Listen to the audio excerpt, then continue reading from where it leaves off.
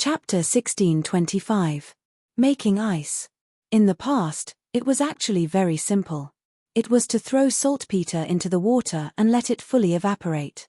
The heat generated during the evaporation would quickly draw out the heat in the water, thus causing the water to condense into ice in a very short period of time. Of course, if you threw a piece of saltpeter the size of a palm into the river, then you could only There was a limit to this. That was the problem of proportion. Just like when Zhongfeng was on the mountain, Zhongfeng had thrown at least a fist-sized saltpeter into the large water tank. Coupled with the rapid stirring, the tank of water was able to reach the critical point of freezing in a short period of time. In the future, almost everyone could do this. But, where was this place? This was the Tang dynasty. Moreover, it was a society where feudal superstition was at its peak. Last time, Chen Tianyu and the others had asked Zhongfeng many times about this matter. However, Zhongfeng was still unwilling to tell others about this pretentious method. This was simply a divine tool for pretentiousness at his fingertips. Especially after obtaining the authority to manufacture gunpowder, saltpeter, sulfur, and other things that were strictly controlled by the government, could be obtained in an endless stream. Therefore, Zhongfeng could easily obtain this thing from his body.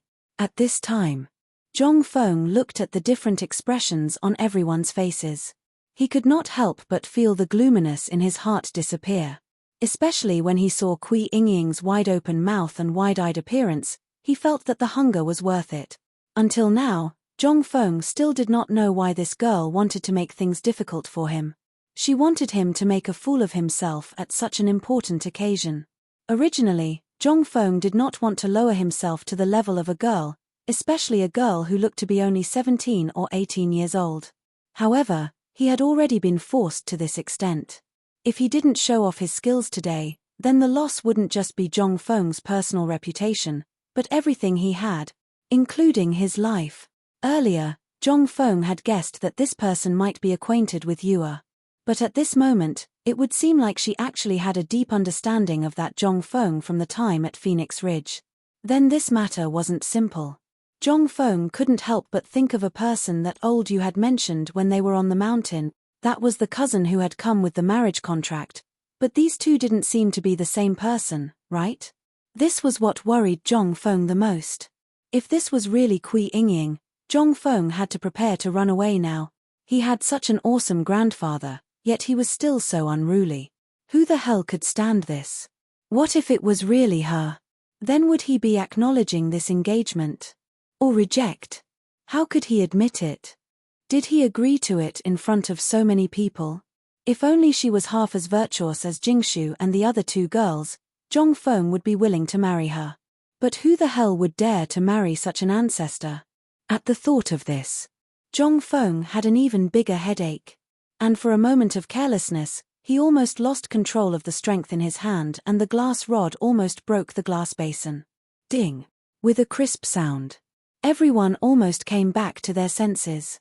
At this moment, Zhongfeng realized that the initial mist in the basin had already caused the water to become incomparably viscous. He could even faintly see traces of ice shards that were faintly discernible within the water. Seeing this, Zhongfeng raised his arm and shouted, "Everyone, it's time to witness a miracle. Everyone, please don't blink your eyes at this moment." Under Zhongfeng's mysterious reminder, everyone's eyes had already stopped blinking. Because at this time, everyone had already been shocked by the thing in the transparent glass basin. When had they ever seen such a magical thing? Although the weather was indeed a little cold at this time, there was still some temperature at noon after all. At this time, to make water naturally freeze into ice was tantamount to a fantasy. At this time, such a thing suddenly appeared in front of their eyes. Who wouldn't be shocked? What was this? This was a real F*King miracle. No. It was a miraculous skill. At this time, what Zhongfeng said was actually not important. What was important was, everyone could see that the water had already frozen. This was the truth. At this time, everyone looked at the basin that was quickly freezing into ice and the water in the big bowl in the basin that was also freezing at this time. They couldn't help but gasp. And the least worried and the most leisurely were none other than Li Chengqian and the others. At this time, looking at everyone's appearance, they all felt comfortable in their heart. Who asked you to show off? Who asked you to show off? Now you're dumbfounded, right? Take a look, take a good look, whether this thing is really ice or not. Although they were shouting happily in their hearts, they only dared to show a proud smile. At this time, Zhong Feng slowly stopped. Because that ice had been completely frozen, including the water in the big bowl. Although only a thin layer of ice had been frozen, it was already frozen. It was only a matter of time before it was completely frozen. As for the big basin, it had already become a lump of ice, and the glass basin seemed to be unable to withstand the low temperature at this time. In an instant, there was a small cracking sound. Crack. Chapter 1626. Along with the cracking sound, a loud crack was heard. Under everyone's astonished gazes, the bowl miraculously cracked open. Although the crowd didn't know what it was made of, it must be extremely precious. However, Zhong Feng didn't even frown. What did this mean? Did this mean that to Zhong Feng, this item was just like any other ordinary item? As for this ice, after the bowl cracked, it was perfectly displayed in front of everyone's eyes. Except for some yellowish substance at the bottom of the bowl, there was nothing else. It was as if this thing had always been there. It was such a magical thing, and at this time, everyone felt as if they were in a dream, as if they were in a cold winter. At this time, Zhong Feng looked around and then waved his hand. In an instant, Cheng Chumo understood. He took a small hammer and smashed the ice into pieces of ice as small as a fingernail with exaggerated movements. Everyone shook their heads and sighed in distress. Until now. Cheng Chumo picked up a piece of ice and called out, "Ladies and gentlemen, this action is to prove whether this thing is real ice or not. You are all experienced and knowledgeable people, so in order to make it easier for you all to feel it, this little one boldly smashed this ice. But I promise you, once you touch this ice, you will know whether it is real or fake." While speaking, Cheng Chumo hurriedly winked at Ma Ju and the others. They came to their senses and went forward to distribute the ice to the lords. Then, they distributed it to the onlookers. Instantly, it caused quite a stir. Hiss. This is really ice. How did he do it? Oh my God. President Zhong is really amazing. He can use such a strange trick at his fingertips. This is really the gospel of the Tang dynasty. President Zhong, is this ice for sale? We are willing to pay a high price for the president's ice-making technique. For a moment, all the businessmen went crazy. Which one of these merchants wasn't an expert who had traveled extensively? However, due to time constraints, some goods couldn't be stored for such a long time. They had to wait until winter was the peak season for long-distance trade. However, since the opening of the waterway and the opening of trade in Junla, almost all the seafood that could only be eaten in the south before could be transported to Chang'an with President Zhong's wooden bucket storage method. However, due to the trouble involved and the time consumed, the entire journey had taken more than twice as long as before. This was not a good solution. Now, although the ice couldn't guarantee the freshness of these things, it could make it more convenient for him to store them. He didn't have to carry so much water and walk so carefully. This was the business opportunity that every businessman saw. Originally, everyone had come for the phosphate fertilizer. However, after seeing this plaything, all the merchants started to clamor one after another. Zhong Feng looked at the crowd and said, "You don't worry, this matter is easy. After the ceremony is over, you can talk to the person in charge of the academy about this matter." Person? Contact. What the hell? Everyone was stunned. Cheng Chumo and the others smiled and cupped their fists at the crowd. However, judging from their smiles, they didn't seem like good people. But at this time, they were asking for help. Although everyone felt disgusted, they still chuckled and calmed down again. At this time, Zhong Feng slowly picked up the bowl of ice water on the table and walked over to Li Xiaogong and the people from the Ministry of Works and the Ministry of Officials. He said with a smile, "Lord Li, try this ice. What do you think?" Li Xiaogong's face was full of smiles. Zhong Feng was a little confused, but he couldn't say anything. Li Xiaogong said with a smile, "Haha, this thing is real. There's no need to try it. Zhongfeng waved his hand and glanced at Kui Yingying, who looked as if she had eaten a mouthful of feces, and said, "You'd better give it a try. Everyone, Dean Ouyang, Dean Liu, all of you come and try it. Although this ice can be used by merchants, it can be used to cool down and relieve the summer heat. It's also a top-grade ice. However, if you add some cane sugar, it can become a kind of food to satisfy your cravings and relieve the summer heat. But now, because of geographical reasons, when we return, I will give everyone a taste. What do you think?" At this time, Li Xiaogong and the others were already boiling with excitement from Zhongfeng's things. Hearing Zhongfeng's words, everyone smiled and complimented Zhongfeng. After a while, Zhongfeng waved his hand and asked Li Chengqian to bring over 2 jars of wine and a dozen glasses. Then, he asked Li Chengqian, Ma Ju, and the others to break the ice in the bowls and put it in the glasses. There were some wines on the table. There were 2 kinds of wines. One was the white wine brewed by Zhongfeng, and the other was the grape wine that everyone knew. After Zhongfeng finished talking to everyone, he clasped his fist and said loudly, "Everyone, not only does this ice have some uses, but if it is added to the wine, I would like to invite everyone to taste it one by one. Only then will you know the wonders of it." Chapter 16:27. Li Shimin stared at the people on the stage. They were drinking with relish, while he was staring at the sun. Who could stand it? Li Shimin was so angry that his face instantly darkened. However, his mouth was so dry that he didn't care anymore.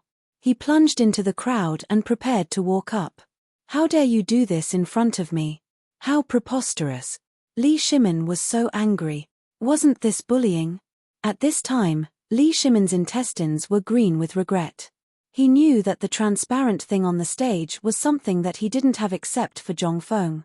Not to mention the wine cup at this time. Even he had never seen it before. How could he not be angry? But at this time, Zhongsun Wuji hurriedly pulled Li Shimin and said, "Second master, what are you doing?" Li Shimin was thirsty and angry at this time. He pointed at the people on the stage with trembling hands and said with gritted teeth, "This is too infuriating. How can you bully people like this?" Second master. Zhongsun Wuji saw that the emperor was so angry that he actually called him by his title. He hurriedly shouted and interrupted Li Shimin. But this time, the merchants and the people in front of them looked at them in surprise. Then, these people looked at the people on the stage again with flickering eyes. Zhongsun Wuji saw that it was a false alarm and hurriedly said, "Second master, we are outside. If we have something to do, we can go back and find Fengzi. It's not worth it to be angry here." Wei Zheng, Cheng Yaojin and the others hurriedly came forward to comfort him. Yu Qigong directly ran to find Old He and said something. Then, he pulled Li Shimin to sit under the temporary kitchen shed. Only then did Li Shimin calm down a little. But looking at this filthy place, Li Shimin was even more depressed. "I am the emperor. How can I be like this?" Zhongsun Wuji hurriedly persuaded Li Shimin and secretly asked Cheng Chumo to get 2 cups of wine. Only then did Li Shimin's anger dissipate. Looking at the exquisite glass and the ice cubes clinking in the scarlet wine, as well as the rising and falling ice cubes in the other glass of white wine, Li Shimin's eyes could not help but reveal a hint of difference. "What's the origin of this cup?"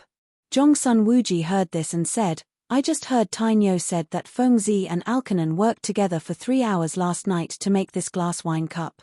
Fengzi called it goblet." Looking at this long wine cup with a long neck, he couldn't help but muttered in his heart, "Isn't this just a wine bottle with a long neck? Why is it called goblet?" However, Li Shimin only thought about it. In the next moment, Li Shimin began to taste it. Cheng Yaojin and the others couldn't help but swallow their saliva when they smelled the wine in the air. They couldn't help but pick up the ladle next to them and drink a ladle of cold water. Although it didn't satisfy their cravings, it quenched their thirst. However, after drinking a ladle of water, other than the sound of water swaying in their stomachs, they became even more greedy when they smelled the wine in the air. However, the emperor smacked his lips every time he tasted it as if he was tasting a peerless wine. This was undoubtedly an uncomfortable behavior, but they couldn't do anything about it because he was the emperor. If it were someone else, they would have beaten him up long ago. Wasn't it infuriating? At this moment, Jongsun Wooji and the others could only swallow their saliva and pretend that they didn't hear it. Even old he couldn't listen to it anymore. He found a small jar in the kitchen and threw it to them. Only then did they satisfy their cravings. At this moment, Zhongfeng on the stage deliberately ignored Mr. Yushan and Kui Yingying for a long time. Then, as if he had just seen them, he said in surprise, "Tainyo, Li Gan, why don't you pour a glass of red wine for Mr. Yushan?" "Why, Mr. Yushan, I'm really sorry. I was rude just now. I hope you won't blame me." The corner of Mr. Yushan's mouth twitched, but he couldn't say anything at this time.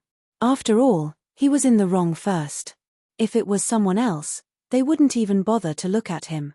However, Zhongfeng only ignored him for a while. At this moment, seeing Zhongfeng personally handing over the wine, he smiled awkwardly and said, "It's okay, it's okay. Today, I was able to see little friend's magical ice-making technique and magical wine set. This old man's eyes have really been opened. It's just that. These are just small tricks. This phosphate fertilizer is..." Mr. Yushan quickly found a ladder to climb down. How could Zhongfeng not know? He slapped his forehead and pretended to be enlightened. "Ah, look at my memory. I only cared about drinking with all of you and forgot about the proper business. All right, let's begin." Hearing this, Zhongfeng waved his hand and said, Everyone, please don't be impatient. There will be enough wine later. Everyone, as long as they're here, will have a share. Today, we'll set up a banquet for all of the guests. But before that, I still have some personal matters to attend to. After I'm done, we'll officially start today's phosphate fertilizer production. How's that?" In an instant, everyone cheered. On one hand, the gluttonous worms in everyone's stomachs had long been aroused. Everyone was looking forward to the delicacies cooked up by White Deer College. Especially now that they were excited by the wine, who the hell could wait? However, at this moment, looking at everyone's strange gazes, Mr. Yushan sighed bitterly. He glared at Kui Yingying, who was rooted to the spot, and walked down the stage, exhausted. He didn't care about this anymore. At this moment, Zhongfeng smiled and handed a cup of wine to Kui Yingying. "Kui Yingying, what do you think about this?" Chapter 16:28. At this moment, what everyone wanted to see and hear the most was how Kui Yingying, the unruly young lady of the Kui family, would deal with this. After all, she was the one who instigated this matter. Zhongfeng tried to suppress it several times, but she ruined it herself. Now that Zhongfeng was acting like this, everyone looked at Kui Yingying as if they were watching a good show. The moment Mr. Yushan stepped down from the stage, almost everyone understood one thing. Mr. Yushan had tacitly agreed to it, or perhaps, he had given up. After all, no matter where this matter went, it was his granddaughter who provoked it first. First, she interrupted the ceremony and angered Zhongfeng several times. Who was Zhongfeng? Even though he was a young man, he was still a viscount, the dean of White Deer Academy, and a great Confucian scholar. Her actions had already violated the laws of the Great Tang. If not for her grandfather, Sir Yushan, backing her up, Li Xiaogong would have already driven her away. Those people from the Ministry of Rites would have been furious. They didn't flare up because of Mr. Yushan. They even pretended not to see it and kept silent. However, it didn't mean that they didn't know. Moreover, although the emperor didn't come, he would know everything that happened here today. What would happen if the emperor knew that someone was openly obstructing him? What's more, these people and the generals had been unhappy with what the scholars did for a long time. If this matter continued until the morning assembly tomorrow. Haha. After all, this phosphate fertilizer didn't only benefit the generals, but also the civil officials. Therefore, at this moment, Mr. Yushan's heart was truly restless. On one hand, he was thinking about what to do. On the other hand, he was thinking about how to end today's matter. After all, he had a conflict with Zhongfeng at the Mid-Autumn Poetry Meet last time, but Zhongfeng didn't take it to heart. Today, he came to see whether Zhongfeng really wanted to serve the people or not, as Kui Yingying said. More importantly, he wanted to thank Zhongfeng for saving his life last time. But, now it seemed, he had indulged his granddaughter too much. At this moment, no one was paying attention to him anymore. Everyone's gaze was focused on Kui Ingying. Even the people from the Ministry of Works, Ministry of Rights, and Ministry of Personnel had subconsciously surrounded Kui Ingying. If anything went wrong, they would definitely make a fool of themselves in front of Zhong Feng. After all, if Zhong Feng casually showed off his skills, they would be able to see the limitless future of money. This was the real money tree. Regardless of whether Zhong Feng could produce phosphate fertilizer or not, just the two items in his hands were enough. The art of making ice was a problem that had troubled many people. But in Zhong Feng's hands, in less than the time it took to brew a cup of tea, he had already done it. Moreover, it was the kind that could be eaten directly, as if it was dissolved in wine. That taste, it was simply captivating. If there was such a cup of wine on a hot summer day, even a god would not exchange it for it. Moreover, Zhong Feng had just said so many wonderful things, and even said such bold words with great emotion. After this, no one would give him a share. What the hell was this? This was noodles. How could this not make everyone excited? On one hand, it was the tangible benefits. On the other hand, who was Kui Fengjun? Who the hell were you? Therefore, at this moment, all the officials from the Ministry of Works, Ministry of Personnel, and Ministry of Rights on the stage were all red-eyed. Some even began to roll up their sleeves, as if they were ready to go all out. This made all the commoners outside, as well as those students and women, go crazy. One word. Awesome. 2 words. Satisfying. This Kui Ingying had been extremely arrogant from the start.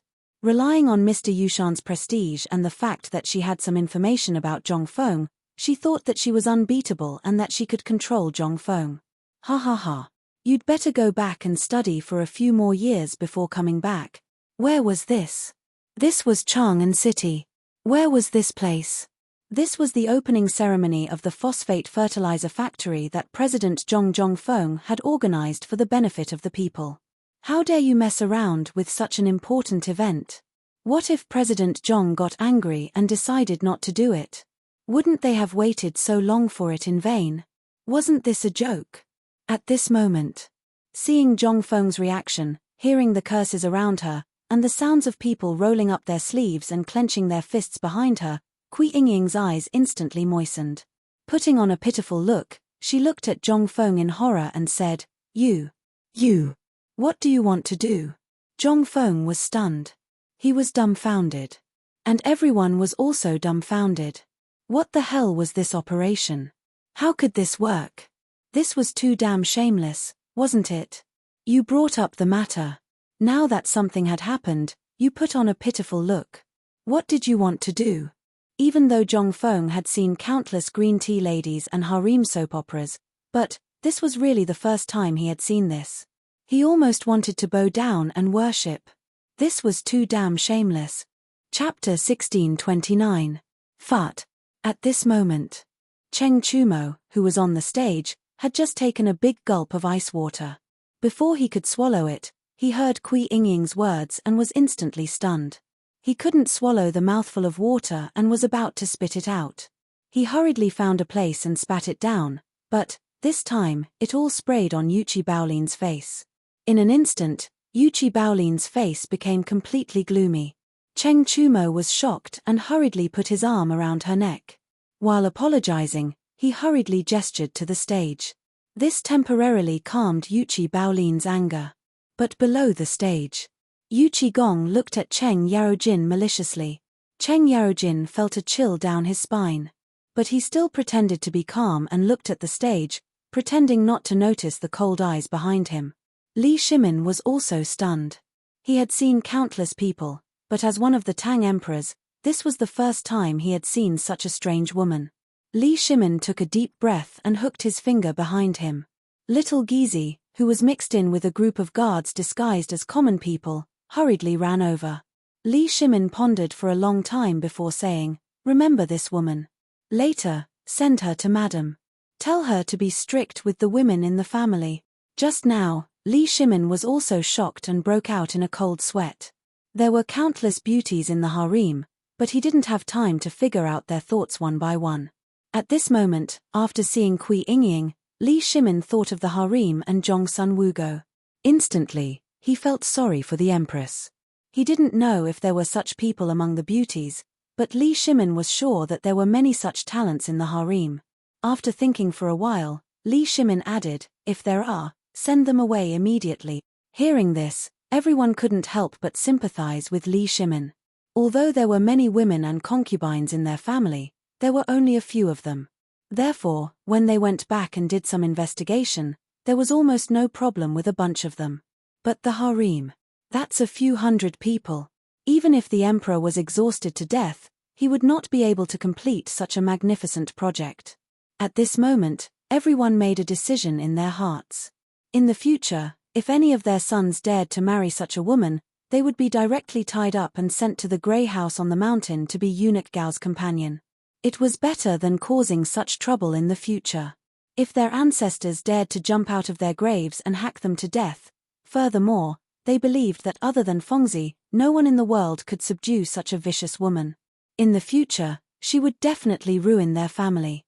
At this moment, on the stage, after being stunned for a moment, Zhong Feng looked at Kui Yingying with a headache. What should I say about her now? What should I say? Zhong Feng sighed and impatiently gestured for her to leave. Miss Kui, we have something to do today. Please leave quickly.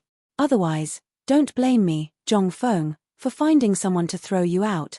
Yu Baolin, Yu Baoqi. Hearing this, the two of them immediately withdrew their hands from Cheng Chumo's waist and hurried forward. Yes, master. Send her away.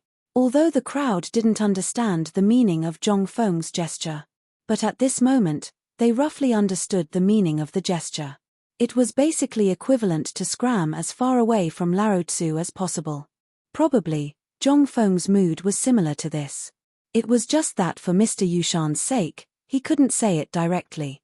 Hearing this, Kui Yingying's face suddenly turned red. Then, she actually, sob. The air suddenly froze with this incomparably bitter sound, which was so bitter that it gave people goosebumps. Everyone's head buzzed as if it was about to explode. Zhong Feng also had an impulse to chop someone up. Fortunately, Li Xiaogong was more composed. At this moment, Zhong Feng already had the intention to kill. He hurriedly urged the people from the Ministry of Personnel, "Come, quickly send Miss Kui away, quick." He was afraid that if they delayed, Zhong Feng would really dare to kill.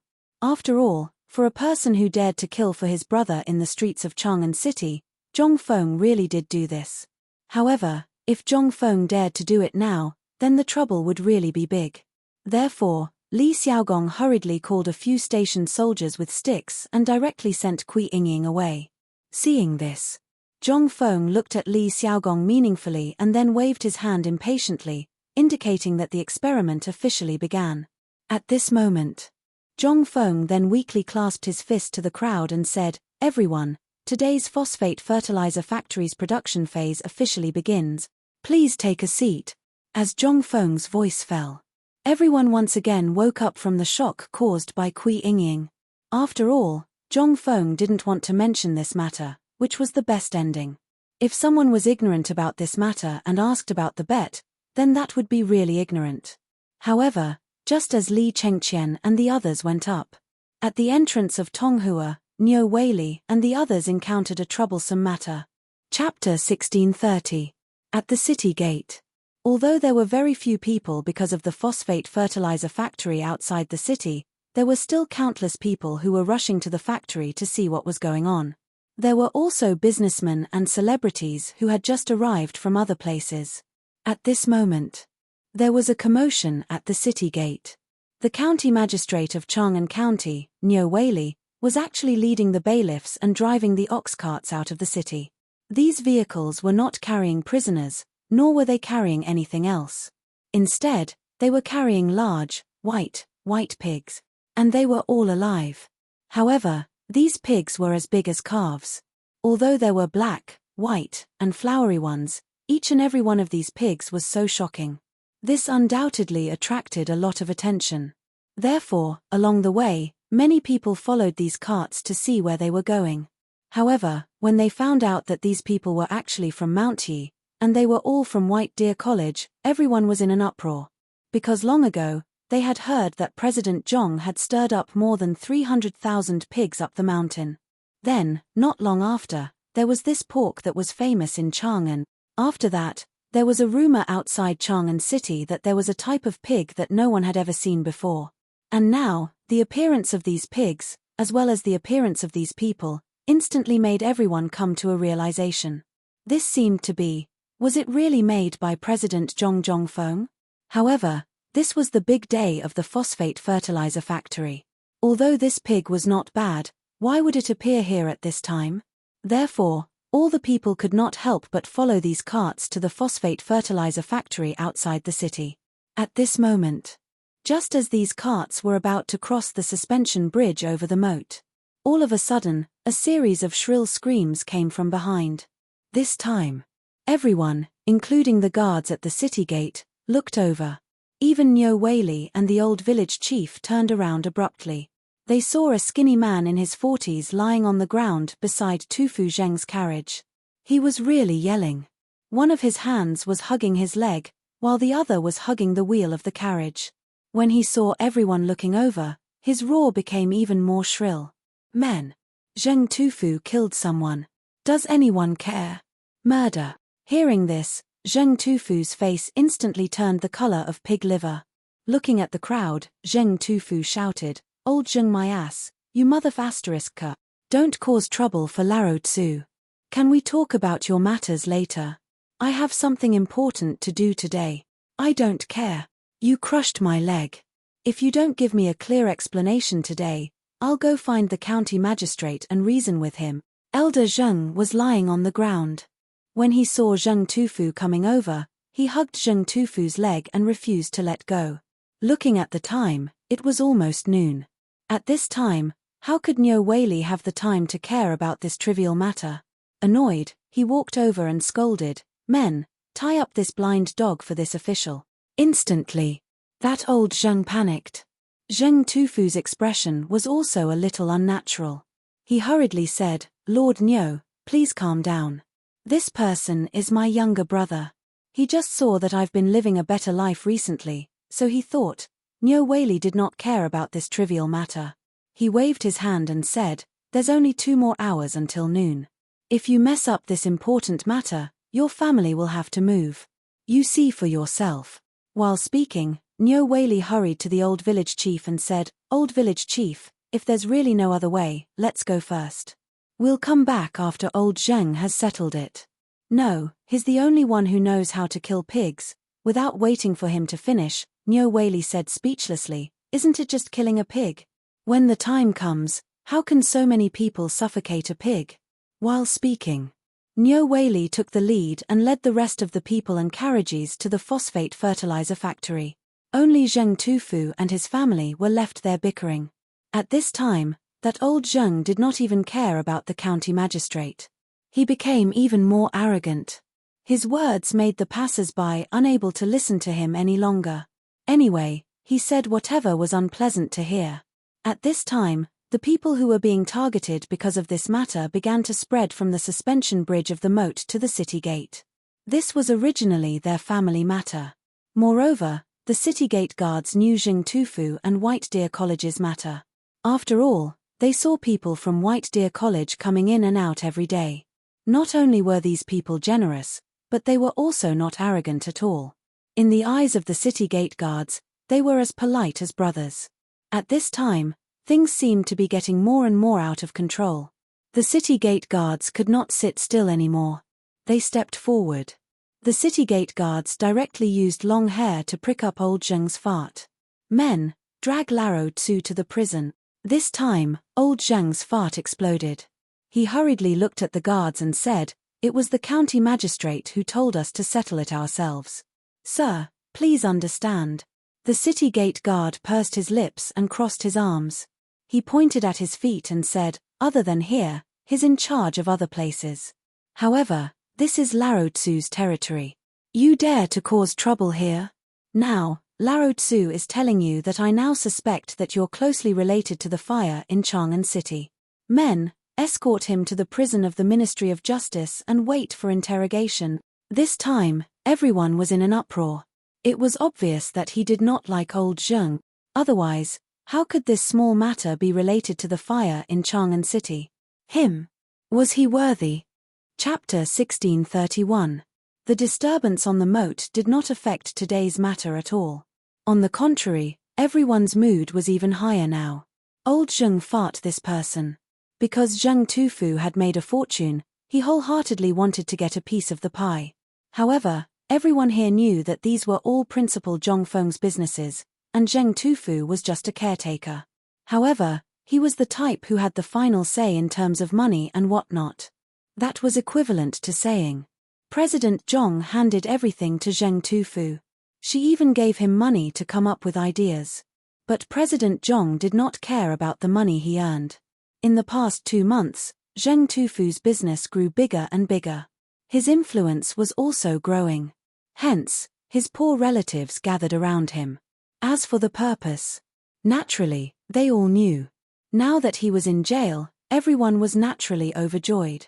Moreover, from this matter, it could be seen that Principal Zhong and the White Deer Academy's reputation was truly great. They were actually able to make everyone so obedient. Even the guards at the city gate were helping them.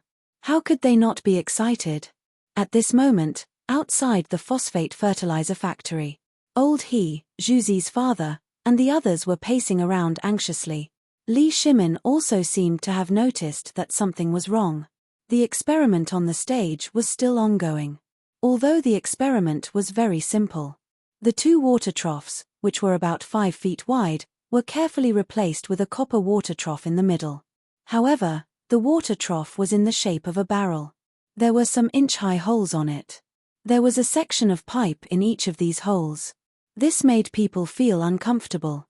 They did not know what was going on. Below the pipe, there were a few black pipes. They did not know what material they were made of. They were very soft, but also very hard. These things occupied the entire phosphate fertilizer factory. In the large field in the middle of the phosphate fertilizer factory, they were like 2 copper rivers. They looked very mysterious. However, below the 2 water troughs, in the lower half of the field, was a huge pond. The pond had been smeared with cement transported from Mount Xiao. At this time, due to the injection of clear water, it looked quite magnificent. However, there were schools of miscellaneous fish jumping happily in the pond. Beside the pond was the road leading down the mountain. The road was also paved with cement. The entire phosphate fertilizer plant gave off only one feeling. That was heroism. After all, at this time, cement could only be used in the imperial palace, the houses of the princes and ministers, and the streets of Chang'an City. But here, from the foot of the mountain to the field on the mountain, and those houses were almost all made of this stuff. This thing. But it was precious. From this, it could be seen that President Zhong Zhongfeng and His Majesty attached great importance to this matter.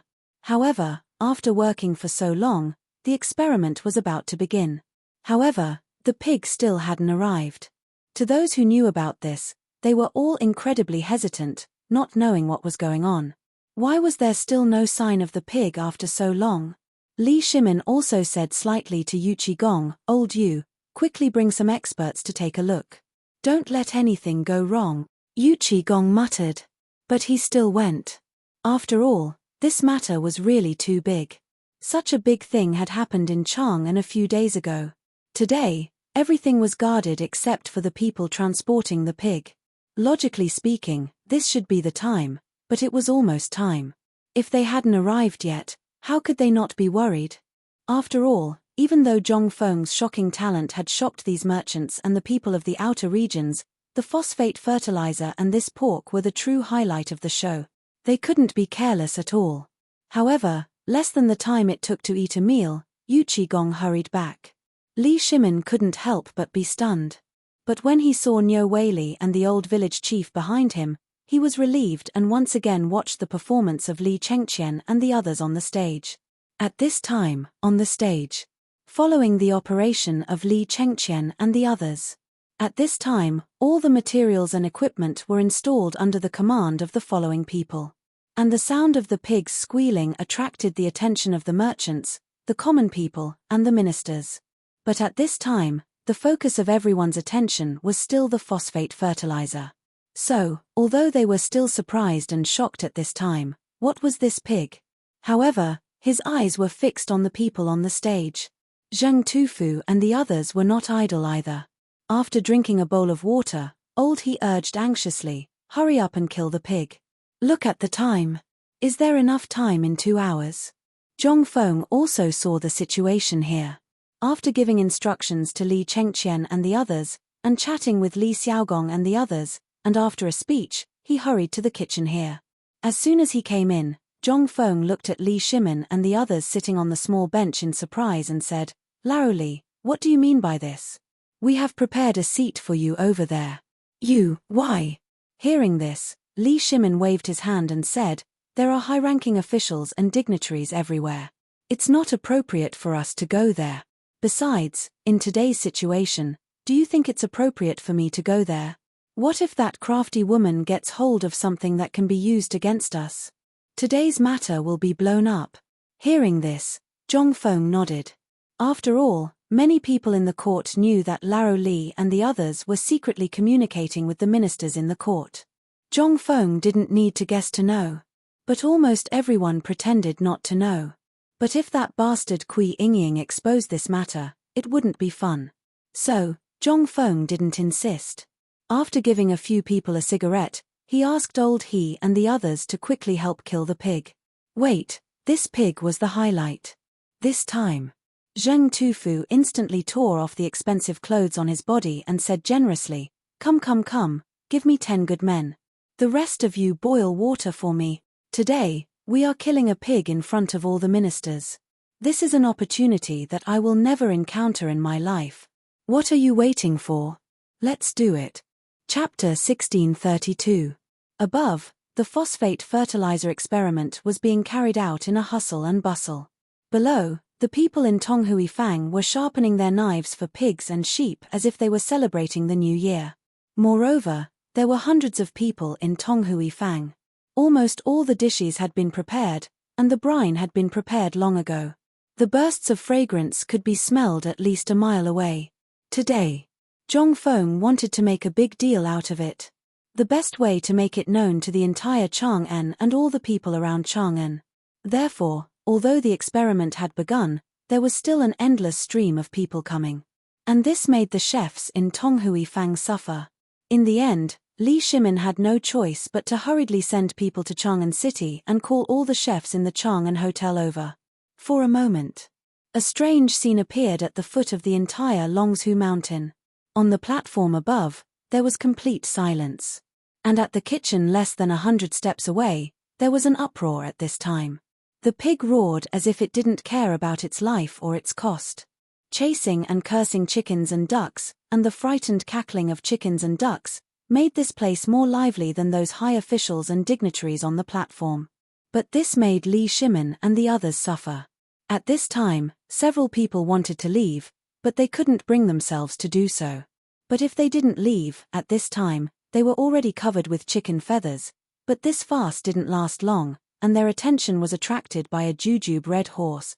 To be precise, almost all the ministers couldn't help but look at the entrance of the phosphate fertilizer factory. They saw that at the intersection, a jujube red horse was striding over, snorting with each step. Such a strong horse didn't attract much attention, but what attracted everyone was the young man on the horse's back. Even Li Shimin was a little expectant at this time, wondering what this person was doing here. The person who came was Niu Jinda's son, Niu Jianhu. Wasn't Niu Jianhu's leg broken? Why did he come at this time? Zhong Feng naturally saw Niu Jianhu as well, and he couldn't help but feel a little surprised. If it was in the future, such a serious injury would require at least half a year of recovery before he could barely walk. Even if the tonics in this era were all natural, coupled with the fact that one's family was rich and could eat bone soup for every meal, it still wouldn't be so quick to recover, right? After pondering for a while, Zhong Feng gave himself an answer. Perhaps it was because of his strong physique. Student Niu Xiaohu greets the dean. The moment he saw Zhong Feng, Niu Jianhu hurriedly and carefully dismounted from his horse, and then straightened his back. Instantly, everyone was in an uproar. especially the people from the Third Ministry and the Imperial College of Hongwen-Guan. At this moment, the commoners who didn't know what was going on couldn't help but be dumbfounded when they saw this scene. I say, who is this Niu Xiaohu? I don't know, I've never heard of it. But look at those adults, they all look very shocked. Could it be that they all know this person? Who knows, let's wait and see. I think there will be a good show to watch with his arrival. Of course, Zhongfeng heard it clearly. Li Shimin and the others couldn't sit still anymore and stood up one after another. Niu Jianhu couldn't help but almost knelt down due to his weak knees. Little nephew Niu Xiaohu greets the uncles. Good, good, good. Xiaohu, is your leg okay? Li Shimin couldn't help but step forward excitedly, pulled Niu Jianhu and asked. At this time, Niu Jianhu was wearing a brownish-red robe. If Li Shimin hadn't said it, no one would have known that there was a problem with his leg. At this time, the commoners finally listened carefully. Everyone couldn't help but prick up their ears. Niu Jianhu was also unusually excited at this time. 3 days ago, he accidentally found that he could walk again. His father had to go to Chotzi with the crown prince, so he had a lot of things to do and didn't have time to pay attention to him. Because of his leg, the family didn't call him unless it was necessary. But this kid couldn't sit still. When he found out about the phosphate fertilizer factory 3 days later, how could he be so anxious? Therefore, under the decision of the higher-ups, he tried to walk again. However, he didn't do it well and fell, alarming the maids and servants in the family. In an instant, the elders in the family came out one by one to reprimand him. Niu Jianhu was so angry. But he couldn't say it out loud. He could only hang his head and suffer an entire day of ideological education. Originally, he wanted to tell everyone that his leg was fine. But how could his family believe his words? After all, his right leg was still tied with a bamboo clip at this time. Only at night, under Niu Jianhu's coercion, did he ask his personal maid to find him some tools to remove the bamboo clip on his leg. The 3 iron rods that were originally embedded in his leg bone had been removed long ago. However, Zhongfeng warned that although these things were removed, it was still dangerous at this time. If he made a big move, the leg bone that had just been fixed would crack again. But, how could he care about that at this time? It was uncomfortable to hold his breath. He simply endured the discomfort and stood up again. But this time, something magical happened. Although there was still some weakness in his right leg, it allowed him to move slowly. This made Niu Jianhu excited for the whole night. But from the next day, he didn't go out and practiced walking at home all day. Until today, when the people in the family found the bamboo clip that he threw outside the courtyard wall, they found out about him. However, at this time, Niu Jianhu had already stolen Niu Jinda's beloved horse and came here. Thinking about it now, Niu Jianhu still felt uncontrollably excited. He tried hard to calm himself down. Niu Jianhu slowly lifted his right leg and walked step by step toward Li Shimin. But this action of his made the people from the 3rd department, Li Chengqian and the others who were doing the experiment, and the people from the Hongwen-Guan Imperial College, go into an uproar. Oh my God! This kid's leg is fine. Chapter 1633. At this time, the people who were most shocked were the people of the 3 tribes, Ouyang Kai, Liu Hongwen, and the others. They had seen Niu Jianhu's leg injury with their own eyes. Even Dr. Sun would not be able to treat such an injury. After all, this kid's leg bone had pierced through his skin. Logically speaking, it should have been cut off to save his life. However, not only did Zhongfeng not cut off his leg, he even reconnected it. How long had it been? 2 months. 2 months. Although Niu Jianhu still seemed to be walking unsteadily at this time, he was able to walk after all. What did this prove? Previously, they were only shocked. As for whether Niu Jianhu could walk or not, they did not have much hope. However, at this time, what did they see? They saw that Niu Jianhu actually appeared in front of them again. But the kind that was standing. How could this not be shocking? At this time, Li Shimin, Cheng Yaojin, and the others were also very shocked. But at the same time, they were also a little excited and happy. They were happy because Niu Jinda's only son was finally saved. After all, he was a minister in the imperial court. After all, it was not good to hear that his leg was broken. At this time, seeing that Nyo Genhu's leg was cured, Li Shimin and the others were naturally happy for Nyo Jindar. And they were excited because this matter could finally be put to use in the Battle of Chotzi soon. Li Shimin would rather fix the broken bones of those soldiers than choose to abandon them. After all, it took much more time to train a new soldier than a year, especially those who were stationed at the border. They were all treasures. If one of them was lost, it would really be one less. Those new soldiers needed at least a year of training before they could go to the battlefield. However, such a battlefield would take at least 3 years.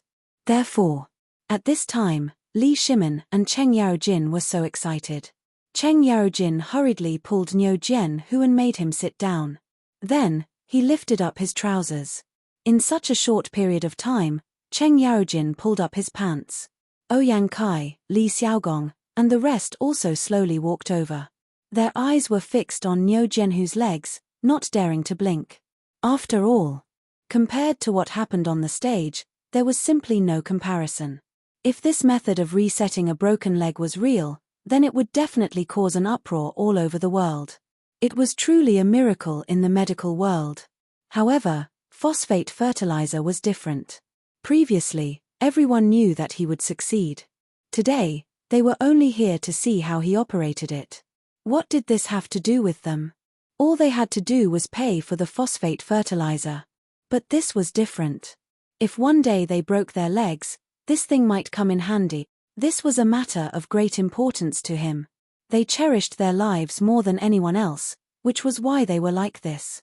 Fengzi, come and take a look. Is your leg really healed? Zhongfeng didn't dare to be careless. This thing was related to the reputation of White Deer College's medical department. If something went wrong, then where would he recruit medical geniuses in the future? Zhongfeng hurriedly squatted down. Although he really didn't understand this thing, he still pretended to use his fingers to tap everywhere, asking if it hurt here, where it was itchy, and so on. After a while, Zhongfeng put down Nyo Genhu's leg and scolded, "Your leg is fine, but if you keep running like this, there will definitely be a big problem in less than 3 days. Moreover, you will probably be a cripple for the rest of your life. Go back and recuperate right now. You cannot walk more than 2 hours a day. After a month, you will be fine." Nyo Genhu said that he was fine with a smile. But he was more agitated than anyone else. At this time, when he heard Zhongfeng say this, he panicked. Cripple. Damn it. Why don't I just kill him? At this time, when he heard Zhongfeng say this, Nyo Genhu finally took it seriously. He hurriedly bowed and said, "Yes, Dean." While speaking, Nyo Genhu cupped his fists at the crowd and then hurriedly rode away. After he left, Zhongfeng looked at the shocked crowd, cupped his fists and said, "Everyone, this person is my student. 2 months ago, he broke his right leg in an accident. Later on, he was treated and only recovered today." Looking at Zhongfeng, who was still pretending to be cool on the stage, Li Shimin glanced at Li Xiaogong and said in a low voice, "Let's wait for a while. We will deal with this matter as we see fit. By the way, let's talk about it." Li Xiaogong was stunned. When he was about to ask Li Shimin, he saw that the emperor was still smoking with the kitchen staff at this time. In an instant, Li Xiaogong had a headache. Looking at Zhongfeng, who was pretending to be cool, he had to ask everyone to return to their seats. After all, if they surrounded Zhongfeng like this, it would not only be a disgrace to the gentleman but also a joke. Even if there was something serious, when this matter was over, it would not be a problem. At most, they could directly go to Zhongfeng's house and wait there. This guy would not go back to see them, right? At the thought of those good things, Li Xiaogong's heart was itching. Here, everything that Zhongfeng did today was enough for everyone present to earn endless wealth. Therefore, this matter could not be rushed. It had to be done slowly. Chapter 1634. Just when everyone was thinking about it, Li Xiaogong coughed and said, "President Zhong, why don't we discuss it later? How about we talk about it after the matter here is settled?" Zhongfeng slapped his forehead and said, "That's great, that's great.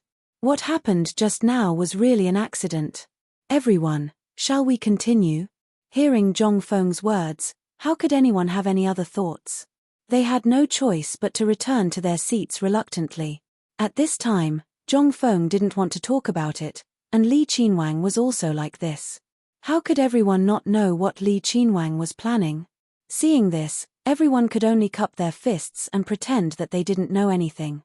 They returned to the stage again. However, at this time, the phosphate fertilizer experiment was really not worth looking at. Basically, there were only a few things. At this time, everyone's attention was completely attracted by the broken leg of Niu Jianhu and the glass that appeared in this experiment, as well as the artificial ice. After all, the method that could regenerate a broken leg and the method that could make ice out of nothing were absolutely rare in the world. More importantly, they were looking at the bottles and jars used for the experiment on the stage. How could anyone be in the mood to look at these? They had long been attracted by the magical things that Zhong Feng fiddled with, but after all, the experiment had progressed to this step. Everyone could only continue patiently. At this time, on the stage, Li Chengqian and the others saw this and gradually recovered from their shock. They shook their heads and hurriedly asked everyone to continue the experiment. The experiment was actually very simple. It was just a magnification of the usual experiment by dozens or even hundreds of times. The experiment was still the same as before, but the instruments used for the experiment had turned into huge toys. Under Zhong Feng's order, a team of craftsmen not far away dragged a few large carts of grayish-white stones over. These people wore leather masks on their faces and their mouths were wrapped with a strange thing. At this time, Li Chengqian bowed and said, "Please put on your masks quickly. This thing is the raw material of phosphate fertilizer, phosphate rock. The poisonous things that were rumored to be in the market are indeed poisonous, but the poisonous part is this raw material." "What do you mean this thing is poisonous? Oh my God, what's going on? Almost the masks, where did the masks go? Who can give me a mask, oh my God?" In the midst of the exclamations, the people of the three tribes panicked and hurriedly looked for masks everywhere. Li Chengqian seemed to be prepared. After seeing this, he waved his hand again. The workers of the phosphate fertilizer factory quickly came out with a large tray of masks. At this time, the people of the three tribes were like crazy, scrambling for these masks. Zhong Feng seemed to pretend that he didn't see it and he signaled Li start of it. After all, from the very beginning, these people already knew all the information about phosphate fertilizer. However, since everyone was still the same, Zhong Feng was too lazy to explain anything. Moreover, the phosphate rock had been stored for a long time now, so there was basically no toxicity to speak of. Therefore, smelling it now did not have any effect. Moreover, at this time, the place they were in was not that kind of enclosed environment, so the toxicity of the situation they encountered was simply negligible. Just as everyone was panicking, they saw Li Chengqian and the others on the stage chuckle. They called out to the crowd and poured all the phosphate ore from one of the carts onto a glass jar that was 10 feet tall. Then, some craftsmen lit the firewood under the large glass jar. With a boom, the firewood was ignited. The craftsmen who added water and phosphate rock on top quickly closed the lid.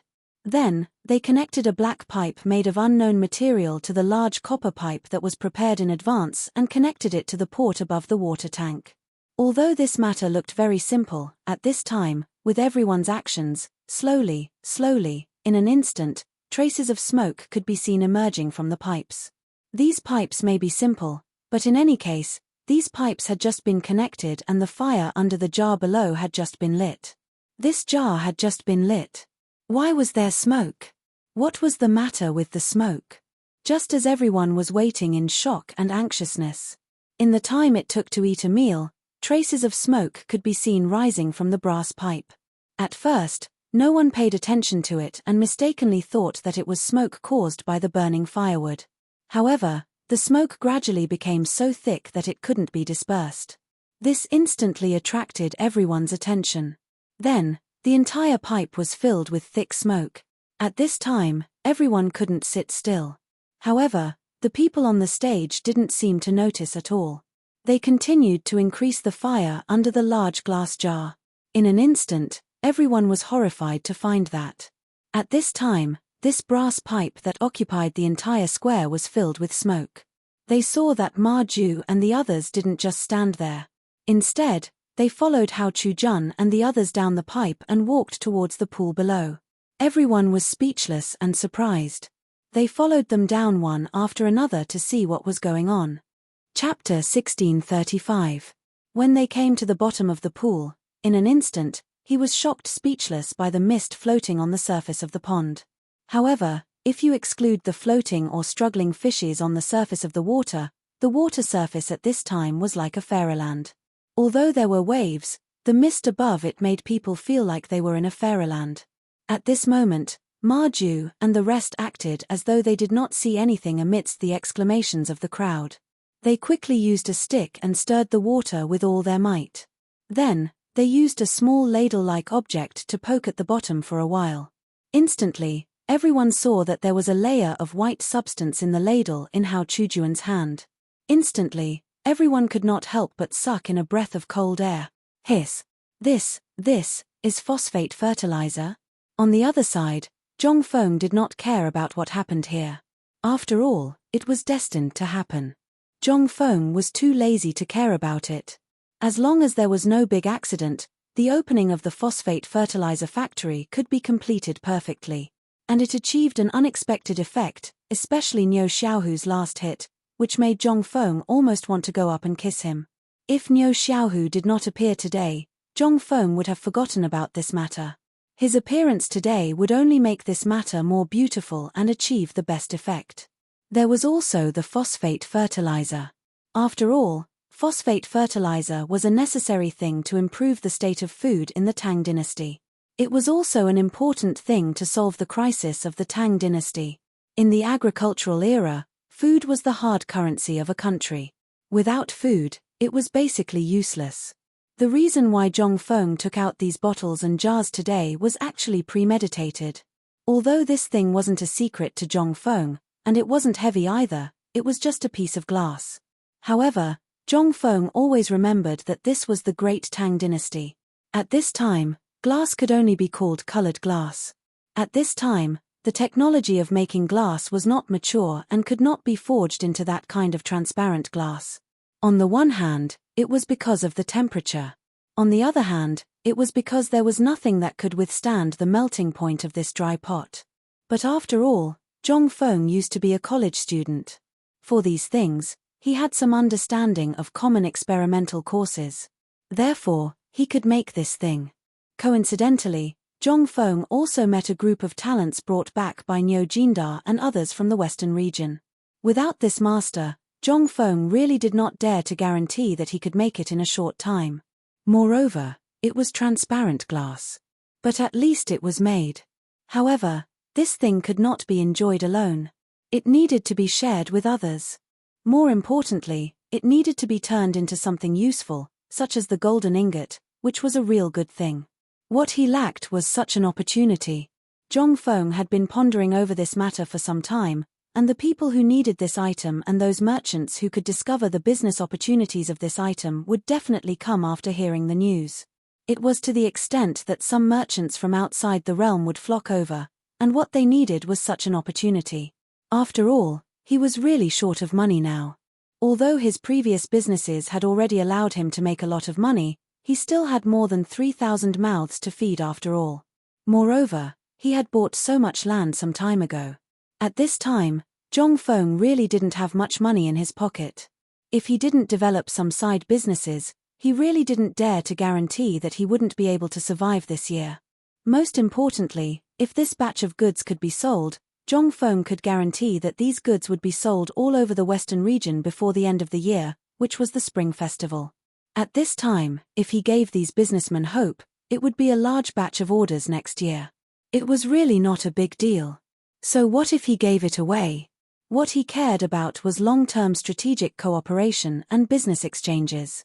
After all, when the time came, he would open up his own trade route after he obtained the trade center of Chotzi City. The pork and glass products were some of the most important things in the future. This was Zhong Feng's main plan. However, he never expected that someone would actually give him such a big pillow when he was sleepy. That person was Kui Ingying. At this time, he did not know whether to thank or hate this woman. She actually jumped out at this critical time and gave him a fatal blow. Originally, Zhongfeng thought that this ice would be made next year. After all, although Zhongfeng was involved, he had this idea when he made ice for the first time. However, it was already autumn at that time. For some places in the northern region and the western region, snow and ice had already covered the sky.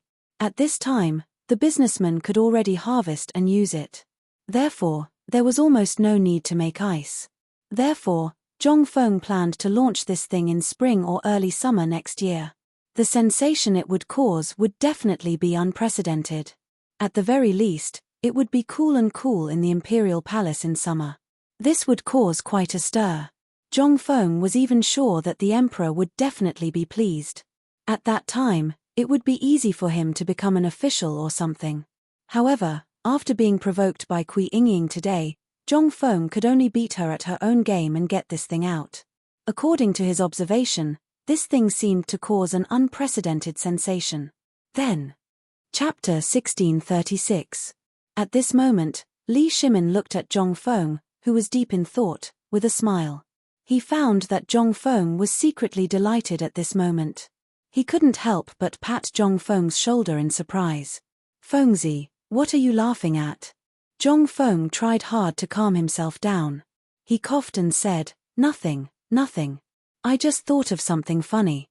Li Shimin felt a little strange, but what could he do if Zhongfeng didn't say anything? He just sighed and said, "These things are hidden very well.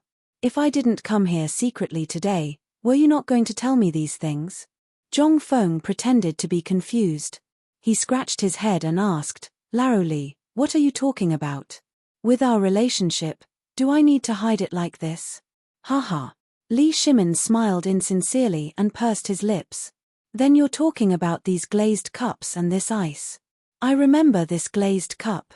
I seemed to have seen it when I was looking for you on the mountain. But you didn't seem to have any interest in it at all. Today, you're actually so generous to take it out. Are you holding back some big move?" With that said, Wei Zhang and the others hurriedly pricked up their ears. They also knew what Li Shimin was thinking at this time. However, they didn't say anything because they were also thinking about this thing. If they could really get this thing, it would be great. Ice was a good thing, especially on a hot summer day. Having a bowl of ice water was simply better than being a god.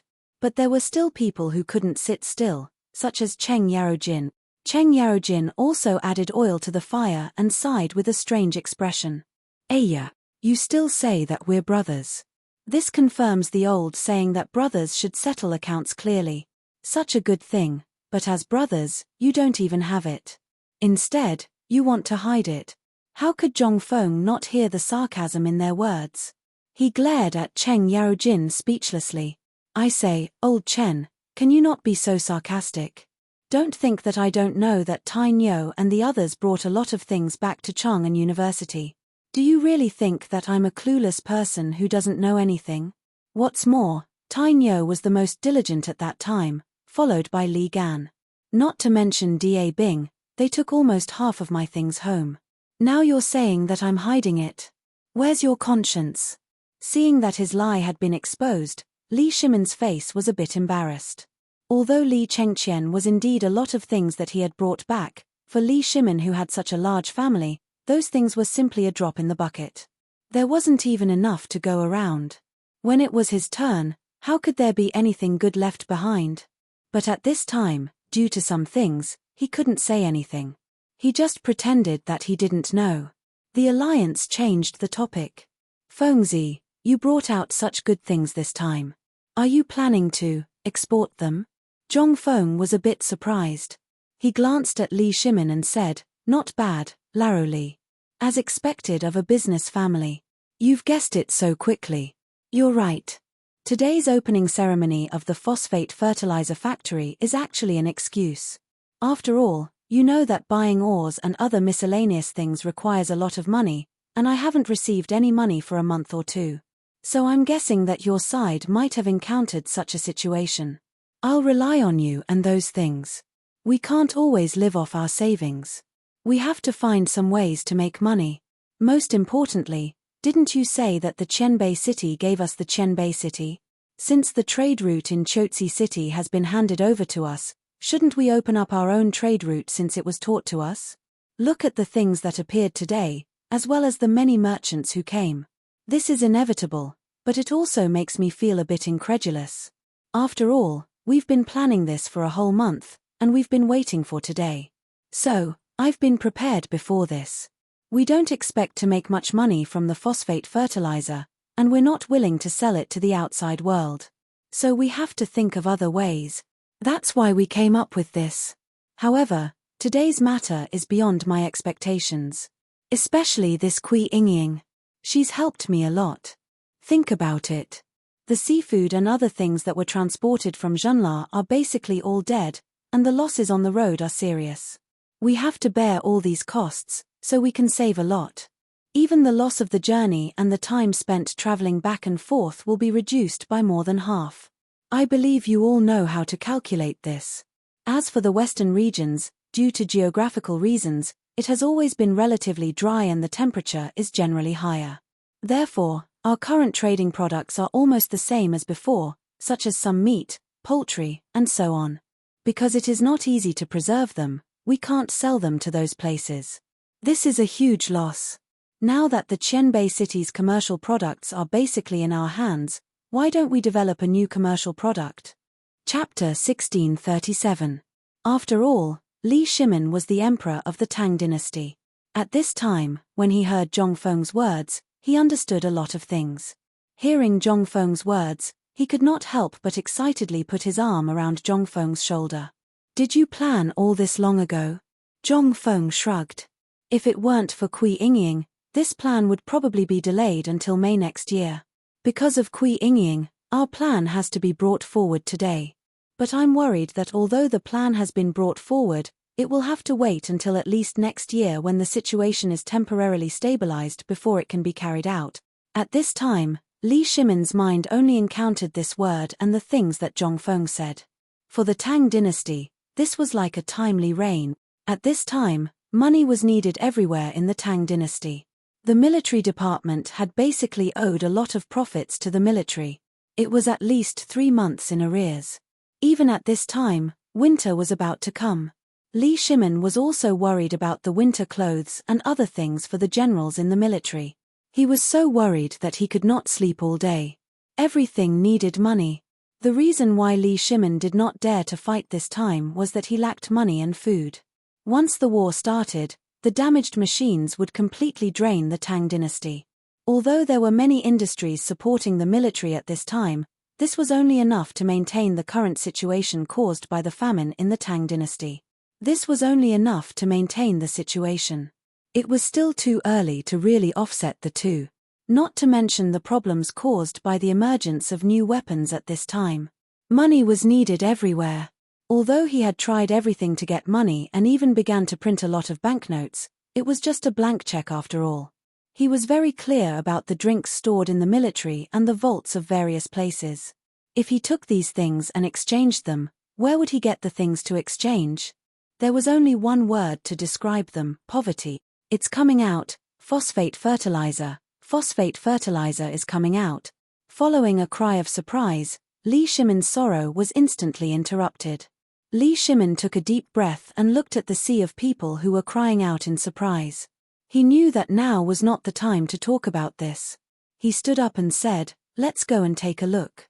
After all, it was not the right time to think too much.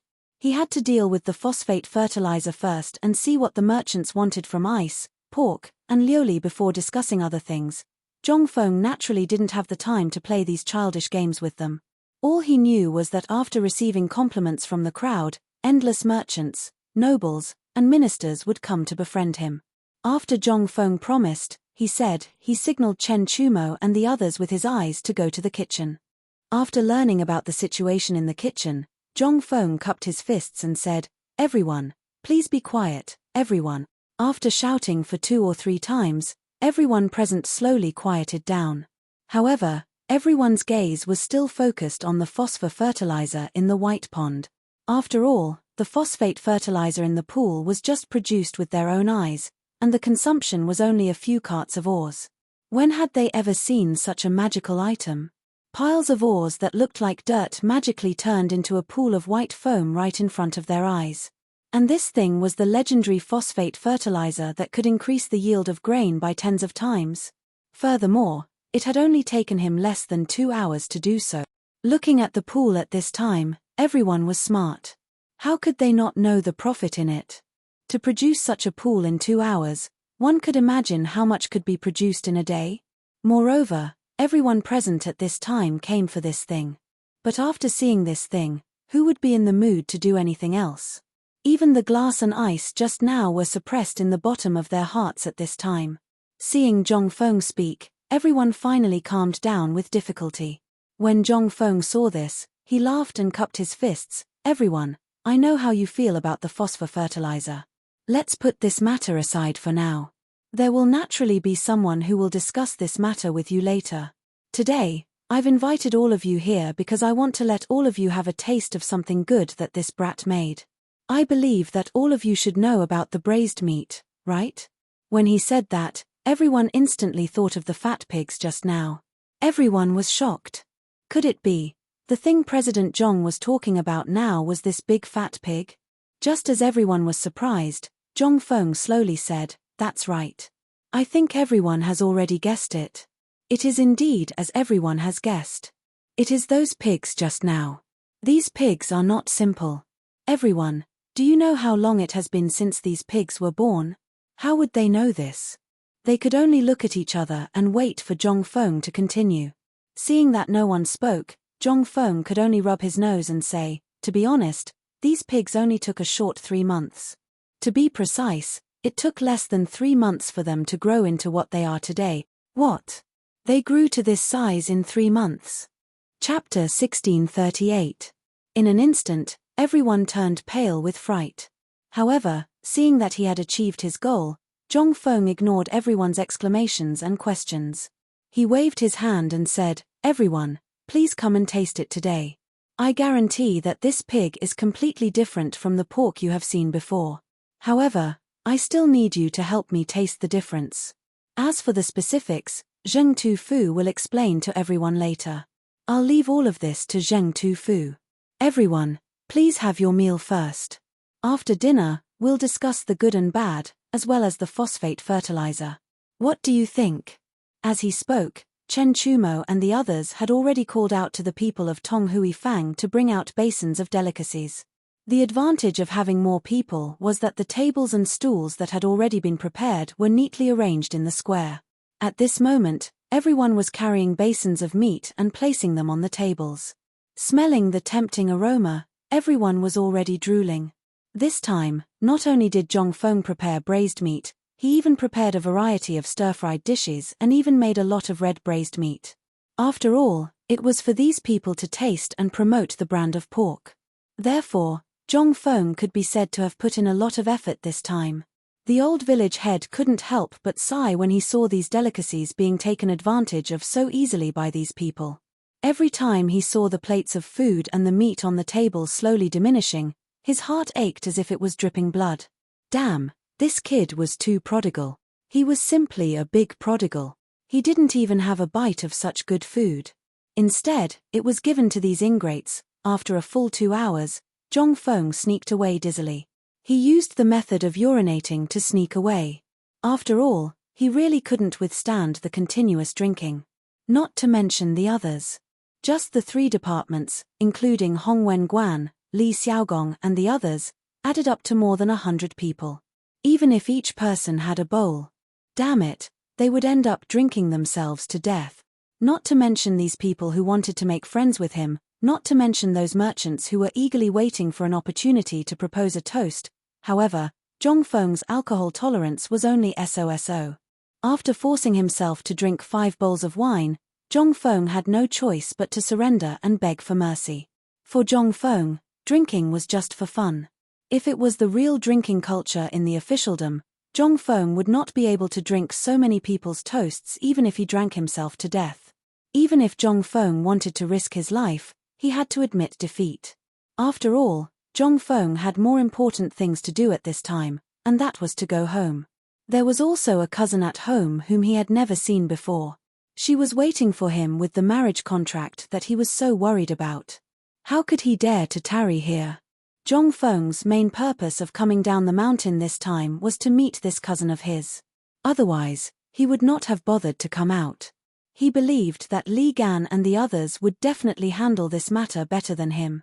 After all, these guys were veterans at drinking. When Zhong Feng returned to the residence, he did not know if the news had already been sent back, but he saw that Du Ziting had been waiting for a long time.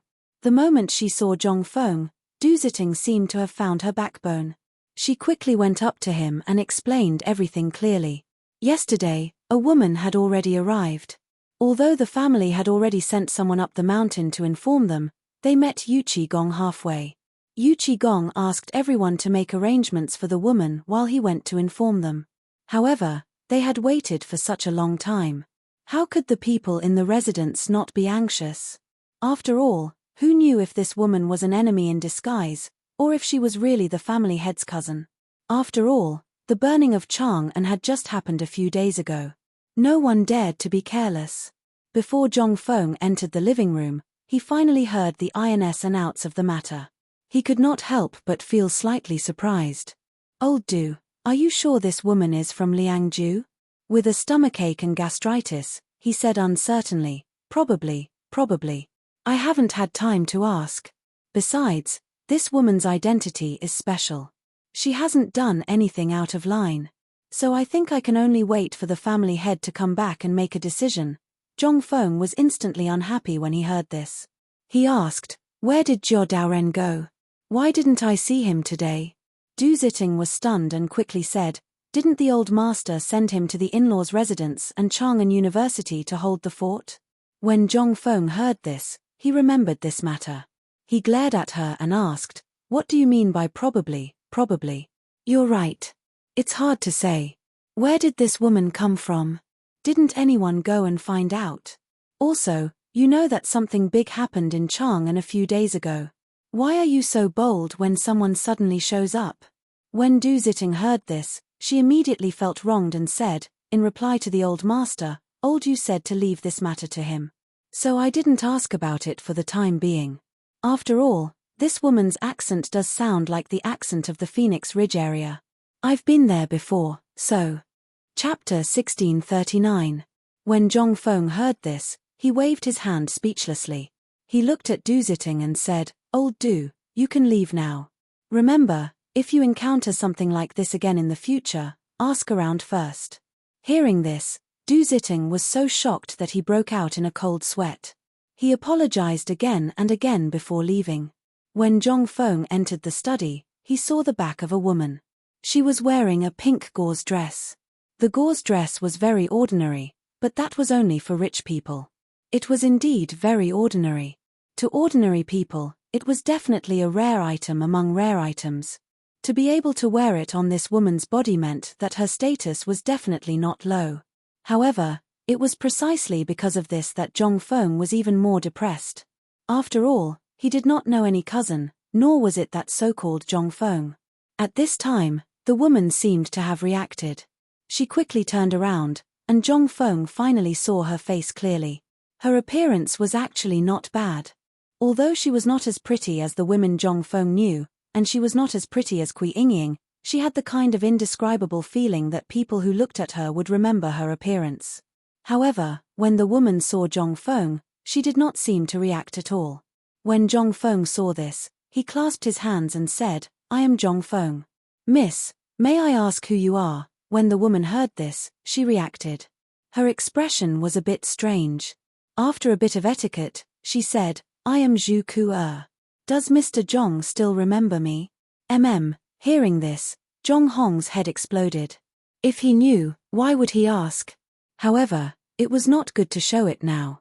He just laughed and said, "Well, when I was at Phoenix Mountain, something happened. I basically forgot a lot of things." Then have you forgotten about your family?"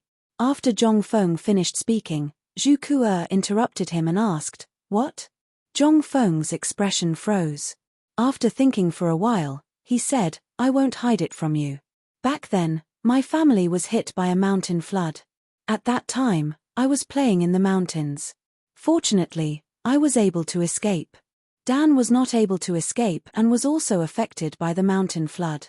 It was because of this mountain flood that my head was hit by a heavy object. Although your life is not in danger, you don't remember anything of the past.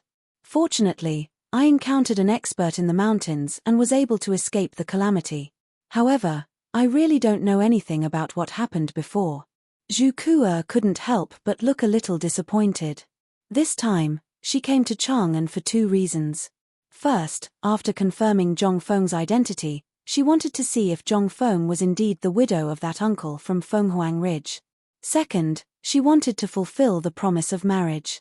After all, before the mountain flood last year, her family had wanted to arrange this marriage. However, because of the mountain flood, the marriage had been delayed. Not long ago, when her father found out about this, he hurriedly sent people to investigate. After all, this was Zhu Kuo's most important marriage. After eavesdropping, she learned that Zhong Feng was still alive, and that the poems from before, as well as all those amazing things, had been written by him. Only then did she decide to take the risk and come to Chang'an alone to investigate. Fortunately, Zhu Kuo met a good friend on the way, which saved her a lot of trouble on the way. However, when she saw Zhong Feng, the disappointment in her heart grew even heavier. From the looks of it, Zhong Feng was very similar to the Zhong Feng she knew. From the way he spoke, from the way he acted, and from every other aspect, he was the same. However, she still felt that this person was not the person she was looking for. This feeling was very strange, and it made her feel a little lost. Zhong Feng didn't know what was going on. Seeing Zhu Kuo's expression, one moment serious, the next hesitant, he hurriedly said, "Can you tell me about my past? I really don't know anything about what happened before. I hope you can forgive me. It wasn't by accident. It was about the mountain flood.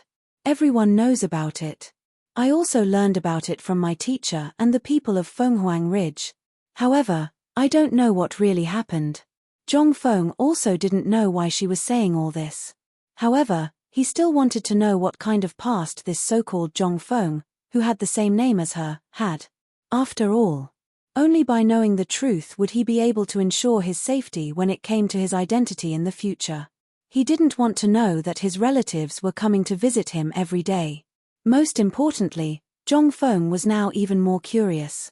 Was this fate's arrangement, or was there some other reason that had magically connected him to this person he had never met before? Moreover, even their appearances were the same. When he had forged this identity, Zhong Feng had just made it up casually. However, some of the things he had said were true. For example, in the future, which was the 21st century, the place where he had been born and raised was this place. Chapter 1640. It was just that the name was different this time. Perhaps it was because he missed his hometown that Zhong Feng said this place. However, fate seemed to have played a big joke on him. There was actually a family with the surname Zhong in this place, and there was a young man with the surname Zhong. This young man was also called Zhong Feng, and even looked exactly the same as Zhong Feng. Zhong Feng didn't know what had caused this, but he knew that there was an unknown power that had silently changed everything with Zhong Feng's appearance.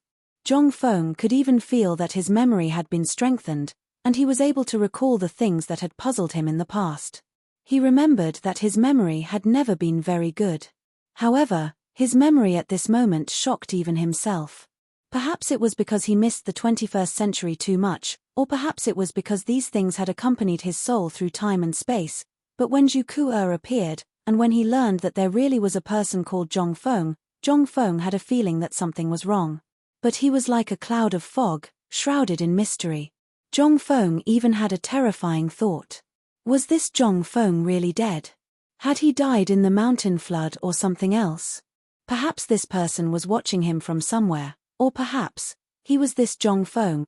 Zhu Kuo told him about the Zhong family in Phoenix Ridge from her memories, as well as what her parents had told her. After that, she stared closely at Zhong Feng. After a long time, she slowly told him about Zhong Feng's past.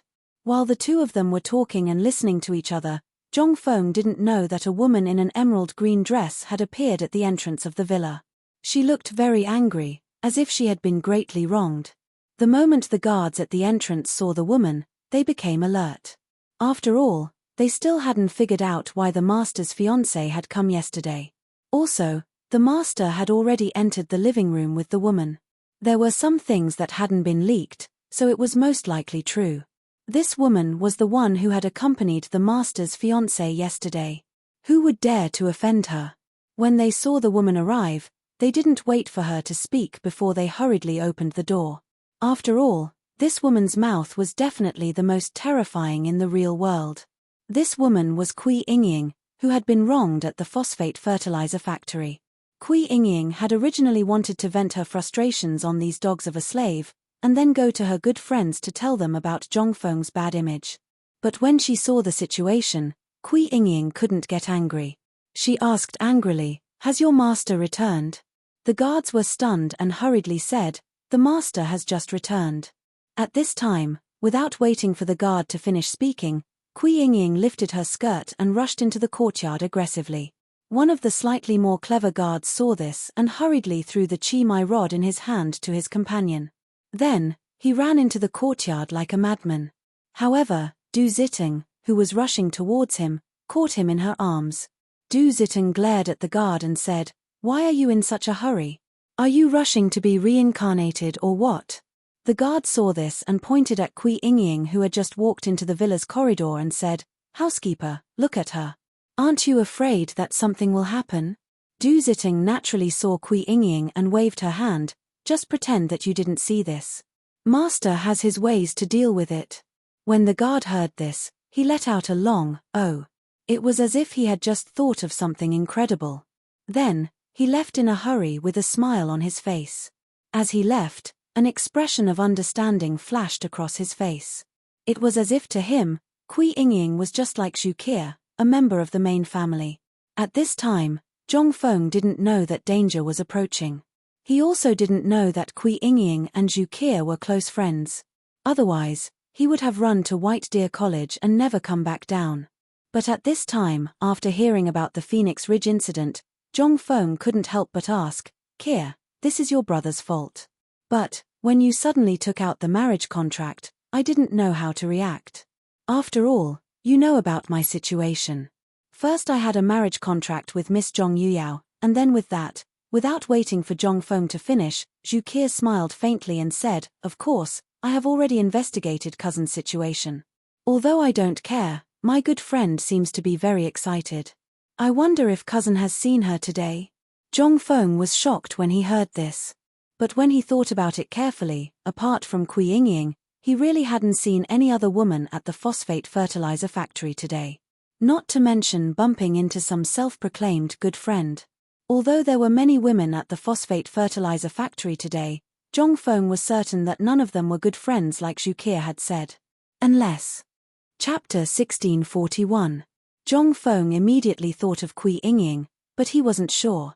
He couldn't help but ask, "Where did you come from this time?"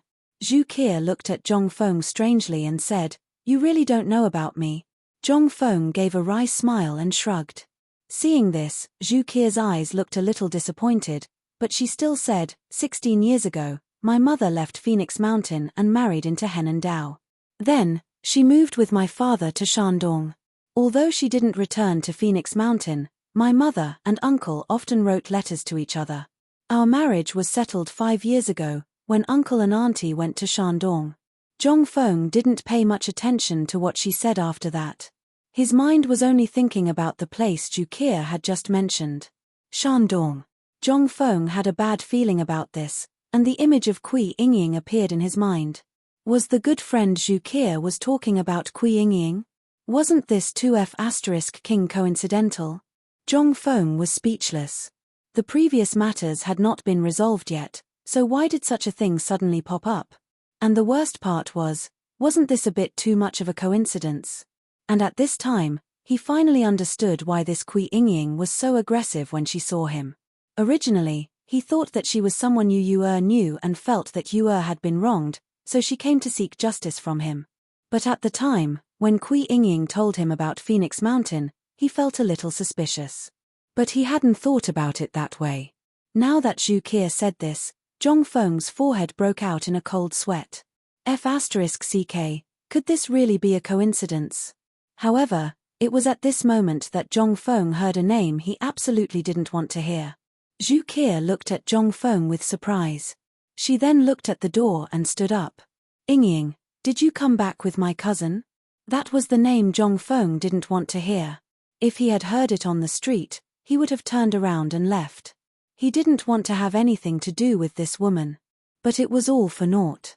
The more Zhong Feng didn't want to think about it, the more he thought about it. Zhong Feng didn't expect something like this to happen in his own home. However, at this moment, Zhong Feng felt a cold aura staring at him. Zhong Feng didn't need to think to know that it definitely came from Kui Yingying at the door. Zhu Ke looked at the two of them. Her eyes flashed with surprise, but she suppressed her curiosity. She pulled Kui Yingying to sit down and asked, Yingying, can you tell me what happened between you two? Kia. This thief is definitely not the gentle cousin you said he was. Don't be fooled by his appearance. This thief's mouth is full of honey, and his heart is full of evil. He did it in front of so many people. He even did it in front of my grandfather, Hongwen Guan Imperial College, and hundreds of people. Kui Yingying told him all the evil things Zhong Feng had done to her at the phosphate fertilizer factory. Zhong Feng could only lower his head and listen. Zhu Ke looked at the two of them strangely. He wanted to laugh, but Chen Kun couldn't allow himself to laugh. He could only patiently wait for Kui Yingying to finish speaking. Then he looked at Zhong Feng and said, Cousin, you guys are. Before he finished, Zhong Feng quickly said, Don't ask me that. Ask her. Who would ask someone like that in front of so many people? She's definitely here to cause trouble. If she wasn't a woman, I would have. What's wrong with you today? Do you want to kill me today? Kui Yingying immediately retorted. Zhong Feng immediately raised his hands in surrender. It was definitely not a wise move to argue with such a woman. Moreover, even if he won now, what could he do? Zhong Feng shrugged his shoulders speechlessly. He simply lit a cigarette and slowly smoked. He no longer paid attention to Kui Yingying, who was talking non-stop. He suddenly felt that this woman's name was really not wrong. She was really like a bird, chattering non-stop. Moreover, she was a person. Zhong Feng felt some admiration for her chattering so much. She was really **King genius. After an hour, Kui Yingying's anger finally subsided. She slammed the table and stared at Zhong Feng. Young Master Zhong, how do you want to solve today's matter? Zhong Feng was so angry that he laughed. He looked at Kui Yingying and said, What does Miss Kui plan to do? Or rather, how does Miss Kui plan to deal with Zhong Feng? Kui Yingying didn't know what to say. Kui Yingying really didn't plan to do anything. After all, she knew from Zhu Ke that Zhong Feng's life was quite miserable. Since he was young, he didn't have to worry about food or clothing. However, this was something that happened to almost every rich young master. Even in the Kui family, there were many stubborn young masters like this. However, the disaster last year had destroyed everything they had. If this happened to any other stubborn young master, they would definitely be unable to recover from the setback or something. Chapter 1642. However, after half a year of silence, Zhong Feng had done so many shocking things in Chang'an City. Even Kui Yingying had secretly collected many of Zhong Feng's poems. Sometimes, she would even picture Zhong Feng's face in her mind. It wasn't until she learned about Zhong Feng from her best friend that her admiration turned into anger. She thought that Zhong Feng was a scum of the society. However, in her heart, her love for Zhong Feng grew with each passing day. For example, although today's bet was set out of anger, the moment the bet was made, Kui Yingying actually had the impulse to admit defeat. Although it was only for a moment, it was enough. From the moment Zhong Feng's poems spread in Shandong, Kui Yingying had already noticed him. She even fell in love with Zhong Feng like other girls. Especially after she found out about Zhong Feng's age, her love for him was no less than that of any other infatuated girl. However, when she wanted to express her joy and love to Zhu Ke, she heard from Zhu Ke that Zhu Ke was actually Zhong Feng's fiancé. She even brought up the marriage contract between her father and Zhong Feng's father. At that moment, when she saw the marriage contract, Kui Yingying was completely dumbfounded. She even had the thought of committing suicide several times. Therefore, when she found out that Zhu Ke wanted to sneak out of Chang'an to see Zhong Feng, she didn't hesitate to encourage Master Yushan, who was her grandfather, to come to Chang'an City. That was why today's farce happened. However, this farce was nothing to Kui Yingying. However, for Zhongfeng and everyone present today, if Zhongfeng and the emperor wanted to pursue this matter, then the Kui clan in Shandong would have a hard time in the future. After all, Zhongfeng's influence was no less than the Kui clan's, or even the entire Shandong's nobility. Even Zhongfeng had the ability to contend with him. And this ability was due to his age, as well as the miraculous things he had created at this time, as well as those unprecedented poems. Although there were only a dozen or so poems, according to the information leaked by Mr. Yushan, the poems Zhongfeng had created were absolutely not inferior to the Whitehead poem. And these poems were now in the hands of the emperor. What did this mean? The emperor actually took all these poems for himself. Who was the emperor? The emperor was Li Shimin. He had always thirsted for talented people, and more importantly, whenever the civil officials and all the Confucians in the world created something, Li Shimin, no matter how busy he was, would immediately go and take a look. After all, when the Tang dynasty was founded, countless Confucian scholars doubted its legitimacy, especially after the Wei River Alliance and the Zhuanwumen Rebellion. All the Confucian scholars felt that Li Shimin only understood the political power on horseback, and did not know what was the way of life, nor did he know how to rule the country according to literature and so on. These things were also the biggest pain in Li Shimin's heart. Everyone knew about this. Otherwise, Li Shimin would not have issued 3 edicts in a row to the world to seek talents. The emperor even wantonly promoted the imperial examination system. Or, every time the 4 great Confucian scholars in the capital created a wonderful poem, Li Shimin would even issue an imperial edict to tell everyone in the world. He even seemed to be a little impatient to let everyone see it.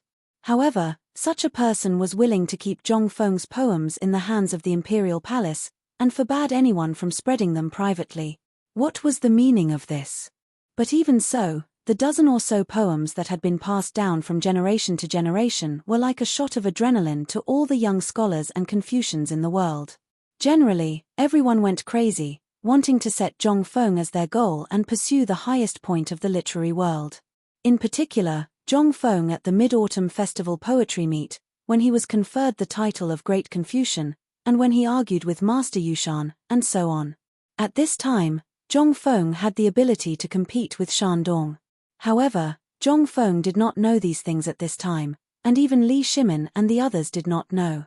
After all, at this time, Zhongfeng had become the benchmark of the young generation of the Tang dynasty. This benchmark was built on the top of these big clans. However, at this time, Zhongfeng had indeed been defeated by a little girl. Zhongfeng innocently raised his hands and said, "Miss Kui, this one does not know when I have offended you. I also do not know if there is some misunderstanding between us. This one does not care about the bet. Miss Kui, please stop." Hearing this, Zhu Qie also tried to dissuade her. "Yingying, that's enough. If there is really no end to this, can we sit down and talk about it?" The matter had already reached this point, and Kui Yingying was also a little regretful. However, at this time, there was no time for her to regret. She could only say embarrassedly, "I will let you off today. Let's talk about our matters in the future. Let's talk about this first. Do you recognize this marriage? What do you plan to do with those women of yours?" Chapter 1643. Zhongfeng felt a headache coming on.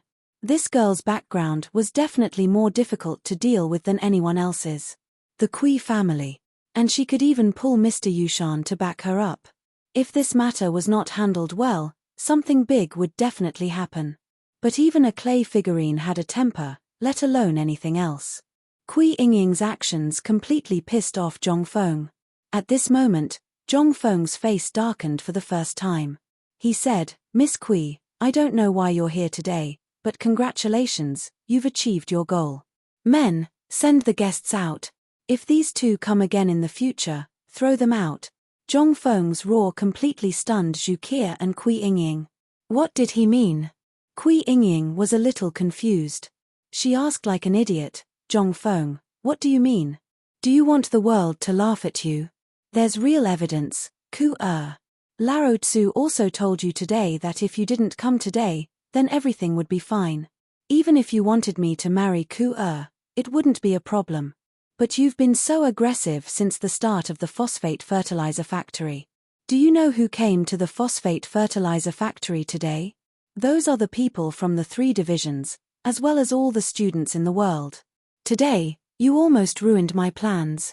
Seeing that you're a woman, I didn't pursue this matter, but you actually came to my house. Zhongfeng narrowed his eyes and said, Kui Yingying, what are your intentions? Cousin. Zhu Qie was anxious. Originally, she had only come here secretly. Moreover, it was because of this matter. Recently, her family had also been discussing their marriage. She could use this opportunity to obtain many benefits from Zhongfeng. After all, Zhu Qie had eavesdropped. This time, the things Zhongfeng had created, as well as the paper-making technique, had been passed down in Jiangnan and Shandong, but there weren't many of them. Therefore, this marriage was equivalent to using her in exchange for the family's future. Therefore, Zhu Qie had secretly discussed this with Kui Yingying. Under Kui Yingying's instigation, she went to the extreme and did this. But how could she have known that Kui Yingying would actually do such a thing today? First, there was the ruckus at the phosphate fertilizer factory. Although Zhu Qie wasn't sure how many high-ranking officials had come to the factory today, she could tell from the noise outside the door and what she learned when she came back that the people who had come today were all people the Zhu family couldn't afford to offend. And Kui Yingying actually, when she was chatting with Zhongfeng, she realized that although she still felt that Zhongfeng wasn't the Zhongfeng she was looking for, his humility and elegance had attracted her. But when Kui Yingying came, he got nothing. How could this not make Zhu Qie feel a little disappointed? Originally, he had said that he had encountered a flash flood and lost his memory. She had heard about this before. It was already very lucky to be able to survive the flash flood. Now that he had encountered such a thing, Zhongfeng could still calmly listen to her talk about her past. Zhu Qie could feel Zhongfeng's sincerity from his words and actions. But, at this moment, a group of servants had already appeared at the door of the living room. Zhongfeng waved his hand in annoyance. He didn't even look at the 2 girls and said, "You two, please leave. I, Zhongfeng, have a small temple and can't accommodate the 2 of you. If there's anything, even if you go and complain to the emperor, I will wait here." Zhongfeng. Today, if you don't, let go, bastard, who do you think you are? Let go of your dirty hands. Ah. Amidst the mournful screams, Yi Zichen's eyes widened. Kui Yingying and Zhu Qie were asked to leave the Zhong mansion. Zhongfeng didn't feel anything when he did this. Besides, this was the first time. If in the future some random cat or dog came with a marriage contract to collect debts, there was no identity information in this era and no proof. It would be so annoying. Besides, today's Kui Yingying made Zhongfeng uncomfortable. Originally, Zhu Qie's story was very detailed. Zhongfeng was also thinking about how to get rid of her. This marriage was absolutely impossible. After all, he wasn't that Zhongfeng. Besides, Zhongfeng really didn't dare to receive such an unknown person. However, this unruly girl, Kui Yingying, once again successfully stabbed him and gave him a way to successfully get rid of this trouble. At this moment, Zhongfeng even had the urge to thank her. However, Zhongfeng didn't know whether this was the Kui family's conspiracy or something else. After all, the fire of the previous example had not been completely extinguished. Zhongfeng didn't dare to be blinded at this juncture. Besides, you could at least come up with a honey trap. It would be better than this, right? Master, they have been asked to leave, but the girl in green is still cursing at the door. This matter, Butler Du Zitting reported with some worry. However, his eyes glanced at Zhongfeng from time to see his reaction. Zhongfeng didn't have any reaction. His eyes were calm as he said, "Go, let someone report that there is a fierce woman cursing in the street." Chapter 1644. Du Zitting didn't know what Zhongfeng was up to. After all, he had heard most of the conversation between Zhongfeng and the 2 girls. Not only did they cause a ruckus at the phosphate fertilizer factory, they even dared to openly contradict a 5th-rank official here. This was a capital offense. Although he didn't know what had happened and what made the family head so agitated, it didn't matter to him now. At this time, Du Ziteng hurriedly followed Zhong Feng's instructions. But at this time, he had to do what Zhong Feng said. When he hurried to the entrance of the mansion, he discovered that the noise outside the door, as well as the onlookers, had already disappeared. Only a few horse carriages were slowly stopping in the back alley at this time. As for Li Shimin and the others, they were also talking about something and were rushing over here. Seeing this, Du Ziteng turned his eyes and hurriedly cupped his fists. Masters, long time no see. Li Shimin heard this and also cupped his fists. Steward Du, is Fengzi inside? Yes. While they were talking, Li Shimin and the others hurriedly rushed in. They originally thought that Zhong Feng had gone back to the mountain or to the tavern. But when he saw Yu Qigong acting suspiciously, he only found out about his fiancée under Li Shimin's questioning. He was so shocked that he hurried over. But they didn't expect to eat such a big melon. This fiancé actually knew Kui Yingying. More importantly, these two people seemed to have a very good relationship, and they even dared to talk nonsense at the back door. After eating for a while, Li Shimin couldn't sit still anymore, so he called Mr. Yushan to take her away. They had no choice but to take them away. There were so many people watching. If they offended someone important and called the Imperial Guards, then things would be serious. After all, this was the residence of the 16th Prince. It was almost unthinkable that such a thing had happened here. He would definitely be sent to the prison of the Ministry of Justice. And the most important thing was that Zhong Feng had caused such a scene at the foot of Mount Longshu today. Many people were lining up to get close to him. Who wouldn't want the credit that came to their door? And most importantly, even if they offended the Kui family of Shandong, they would have something to say. After all, there were laws here, and they were just doing things according to the rules. No matter how powerful the Kui family was, if they dared to violate the criminal law, they would have to face the impeachment of the civil and military officials. In the past, no one dared to do this. But today, Zhong Feng made so many good things at once, who wouldn't be jealous? Even Li Shimin's eyes were red with envy at this time, let alone other people.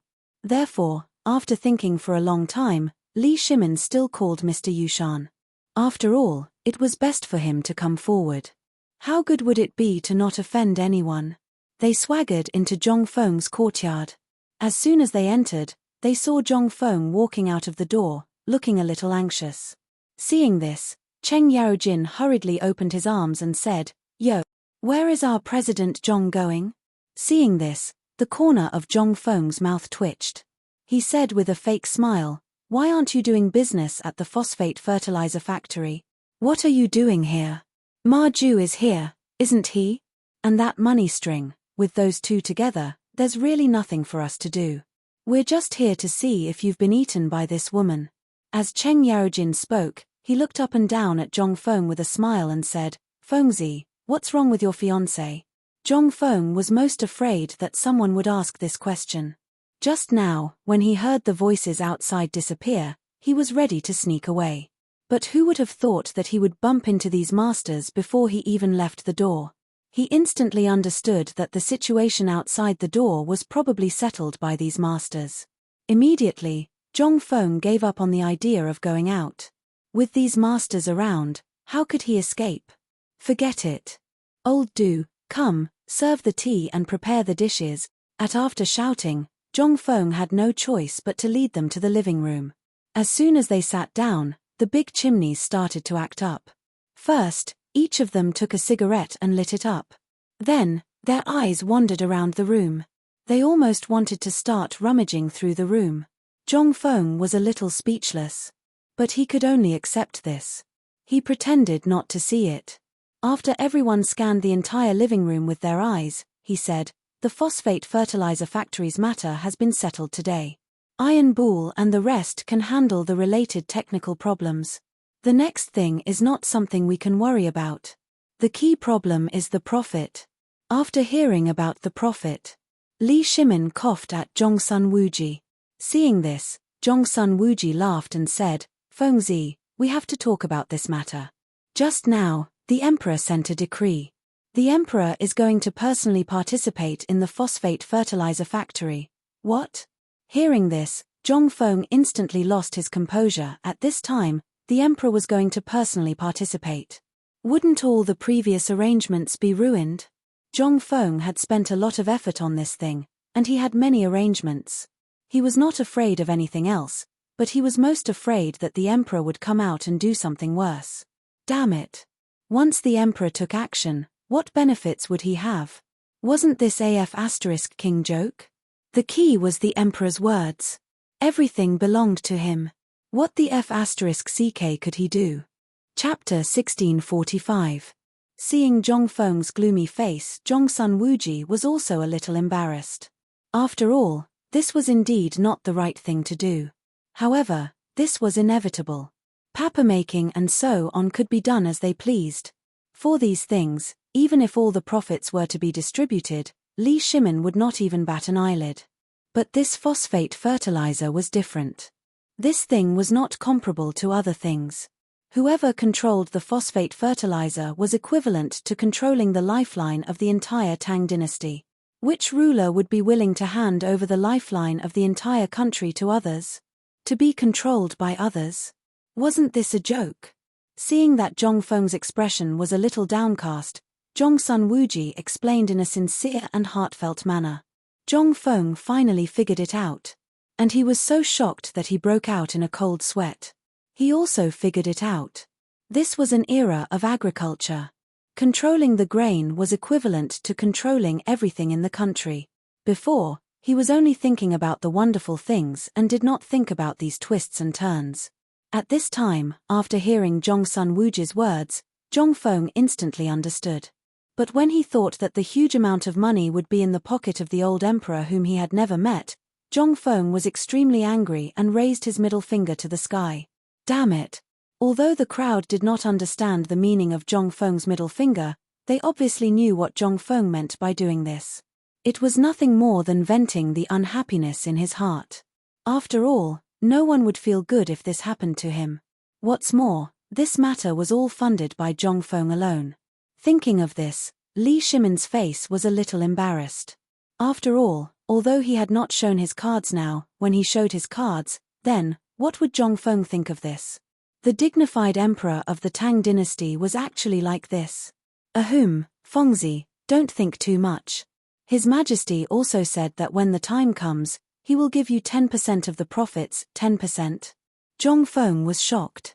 His eyes instantly became a little excited. The 10% you're talking about, is it Chang'an, or is it the sum of all the benefits from the expansion to the extraterritorial realm? Fang Xianling looked at Zhong Feng with a playful expression. Imitating Zhong Feng, he crossed his legs and said, "He is what you think he is." Hiss. Instantly, Zhong Feng's eyes turned into the shape of copper coins. He kept muttering, "Damn, I'm rich, I'm rich." Not to mention the outer domain, just at this time, the use of wheat and corn, which was also known as millet, in the 10 provinces of the Tang dynasty. How much area was that? All the grain from so many places was added together. Zhong Feng couldn't even calculate how much it was in an instant, let alone convert it into money. Even if it were banknotes, it wouldn't be a problem for him to pile them up from Chang'an City to Xiao Mountain. The most important thing was, this was only the first step of Zhong Feng's plan. When spring came, Zhong Feng was going to improve the corn, which was millet, potatoes, and other agricultural products. Once these things were applied with phosphate fertilizer, in an instant, everything that Zhong Feng saw turned into a glittering golden light. Seeing Zhong Feng like this, Li Shimin felt a little regretful. So much money. His heart was bleeding. But what could he do since he had already said it?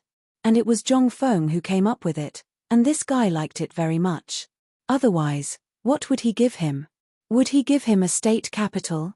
Or give him a promotion? It was not the right time. Thinking of this, Li Shimin thought of another terrible thing. This kid was not a well-behaved person. Once he had money, if he went to buy land for him, or if he stirred up some trouble for him, then it would really cost him his life. He had to find something for him to do.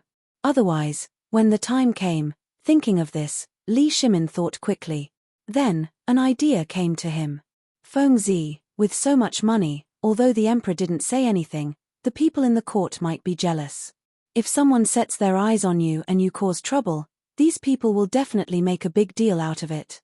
When the time comes, although the emperor won't believe it, after a long time, there will be more such voices. The emperor will naturally be annoyed. After hearing this, he instantly bared his teeth and said, "Damn it, if anyone dares to come, Lao Tzu will chop them up." Yu Qigong and Cheng Yaojin suppressed their laughter and lowered their heads, pretending to be asleep. But their shoulders were shaking so much that even Zhong Feng couldn't stand it anymore. "What? You don't believe me? Wait and see. When Lao Tzu's firearms are made, we'll see if I dare. And this toy can be used at a distance of 500 meters. Seeing Zhong Feng bragging, Li Shimin was a little speechless. He said, okay. You're awesome, okay? What? You don't believe me, Lao Li?" At the mention of firearms, Li Shimin's heart began to worry again.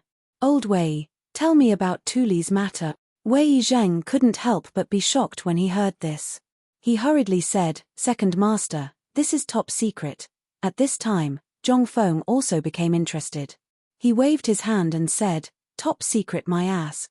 Even the emperor dares to tell you. Is this considered top secret? Isn't this top secret a little too weak?" The corner of Li Shimin's mouth twitched. He calmly waved his hand, indicating that Wei Zheng could speak freely. Wei Zheng saw this and said, "Just a few days ago, Tuli suddenly sent troops to Feng Province and Shung Province. There were 100,000 elites, but these people surrounded him and didn't attack." Chapter 1646. Zhong Feng's eyes almost popped out of their sockets when he heard this. First, the Chotzi issue had not been resolved. Now, Tuli Khan was stationed on top of Chang'an. This was like besieging Wei to rescue Zhao. Zhong Feng hurriedly waved his hand and said, "Old Wei, please continue." Wei Zhang glanced at Li Shimin and hesitated. When he saw Li Shimin waving his hand, he said, "A few days ago, Tuli sent a message saying that because of the famine, there were unscrupulous merchants among the Tang people who took the opportunity to buy most of the Turkic war horses, cattle, and sheep. As a result, there are almost no horses, cattle, and sheep to graze in the Turkic territory. This has already angered the Turkic tribes, so this time, almost all of the Turkic tribes are on the move. They want to get benefits from the Tang dynasty, but we don't know where they found out about the phosphate fertilizer. So, His Majesty immediately sent a diplomatic mission and a large number of spies to Feng Province and Shung Province to investigate and negotiate.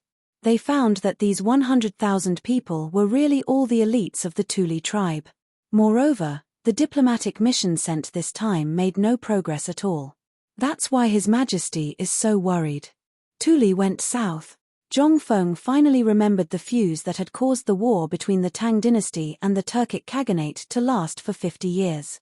According to historical records, the Tang dynasty and the Turkic Khaganate would fight a fierce war next year. At the beginning, Zhong Feng thought it was because of the Chotzi issue.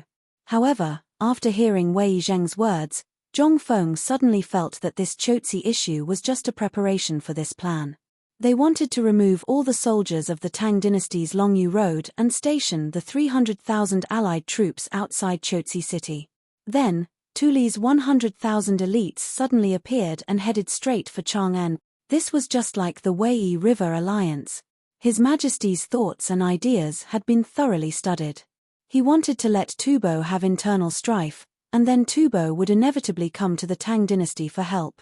Then Xieli would join hands with India to make a big move to pin down the Tang dynasty's troops and horses. At first, they wanted to lure away all the troops of the Tang dynasty from the north and trap it in Jiannan Road. But because of his appearance, he devised a brilliant plan of besieging Wei to rescue Zhao, which caused a flaw to appear in the Tujue's original plan. However, this was only a careless mistake. These people actually only used a single move to push the boat along with the current to continue with this matter. It was simply, the Turks really weren't all fools. This kind of talent, Zhong Feng could not help but want to play a game of chess with him. However, this was no longer the time that the Tang dynasty could choose. Once those diplomatic missions could not be delayed and Tuli's people discovered something unusual, then it would only take one day for them to come down from Shung Province and Feng Province to reach Chang'an. However, Li Jing in Jiannan Road, Longyu Road, Hebei Road, and Yuju would not be able to return in a short time.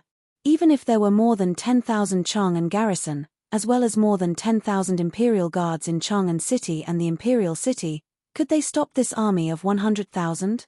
This this was really a perfect vicious plan. However, when he said this at this time, Zhong Feng felt that the emperor was obviously harboring evil intentions. First, he was tempting me with benefits, and then he was telling me such a top-secret matter. What was the meaning of this? This was nothing more than a warning to me that the emperor was waiting for my performance. If I perform well, I'll be promoted to an official and be promoted to nobility. But if I don't perform well, will I die?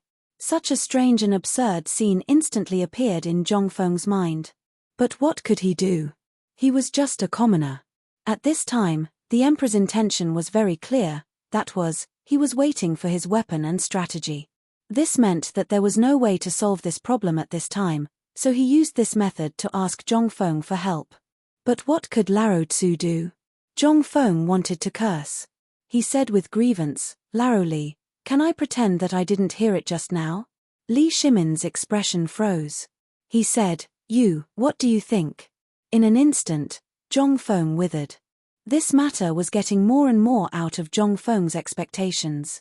Originally, he only wanted to do what he liked and didn't want to get involved in the tangled mess of Dao integration. However, all of this was in vain. In the end, he was still dragged into this mess. The tallest tree in the forest, the tallest tree in the forest. Zhong Feng suddenly remembered this sentence, as well as what he had said to the old elementary scholar yesterday on the mountain. But there was no time for regret. If possible, Zhong Feng really didn't want to get involved, but he could only think about it now. Now that he thought about it, Zhong Feng suddenly remembered that although he had done his best to conceal the steel and weapons from the very start, the emperor had always been watching. Although the emperor had not said anything when Chotzi was surrounded, this time was different. Not just the emperor, even Zhong Feng felt that all of this was related to Hu Junji's death. Just what were these people up to? Could it be that they wanted another Wei River alliance? Or could it be that they had also learned from Hu Junji that he was secretly developing new weapons? Chapter 1647. Zhong Feng couldn't help but think that this was the case. Everything pointed to a single matter, a single person. That person was Hu Junji. Hu Junji was the most likely person to know of this matter. After all, he had been to White Deer College and had the best relationship with the officials. Zhongsun Wuji was also very close to Hu Junji. Thus, when he heard of this matter, it was as easy as flipping his hand. But Zhong Feng wasn't sure if Hu Junji would do something so despicable. With this thought, Zhong Feng slowly calmed down. This matter really wasn't that complicated. After all, this matter was related to him, so it was understandable that the emperor would look for him. With this thought in mind, Zhong Feng asked, "Could it be that His Majesty wants to see me?" Cheng Yarojin, who was about to speak, almost choked to death on the smoke. "What are you thinking?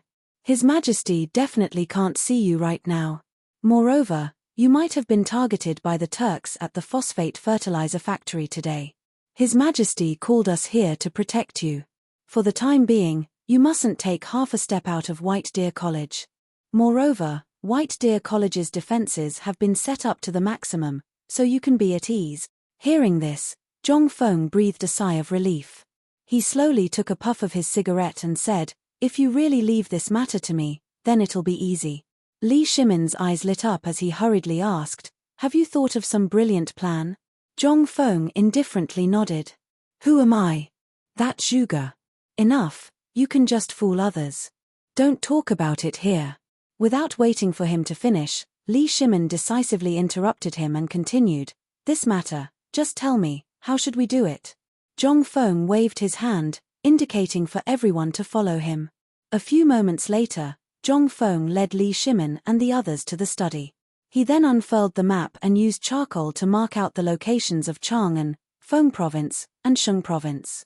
He also drew a few circles around Chotzi, Yuju, and Jiannan Province. Everyone was baffled by what they saw. After marking out these places, Zhong Feng stood next to Li Shimin and rubbed his chin as he sat cross-legged on the ground. Li Shimin was taken aback, but he copied Zhong Feng and also sat cross-legged on the ground. How could Wei Zheng and the others dare to stand? They also hastily sat on the ground and stared at the map. However, they had looked at this map countless times, but they had not found any clues. Now that they saw Zhong Feng acting like this, they could not help but feel a little strange. Could it be that this brat could really see some clues? They sat there for half an hour. Just when Li Shimin's legs were numb and he wanted to stand up, Zhong Feng slapped his thigh and said, "I got it." Li Shimin was startled, but at the same time, he was relieved of the pain. He hurriedly asked Wei Zheng and the others to help him up. Then he asked, "What did you think of?" "My legs are numb." After Zhong Feng recovered with great difficulty, he saw everyone's angry faces. He hurriedly said, "Don't be angry. Tuli is just waiting for us to make a move. Then, he will follow our movements and make a corresponding arrangement." Li Shimin's expression changed. They had already seen through this. Now that Zhong Feng said this, he hurriedly asked, "Then, do you have a way to break out of this situation?" "Of course. What Tuli used this time is just the method we used to besiege Wei to rescue Zhao. At this time, since they are waiting, it means that they are waiting for our next move. So, why don't we use a method that we have never used before?" "Say it," Wei Zheng said with a dark face. Zhong Feng saw this and did not dare to show off. He hurriedly said, "Well, what I mean is, since he has appeared here, we have a plan. Delay. As long as we can delay them for half a month, we don't need to send troops. He will naturally retreat." Hearing this, Li Shimin and the others could not help but be dumbfounded. What kind of operation was this? Would they just wait there obediently? When Zhong Feng saw this, he knew that Elder Li and the others didn't believe him. He said, "Actually, I can't believe it myself, let alone you guys. But if you trust me, then we'll have a lot of fun this time. Do you feel that the weather has been a little cold recently?" Zhong Feng pointed at the map and then said, "Calculating the time, it should be early winter now. Usually, the cold wind in the morning and the white frost in the early morning should have already arrived, right? But this year, it has come a little late." Seeing that Zhong Feng was pretending to be a charlatan again, Li Shimin was a little speechless. He asked with some doubt, "What do you mean?" Zhong Feng smiled mysteriously and said, "It's very simple. That is to wait. You have seen that the weather has been exceptionally clear these days. That is to say, the weather in the north is definitely unusually cold. If you don't believe me, you can send someone to ask." Li Shimin was shocked and hurriedly asked, "Fengzi, what do you mean? What does this have to do with the weather?" "It is because of the snow that our time is more critical." Chapter 1648. Of course, Zhong Feng knew about the snow, but it was too distant for them to talk about weather. So at this time, Zhong Feng had to explain patiently, "Lao Li, do you still remember the drought in Longyu Dao? This is something that everyone knows. Can we not talk about him for now? You should first tell us what we should do next. That's for the best." Wei Zheng was the one who didn't believe in this trick the most. After all, although Master Yuan Tiangang in the palace had a good relationship with him, he had always maintained a vigilant attitude toward the unknown because of his strange skills and the 5 elements, 8 trigrams, and Ju Yi. After all, although some things were very uncertain, Wei Zheng would never believe things that he hadn't seen with his own eyes. At this time, when he heard Zhong Feng say this, he couldn't help but say before Li Shimin said, "Also, tell me about this snow first. And what's the matter with this weather? At this time, am I drunk? Why do I feel a little hot?" At this time, they didn't know what the temperature was like in other places, but at least they could feel a trace of heat at this time. This kind of heat was the kind of heat that came from wearing thick clothes. At this time, the temperature in Guanay Dao was so treacherous. From morning to night, you couldn't wait to wear thick clothes, but at noon, you couldn't wait to take off all your clothes. But at this time, Zhong Feng actually said that there would be heavy snow in Shengju, which was not far from Chang'an. How was this possible? Who would believe it? After thinking for a while, he said, "Old Wei, let me give you an example. For example, when the drought in Longyu Road happened earlier this year, there must be a flood in the south. For example, the flood in Shandong this year. You can go back and check it out. It shouldn't be difficult to find that there is an inevitable relationship between such droughts and floods. If one side has a drought, the other side must have a drought. If you don't believe me, you can go back and check it out first. Let's talk about it later. After all, Wei Zheng was Wei Zheng. He didn't need to check these things. Now that he thought about it for a moment, he really did think of some strange things. Let's not talk about last year. For example, the things that happened during the reign of Wuda and the previous dynasty were all over the place. He hadn't noticed it before, but now that he heard Zhongfeng mention it, there seemed to be a connection. For example, during the drought in Longyu Circuit this year, Zhongfeng had predicted that there would be a plague of locusts in Longyu Circuit, and it really had happened. As for the snow disaster in the Turkic Khaganate, Zhongfeng had predicted correctly. So how had Zhongfeng predicted all of this? Most importantly, when the drought broke out, there really was a flood in Shandong, and this time, what Zhongfeng said, could it be true? Wei Zhang wasn't the only one with such thoughts. Li Shimin and the others had also thought of these things. After all, every time something major happened in the Tang dynasty and around the Tang dynasty, there would be reports of these things. Li Shimin didn't dare to delay for even a moment. Putting aside whether it was snowing in Fengju or not, based on the information he had, the troops in Shengju had indeed sent memorials to review military supplies a month ago. Li Shimin didn't care about this. After all, his focus was on Chotzi City. However, there was a rumor yesterday that there were traces of snow in Longyu Circuit. Li Shimin had some doubts about the authenticity of this report, but now, their hearts thumped. Could Zhongfeng really be telling the truth? Could it really be snowing in the Turkic Khaganate? Or could it be that Tuli's movement in Shengju really had nothing to do with Chotzi City, and he just wanted to plunder a batch of rations before winter? At this moment, all of the mysteries were troubling everyone. Li Shimin rolled his eyes, laughed and said, "Kid, you are talking alarmist words again. This matter is too mysterious. No, I have to go back and check it carefully. As for what exactly this matter is, we have to discuss it later. Otherwise, in Shengju, there is still Longyu Dao's voice, so we will suffer." While speaking, Li Shimin hurriedly got up. Wei Zhang and the others knew that the emperor had something to do. However, they had to go back, so they hurriedly got up and said that they had something to do. Then, they hurriedly left with Li Shimin. Zhongfeng couldn't wrap his head around it. They left just like that. Wasn't this excuse a bit too much? When he wanted to ask them to stay, he found that Laro Li and the others had already left his sight. Only then did Zhongfeng give up. However, there was a question that had been puzzling Zhongfeng. That was, when did Laro Li have property in Shengju? Wasn't this business a bit too big? More importantly, when he thought about it, it seemed that Laro Li had property in almost every place. Damn it, the next time he saw this, he would definitely swindle them. Chapter 1649. As soon as he left Zhongfeng's mansion, Li Shimin's face suddenly changed. Little Gizi and the others, who were hiding in the alley, were shocked after seeing the emperor's face. They hurriedly ordered the servants to bring out the sedan chair and let Li Shimin sit in it. Seeing the emperor and the ministers' faces still heavy, Little Gizi and the others were even more panicked. At this time, Li Shimin said faintly, "Gizi, quickly go and invite Mr. Yuan." Mr. Yuan? Little Gizi's heart thumped, and his eyelids couldn't help but twitch. This Mr. Yuan was not someone else. He was the most mysterious person in the palace and the most difficult person to serve, the head of the imperial astronomer, Yuan Tiangang. Although he had been in the imperial astronomer or in the depths of the palace with the retired emperor, this person was extremely mysterious and almost elusive. Few people could see him. The emperor summoned him at this time. Could something have happened?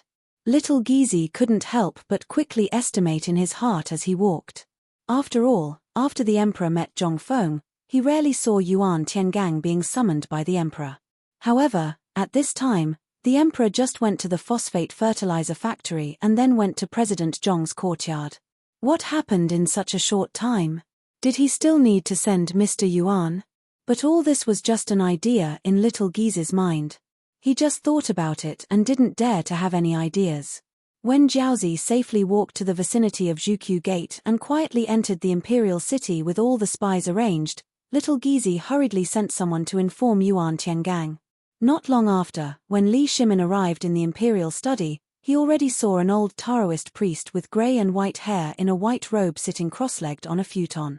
Beside him, there was a young boy, only 13 or 14 years old, quietly reciting something in a low voice. At this time, without waiting for Li Shimin to push the door open, the old Taoist priest hurriedly made a Taoist name and said slightly to the door of the imperial study, "I, Yuan Tiangang, greet your majesty." At this time, Li Shimin slowly sat on the dragon throne and waved his hand, "Rise. This time, I called you here mainly to ask you to divine the situation in Feng province." Yuan Tiangang's half-squinted eyes flickered slightly. He shook the horsetail whisk in his hand, stroked his beard, and pondered for a while. Then he slowly said, "Could it be that your majesty's prediction is correct? What kind of disaster will the Tujue cause to the Tang dynasty this time?" Li Shimin shook his head slowly. At this time, Yuan Tiangang couldn't help but frown slightly. His fingers hidden in his sleeves moved slightly, reporting to your majesty, "Congratulations to your majesty. This time, the matter in Feng province will be more daunting than dangerous." Li Shimin was slightly taken aback. He was right. Although he had guessed correctly today, there was no joy on his face. Instead, he became even more anxious. Li Shimin asked anxiously, "Dear Minister, do you know if the outcome of this matter was man-made or a natural disaster?" This, Yuan Tiangang also moved slightly at this time. After pondering for a long time, he slowly said, "Your Majesty, this matter is of great importance. Please allow me to perform divination to know the result." Li Shimin hurriedly asked, "How many days do you need?" Hearing this, Yuan Tiangang hurriedly bowed, reporting to your majesty, "At least 3 days, at most 7 days. I will definitely give your majesty a satisfactory answer." Li Shimin couldn't help but feel a little disappointed after hearing this. 3 days. 7 days. With this time, the result could be seen without divination. But he also knew that such a thing was indeed a little too difficult for Yuan Tiangang. After all, this person was unique in the Tang dynasty in divination of the 5 elements and 8 diagrams. Even he needed 3 or 7 days to get the result. What did this mean? This meant that it was a move against the natural order. However, at this time, Li Shimin remembered the change in expression of Zhong Feng when he talked about this at the beginning. And at the time in the small tavern, this guy actually said that he had lived for 5,000 years. Although it was a little ridiculous at the time, it was really incredible when he thought about it at this time. Li Shimin couldn't help but start to let his imagination run wild. Seeing this, Yuan Tiangang couldn't help but frown slightly. "Your Majesty, you are..." Li Shimin waved his hand, indicating that he was fine, and then continued to ask, "Mr. Yuan, today I heard from Zhong Feng that in a few days, there will be a snowstorm in Feng province and other places, and the Tuli tribe will return empty-handed because of this snowstorm. I am a little uncertain now. Can you predict in the shortest time possible if there will be a snowstorm in Feng province as Zhong Feng said?" At this time, even Yuan Tiangang couldn't help but be a little surprised. He knew a lot about Zhong Feng, especially when he predicted that the locust plague in Longyu Dao would become a reality, as well as the Turkic Khaganate's great snow disaster. He had wanted to befriend Zhong Feng. However, the identity of the emperor and others was there. If he acted without authorization and disturbed the emperor's plan, it would be bad. Therefore, Yuan Tiangang didn't care about this matter. He once secretly spied on the mysteries of heaven to predict Zhong Feng's future. However, this man's fate was extremely strange. He used all the methods in succession and spent half a month, but he still couldn't predict Zhong Feng's future. How could he not be surprised? However, because of some things, Yuan Tiangang almost didn't pay attention to Zhong Feng after that. However, when he heard what the emperor said at this time, Yuan Tiangang instantly had the idea of visiting Zhong Feng at this time. He even wanted to have a long talk with Zhong Feng about the mystery of Taoism. However, at this time, Li Shimin saw Yuan Tiangang frowning and seemed to feel that Yuan Tiangang seemed to be in trouble. He sighed and said, "You don't have to worry so much. If this matter is too difficult, forget it. Yuan Tiangang was not the kind of person who would give up. After all, his fame and his pride did not allow him to do so. Besides, this was the emperor's order.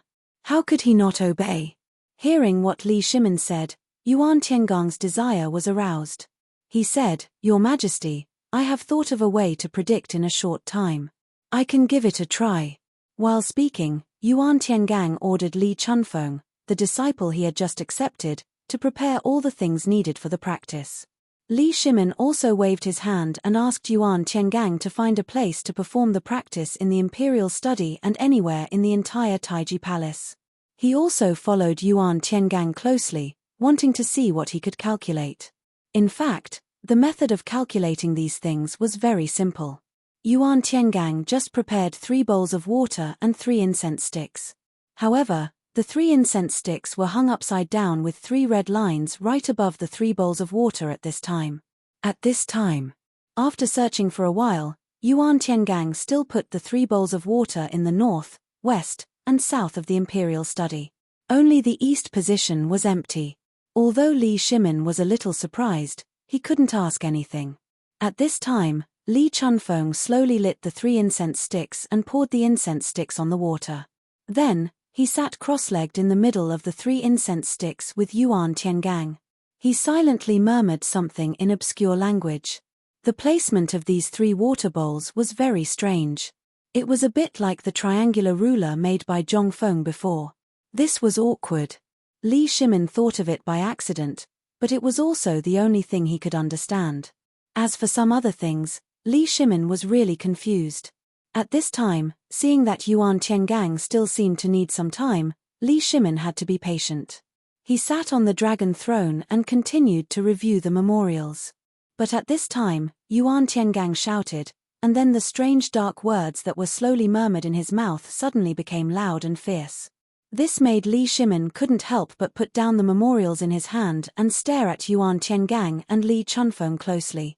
After Yuan Tiangang fiddled for a while, no one moved the 3 bowls of water, and no wind blew in. At this time, the 3 incense sticks were trembling rapidly. It seemed that someone or something was dragging the 3 incense sticks and floating to the sky. This made Li Shimin feel shocked. He slowly stood up. When the 3 incense sticks floated, Yuan Tiangang chanted more fiercely and generously. After a while, the horsetail whisk in Yuan Tiangang's hand was slowly swung in the direction of the 3 bowls of water. After that, he chanted an urgent command in his mouth. The incense sticks on the 3 bowls of water, after trembling crazily for a while, slowly fell down and became still. It seemed to be. At this time, Yuan Tiangang walked to the 3 inverted incense sticks. After bowing, he began to check. The first one he came to was the bowl of water in the north. At this time, when Yuan Tiangang saw the water bowl, his face suddenly changed. Li Shimin saw this and hurriedly followed. At this time, a thin layer of ice had already appeared in the bowl, and on the incense stick of the water in this bowl, it had already condensed into snow-white frost flowers. And it was the incense stick that was burning. Seeing this, Yuan Tiangang hurriedly exclaimed, "Your Majesty, there is a disaster in the north recently." Chapter 1650. Zhongfeng felt a headache coming on. This girl's background was definitely more difficult to deal with than anyone else's. The Kui family. And she could even pull Mr. Yushan to back her up.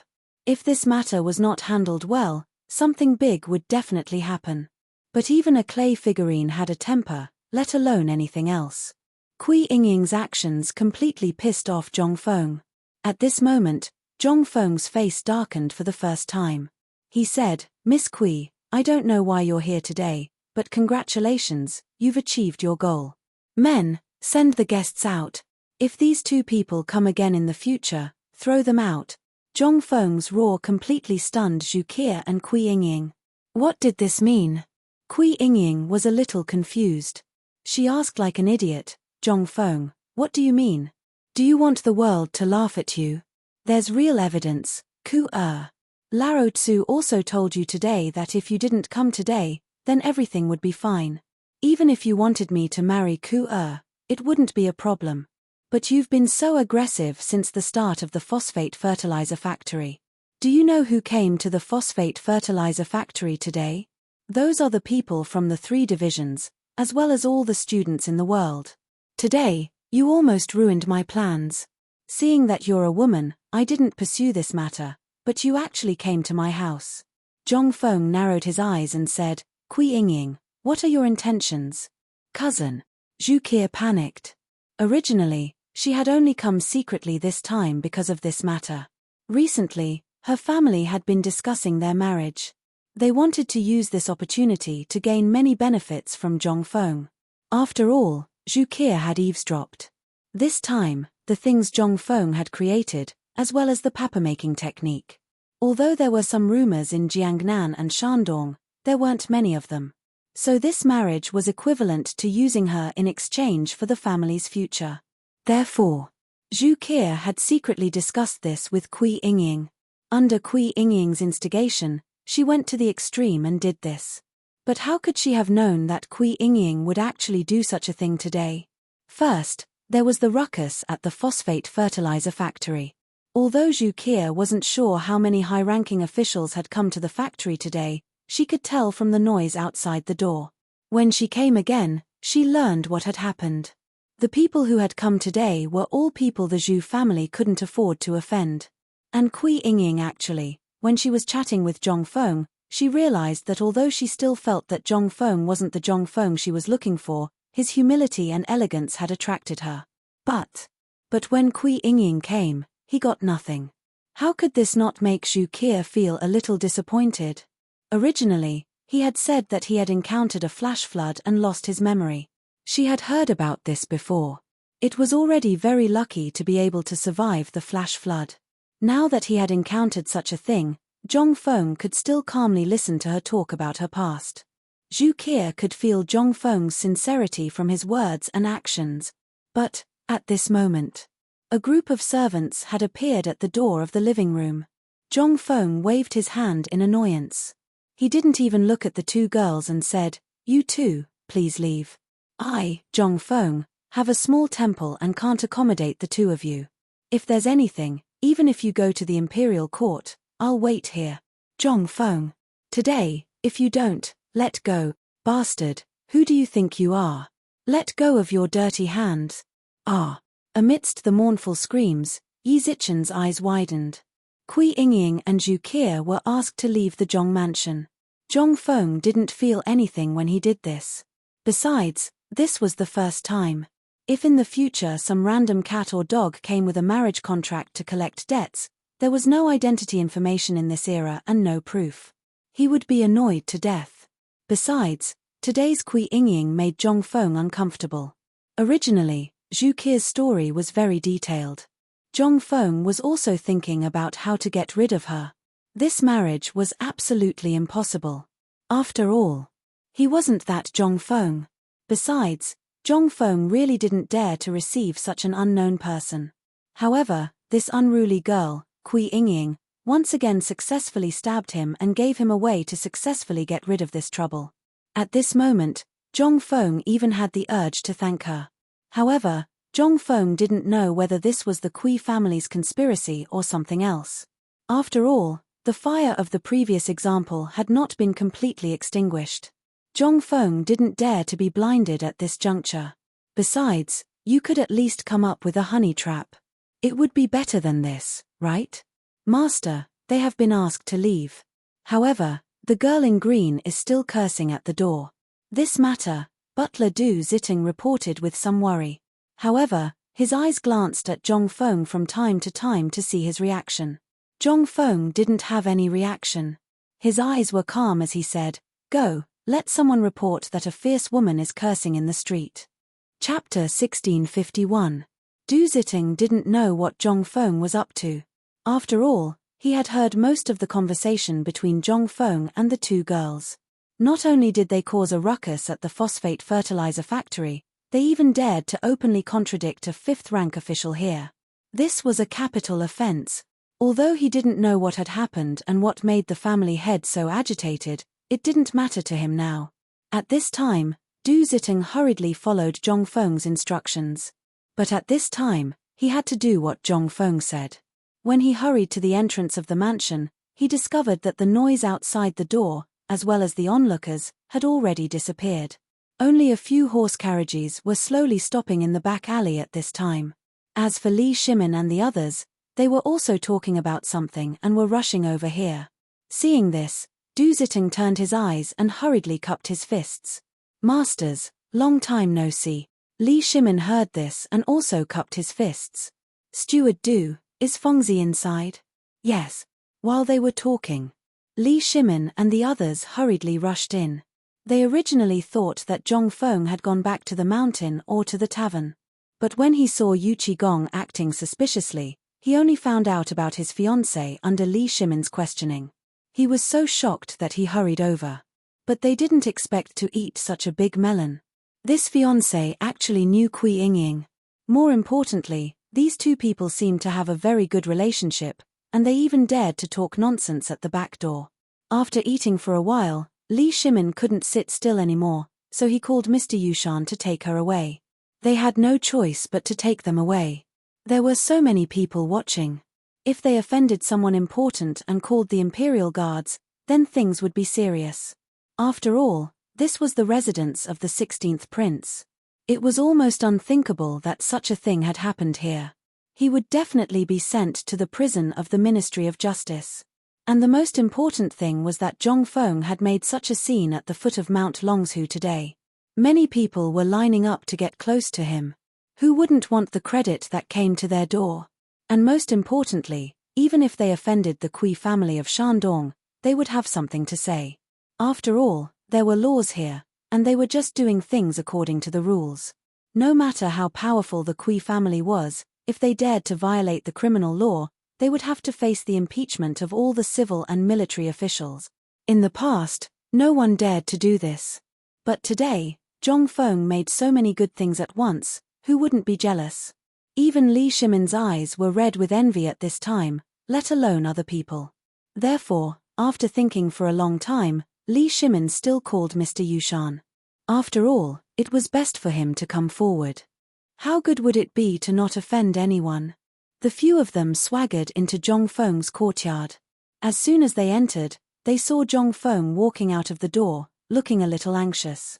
Cheng Yaojin saw this and hurriedly opened his arms. "Yo, where is our President Zhong going?" Zhong Feng saw this and the corner of his mouth twitched. He said with a fake smile, "What are you doing here instead of doing business at the phosphate fertilizer factory? Ma Ju is here, isn't he? And that money string, with those two together, there's really nothing for us to do. We're just here to see if you've been eaten by this woman." As Cheng Yaojin spoke, he looked up and down at Zhong Feng with a smile. "Fengzi, what's the matter with your fiancé?" Zhong Feng was most afraid that someone would ask this question now. Just now, when he heard the voices outside disappear, he was ready to sneak away. But who would have thought that he would bump into these people before he even left the door? He instantly understood the situation outside. Perhaps these people had settled it for him. Then, Zhong Feng gave up the idea of going out. With these people here, how could he escape? Forget it. "Old Du, come, serve the tea and prepare the dishes." After shouting, Zhong Feng had no choice but to lead them to the living room. As soon as they sat down, the few big chimneys started to act up. First, each of them took a cigarette and lit it up. Then, their eyes wandered around the room. They almost wanted to start rummaging through the room. Zhong Feng was a little speechless. But he could only accept this. He pretended not to see it.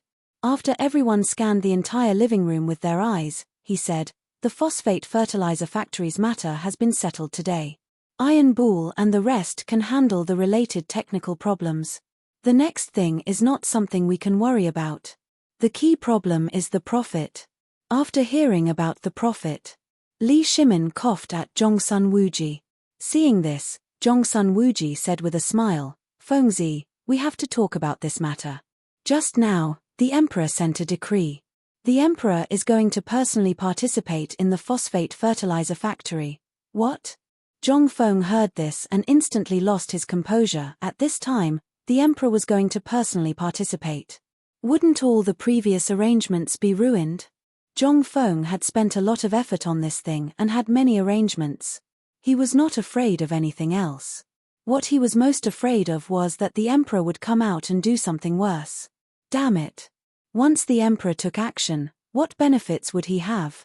Wasn't this king joke? The key was the emperor's words. Everything belonged to him. What the *ck was there to do? Chapter 1652. Seeing Zhong Feng's gloomy face, Zhongsun Wuji was also a little embarrassed. After all, this was indeed not the right thing to do. However, this was inevitable. Paper-making and so on could be done as they pleased. For these things, even if all the profits were to be distributed, Li Shimin would not even bat an eyelid. But this phosphate fertilizer was different. This thing was not comparable to other things. Whoever controlled the phosphate fertilizer was equivalent to controlling the lifeline of the entire Tang dynasty. Which ruler would be willing to hand over the lifeline of the entire country to others? To be controlled by others? Wasn't this a joke?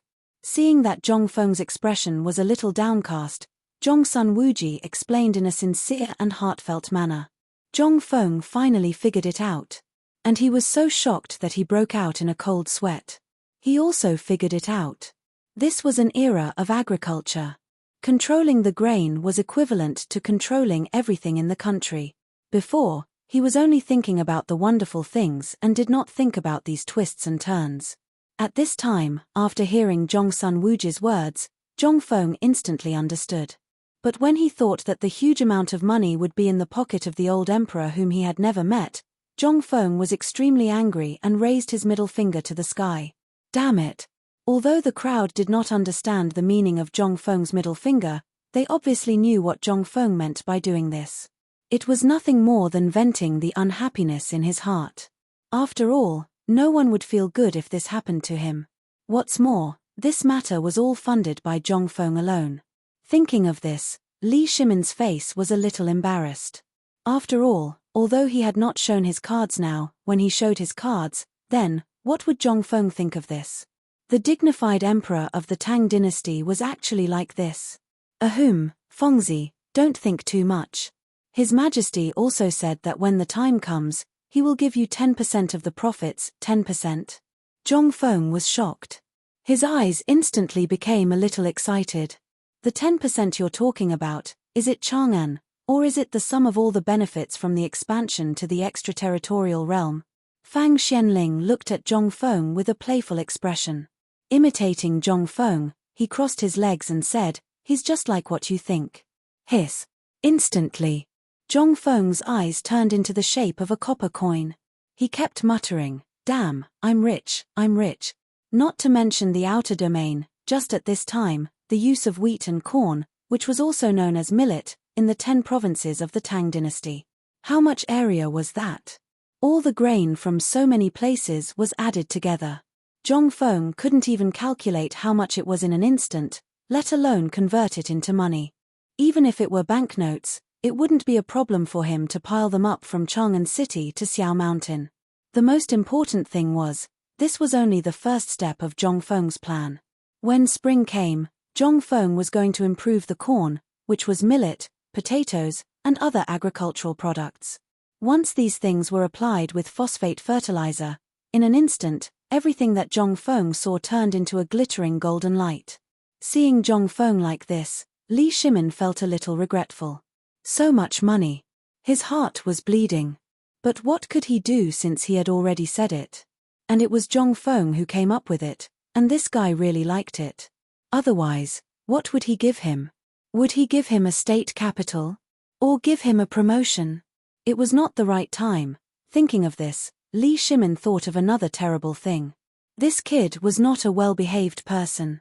Once he had money, if he went to buy land for him, or if he stirred up some trouble for him, then it would really cost him his life. He had to find something for him to do. Otherwise, when the time came, thinking of this, Li Shimin thought quickly. Then, an idea came to him. Fengzi, with so much money, although the emperor didn't say anything, what if the people in the court get jealous? If someone sets their eyes on you and you cause trouble, these people will definitely make a big deal out of it. When the time comes, Although the emperor won't believe it, after a long time, there will be more voices like this. Naturally, the emperor will be annoyed. After hearing this, he instantly bared his teeth and said, "Damn it, if anyone dares to come, Lao Tzu will chop them up." Yu Qigong and Cheng Yaojin suppressed their laughter and lowered their heads, pretending to be asleep. But their shoulders were shaking so much that even Zhong Feng couldn't stand it anymore. "What, you don't believe me? Just wait. When Lao Tzu's firearms are made, we'll see if I dare. And this toy can be fired from 500 meters away." Seeing Zhong Feng bragging, Li Shimin was speechless. He said, okay, you're awesome, okay? "What, you don't believe me, Lao Li?" At the mention of firearms, Li Shimin's heart began to worry again. "Old Wei, tell me about Tuli's matter." Wei Zheng couldn't help but be shocked when he heard this. He hurriedly said, "Second Master, this is a top secret." This time, Zhong Feng was also interested. He waved his hand and said, "Top secret my ass. Even the emperor dares to tell you, so this is considered a top secret. Isn't this top secret a bit too weak?" The corner of Li Shimin's mouth twitched. He calmly waved his hand, indicating that Wei Zheng could speak freely.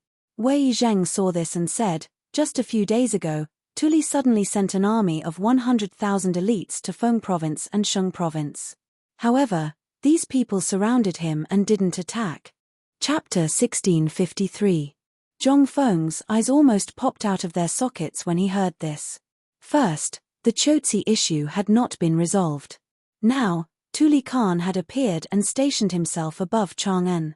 This was like besieging Wei to rescue Zhao. Zhong Feng hurriedly waved his hand and said, "Old Wei, please continue." Wei Zhang glanced at Li Shimin and hesitated. When he saw Li Shimin waving his hand, he said, "A few days ago, Tuli sent a message saying that because of the famine, there were unscrupulous merchants among the Tang people who took the opportunity to buy most of the Turkic war horses, cattle, and sheep. As a result, there are almost no horses, cattle, and sheep to graze in the Turkic territory. This has already angered the Turkic tribes, so this time, almost all of the Turkic people are on the move. They want to get benefits from the Tang dynasty. Who knows where they got the phosphorus phosphate? So, the emperor immediately sent a diplomatic mission and a large number of spies to Feng Province and Shung Province to investigate and negotiate. They found that the 100,000 people were really all the elites of the Tuli tribe. Moreover, the diplomatic mission sent this time made no progress at all. That's why the emperor is so worried. Tuli going south.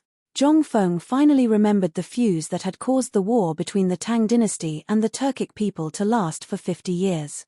According to historical records, the Tang dynasty and the Turkic people would have a fierce war next year. At the beginning, Zhong Feng thought it was because of the Chotzi issue. But now, after hearing Wei Zheng's words, Zhong Feng suddenly felt that this matter was just a preparation for this plan. They wanted to draw out all the soldiers of the Tang dynasty's Longyu Road and station the 300,000 allied troops outside Chotzi city. Then, the 100,000 elites that Tuli suddenly appeared and headed straight for Chang'an. This was simply like the Wei River Alliance. His Majesty's thoughts and ideas had been thoroughly studied. He wanted to let Tubo have internal strife, and then Tubo would inevitably come to the Tang dynasty for help. Then Xieli would join hands with India to make a big move to pin down the troops and horses of the Tang dynasty. At first, they wanted to lure away all the troops of the Tang dynasty in the north and trap it in Jiannan Road. But because of his appearance, he devised a brilliant plan of besieging Wei to rescue Zhao, which caused a flaw to appear in the Tujua's original plan. However, this was only a careless mistake. These people actually only used a single move to push the boat along with the current to continue with this matter. It was simply, the Turks really weren't all fools. This kind of talent, Zhong Feng could not help but want to play a game of chess with him. However, this was no longer the time that the Tang dynasty could choose. Once the envoys could no longer delay and Tuli's people discovered something unusual, then it would only take 1 day for them to come down from Shung Province and Feng Province to reach Chang'an. However, Li Jing in Jiannan Road, Longyu Road, Hebei Road, and Yuju could not return in a short time. Even if there were more than 10,000 Chang'an garrison, as well as more than 10,000 imperial guards in Chang'an City and the imperial city, Could they stop the 100,000 troops? This this was really a perfect vicious plan. However, when he said this at this time, Zhongfeng felt that the emperor was obviously harboring evil intentions. First, he was tempting me with benefits, and then he was telling me such a top secret. What was the meaning of this? This was nothing more than a warning to me that the emperor was waiting for my performance. If I perform well, I'll be promoted to an official and be promoted to nobility. But if I don't perform well, will I die? Such a strange and absurd scene instantly appeared in Zhongfeng's mind. But what could he do? He was just a commoner. At this time, the emperor's intention was very clear, that was, he was waiting for his weapon and strategy. This meant that there was no way to solve this problem at this time, so he used this method to ask Zhongfeng for help. But what could Lao Tzu do? Zhongfeng wanted to curse. He felt wronged and said, "Lao Li, can I pretend that I didn't hear it just now?" Li Shimin's expression froze and said, What do you think?" In an instant, Zhongfeng withered. This matter was getting more and more out of Zhongfeng's expectations. Originally, he only wanted to do what he liked and didn't want to get involved in the tangled mess of Dao integration. However, all of this was in vain. In the end, he was still dragged into this mess. The tallest tree in the forest, the tallest tree in the forest. Zhongfeng suddenly remembered this sentence, as well as what he had said to the old elementary scholar yesterday on the mountain. But there was no time for regret. If possible, Zhongfeng really didn't want to get involved, but he could only think about it now. Now that he thought about it, Zhongfeng suddenly remembered that although he had done his best to conceal the steel and weapons from the very start, the emperor had always been watching. Although the emperor had not said anything when Chotzi was surrounded, this time was different. Not just the emperor, even Zhongfeng felt that all of this was related to Hu Junji's death. Just what were these people up to? Could it be that they wanted another Wei River alliance? Or could it be that they had also learned from Hu Junji that he was secretly developing a new weapon? Chapter 1654. Zhongfeng couldn't help but think that this was the case. Everything pointed to a single matter, a single person. That person was Hu Junji. Hu Junji was the most likely person to know of this matter. After all, he had been to White Deer College and had the best relationship with the officials. Zhongsun Wuji was also very close to Hu Junji. Thus, when he heard of this matter, it was as easy as flipping his hand. But Zhongfeng wasn't sure if Hu Junji would do something so despicable. With this thought, Zhongfeng slowly calmed down. This matter really wasn't that complicated. After all, this matter was related to him, so it was understandable that the emperor would look for him. With this thought in mind, Zhongfeng asked, "Could it be that His Majesty wants to see me?" Cheng Yarojin, who was about to speak, almost choked to death on the smoke. "What are you thinking? His Majesty definitely can't see you right now. Moreover, you might have been targeted by the Turks at the phosphate fertilizer factory today. His Majesty called us here to protect you. For the time being, you mustn't take half a step out of White Deer College. Moreover, White Deer College's defenses have been set up to the maximum, so you can be at ease." Hearing this, Zhongfeng breathed a sigh of relief. He slowly took a puff of his cigarette and said, "If you really leave this matter to me, then it'll be easy." Li Shimin's eyes lit up as he hurriedly asked, "Have you thought of some brilliant plan?" Zhongfeng indifferently nodded. "Who am I? That Zhuge. Enough, you can just fool others. Don't talk about it here." Without waiting for him to finish, Li Shimin decisively interrupted him and continued, "This matter, just tell me, how should we do it?" Zhongfeng waved his hand, indicating for everyone to follow him. A few moments later, Zhongfeng led Li Shimin and the others to the study. He then unfurled the map and used charcoal to mark out the locations of Chang'an, Feng Province, and Sheng Province. He also drew a few circles around Chotzi, Yuju, and Jiannan Province. Everyone was baffled by what they saw. After marking out these places, Zhongfeng stood next to Li Shimin and rubbed his chin as he sat cross-legged on the ground. Li Shimin was taken aback, but he copied Zhongfeng and also sat cross-legged on the ground. How could Wei Zheng and the others dare to stand? They also hastily sat on the ground and stared at the map. However, They had looked at this map countless times, but they had not found any clues. Now that they saw Zhongfeng acting like this, they could not help but feel a little strange. Could it be that this brat could really see some clues? They sat there for half an hour. Just when Li Shimin's legs were numb and he wanted to stand up, Zhongfeng slapped his thigh and said, "I got it." Li Shimin was startled, but at the same time, he was relieved of the pain. He hurriedly asked Wei Zheng and the others to help him up. Then he asked, "What did you think of?" "My legs are numb." After Zhongfeng recovered with great difficulty and saw everyone's angry faces, he hurriedly said, "Don't be angry. This Tuli is just waiting for us to make a move. Then, he will follow our movements and make a corresponding arrangement." Li Shimin's expression changed. They had already seen through this point. Now that Zhongfeng said this, he hurriedly asked, "Then, do you have a way to break out of this situation?" "Of course. What Tuli used this time is just the method we used to besiege Wei to rescue Zhao. At this time, since they are waiting, it means that they are waiting for our next move.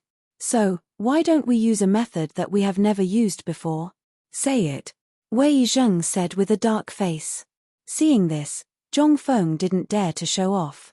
He hurriedly said, "Well, what I mean is, since he has appeared here, we have a plan.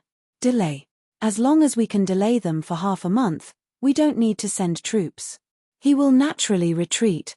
Hearing this, Li Shimin and the others couldn't help but be dumbfounded. What kind of operation was this? Would they just wait there obediently? Seeing this, Zhongfeng knew that Lao Li and the others didn't believe him. He said, "Actually, I can't believe it myself, let alone you. But, if you trust me, then we will have fun this time. Do you feel that the weather has been a little cold recently?"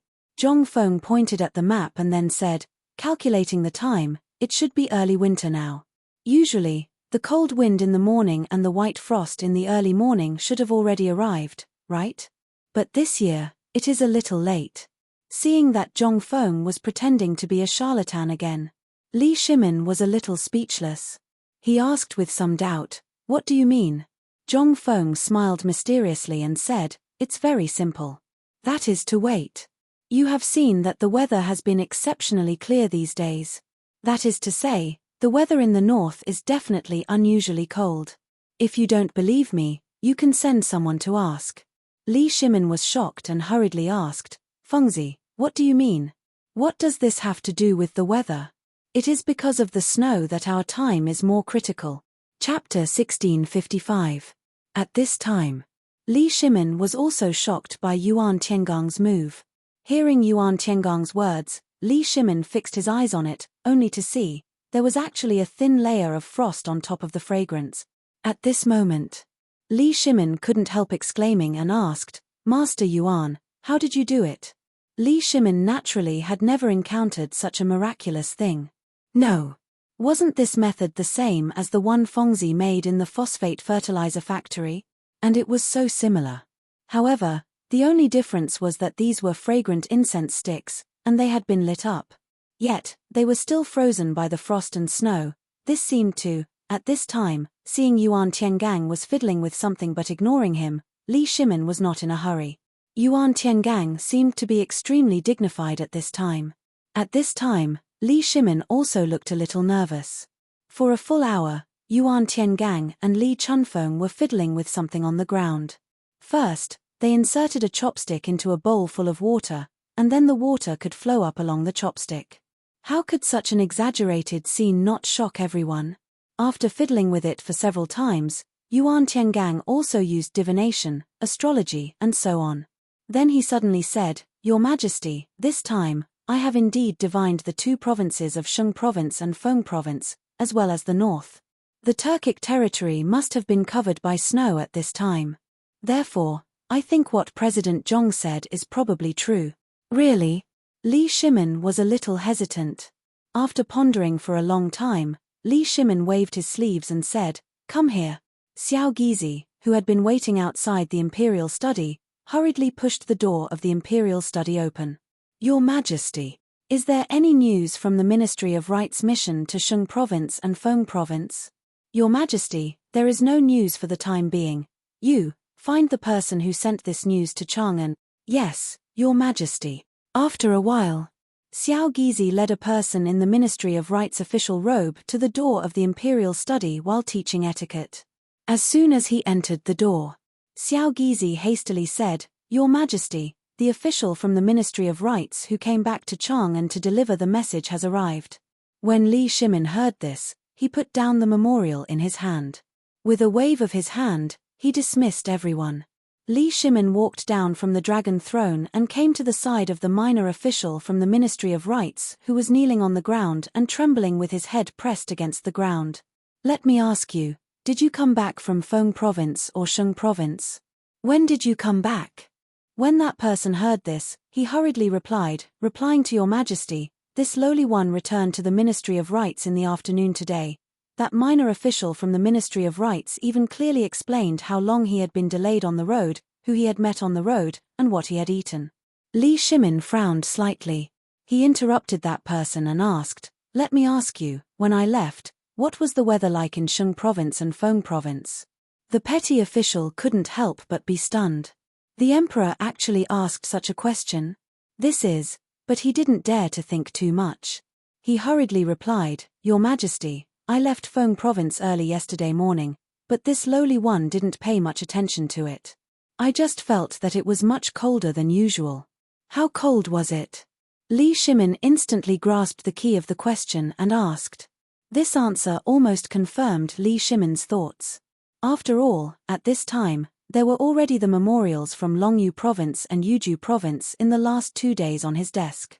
In these 2 days, almost all of them were reporting about the strange weather, as well as hoping that the imperial court would transfer military supplies.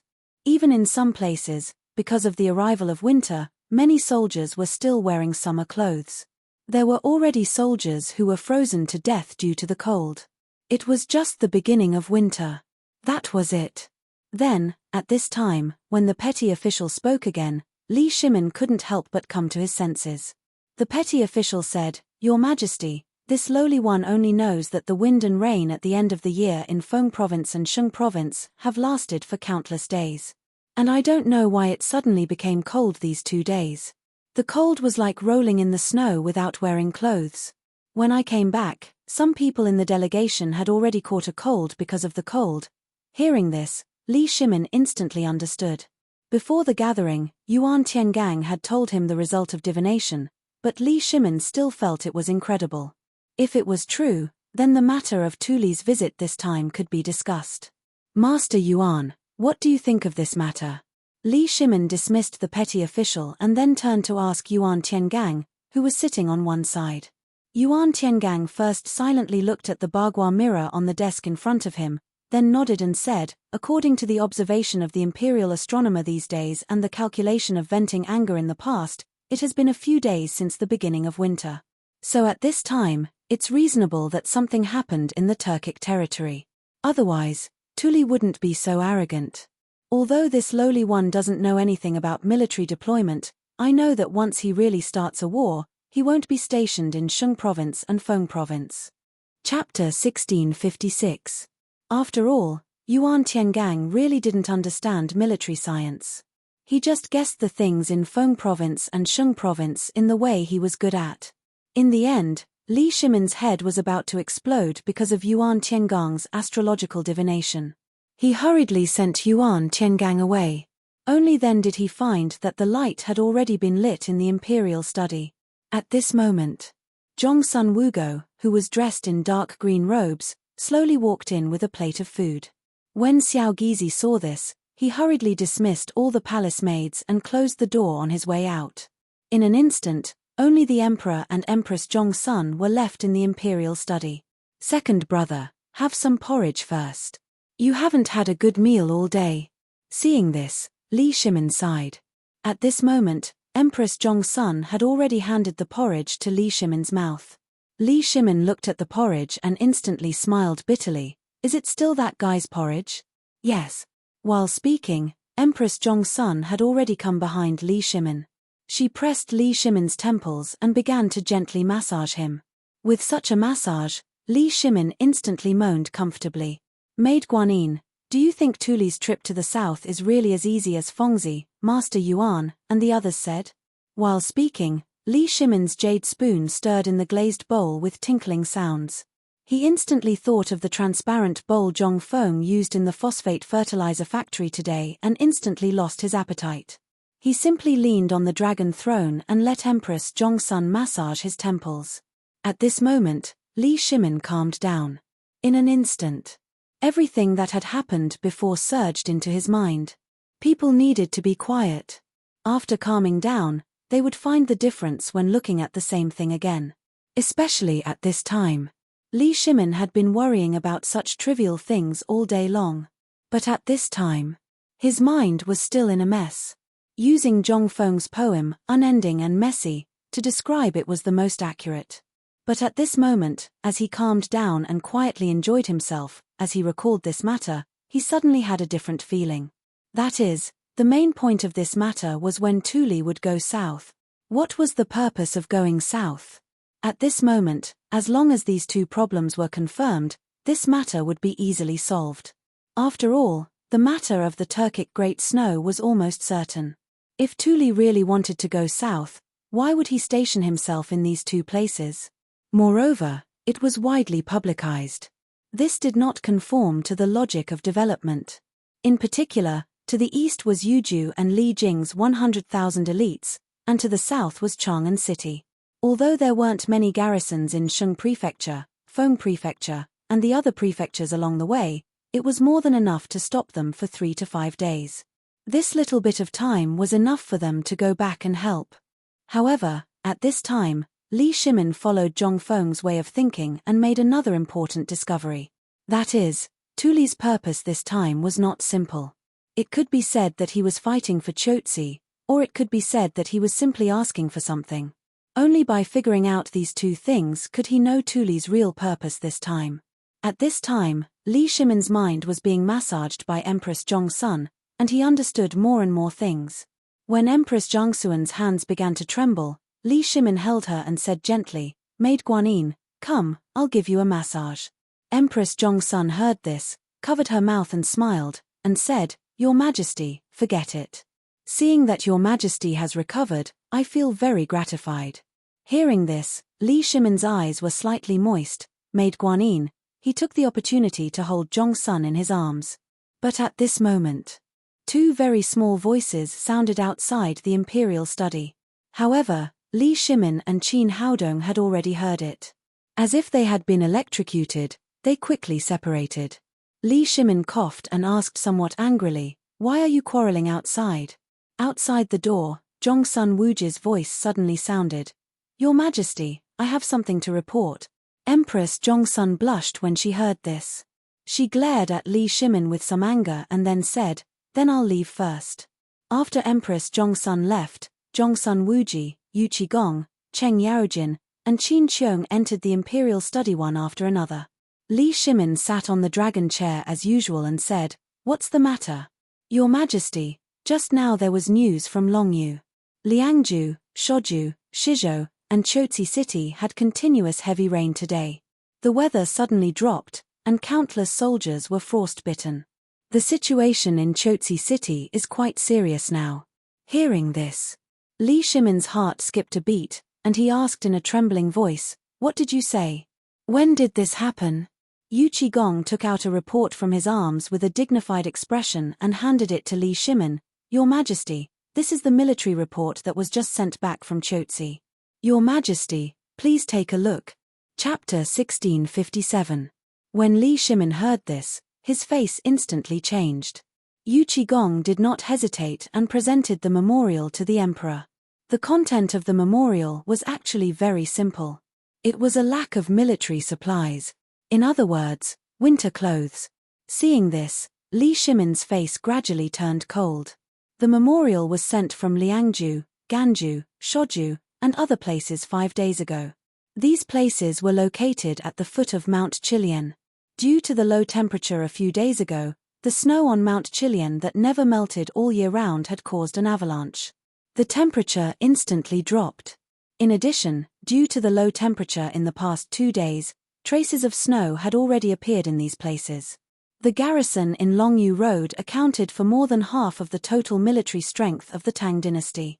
At this time, these soldiers were still using the military equipment of previous years, or the military uniforms and armors of summer and autumn. Compared to the unpredictable weather in Longyu Road, Li Shimin instantly frowned. This matter was too serious. However, right at this time, Yu Qigong once again said, "Your Majesty, the accompanying messenger said that this time, Longyu's matter is far more serious than this memorial. The reserves of the various provinces and prefectures are practically all in a state of emergency.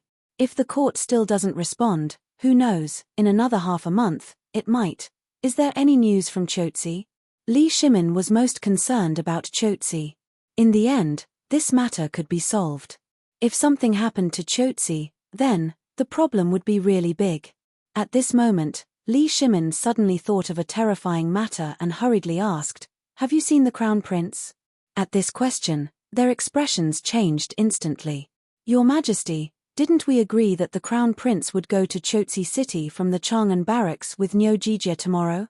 Cheng Yarojin and the others did not know why the emperor asked this at this time, but they still reminded him. Now that he said this, Li Shimin just remembered, but at this moment, he suddenly had a thought that he did not want the Crown Prince to go to the front line. And he also believed that these people seemed to have come in the middle of the night for this matter. Li Shimin took a deep breath and said, "Speak. Did you come here so late at night because of the Crown Prince?" In the beginning, he hadn't thought about it. However, when he thought about it, of all times, this memorial had to come at this time. Furthermore, it was delivered right here. Moreover, these people had come together. It would be strange if there was no problem. Seeing this, Cheng Yarojin and the others said, "Your Majesty, this is a serious matter. I think it's better to wait until after tomorrow's morning court. What do you think? After all, the Crown Prince's personal expedition is a major event." At this time, such a big thing happened in Chotzi and Longyu Road. If we go to Chotzi at this time, it will definitely make the court uneasy. Your Majesty, please reconsider. Although this matter doesn't seem to be a big problem for the time being, it will be a big problem once there is a problem, Your Majesty. This official requests the Emperor to take back the order. The matter of the Crown Prince guarding the border needs to be discussed separately. Cheng Yarojin and the people from the military department were anxious. They all knelt down. After all, they had all been Li Shimin's generals, and the Crown Prince was related to the continuation of the Tang dynasty. This could not be a trifling matter. In the past, going to the border with Nyo Jindar and the refined equipment would not be a big problem. But now, the sudden change in weather, the heavy snow stuck between Kucha and Chang'an, and the sudden drop in temperature could instantly affect the morale of the army. In the past, it would have been fine, but in this weather, the soldiers were hungry and cold, and their morale was slack. Moreover, they were facing an army of more than 300,000 Turkic and Indian soldiers, perhaps even more. At this time, they would definitely take advantage of this and send out their troops.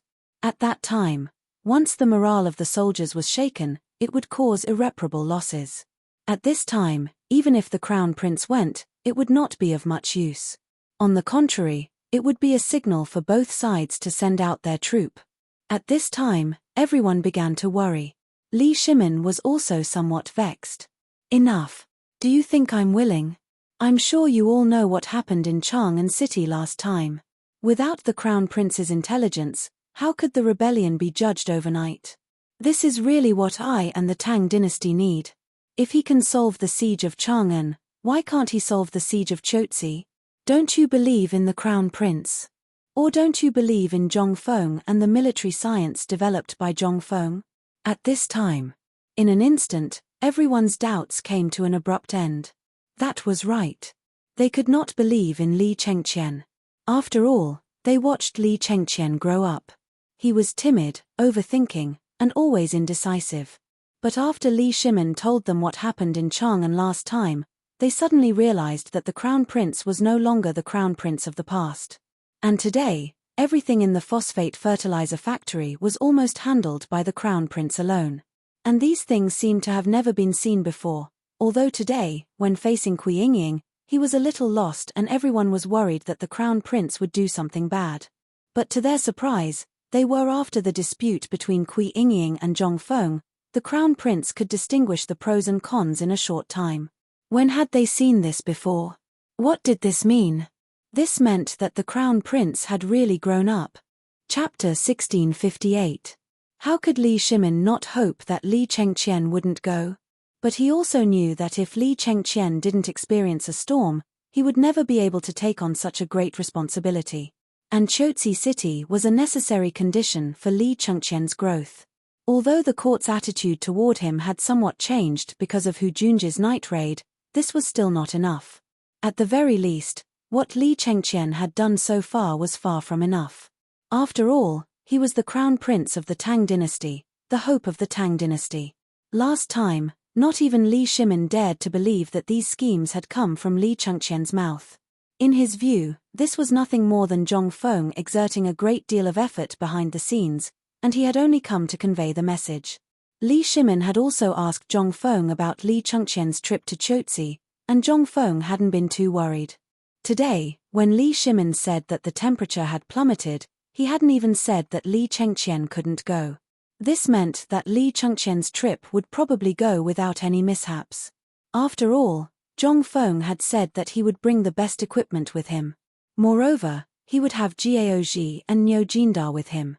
In this way, there would be no problem with his safety. Li Shimin wanted to see if Li Chengqian could command a campaign without Zhongfeng. Li Shimin was very ambitious for this battle. Not only did he want to wipe away his previous humiliation and strike fear into the Turks, he also wanted to use this battle to slaughter his way into the Turks. This was only one of his goals.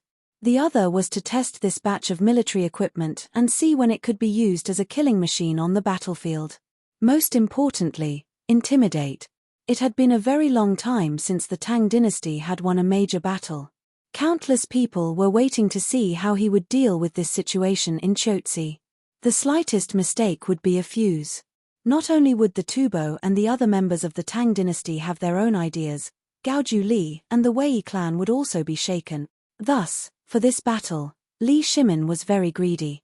Not only did he want to win beautifully, he also wanted to show off the might of the Tang dynasty. And the Crown Prince's personal expedition was a very good gimmick. At this time, Li Shimin also weighed the pros and cons for a long time before he waved his hand and said, "This matter has been decided. If there's nothing else, you may all leave." We will take our leave." Originally, they still had something to say, but after seeing Li Shimin's current state, they could only swallow their thoughts. After all, this matter was almost a foregone conclusion. There was no point in saying anything more. He could only wait until the morning assembly tomorrow to see if there was a way to cover up this matter. After all, in terms of eloquence, all the generals in the imperial court added together would not be a match for the civil officials. After everyone left, Xiao Gizi entered the imperial study and said, "Your Majesty, His Highness the Crown Prince requests an audience." Li Shimin was stunned and asked, "How long has he been here?" "Your Majesty, the Crown Prince has been here for some time." Li Shimin smiled faintly. He knows how to judge the situation. "Let him in." However, Xiao Gizi hesitated and said, "Your Majesty, His Highness the Crown Prince is fully equipped and is waiting on the side at this time." The Crown Prince asked this servant to ask Your Majesty if he could bring a weapon to the audience. Li Shimin was happy to hear this. He waved his hand and motioned for Xiao Gizi to let Li Chengqian in. In fact, Li Chengqian had been here for a long time. After dealing with the aftermath of today's phosphate fertilizer factory, it was the overwhelming business and other matters. When these matters were finished, it was already around 5 o'clock. After completing the handover of related matters with the 3 departments, Li Chengqian originally wanted to enter the palace first to meet the emperor. However, he met old He, who told him to quickly go to Zhongfeng's residence. When he arrived at the residence, he found that Jiao Khan had been there for a long time and was now waving a 9-foot-long halberd. Moreover, he was waving it vigorously. How could Li Chengqian not be excited? Because he had seen all the weapons produced by the Tang dynasty, but he had never seen such a magical thing. Moreover, the shaft of this halberd was emitting a silver light, which meant that the body of this halberd was made of steel. How could he not be excited and envious? As soon as he arrived, Jiao Khan hurriedly brought him to see Zhong Feng. Zhong Feng didn't say anything.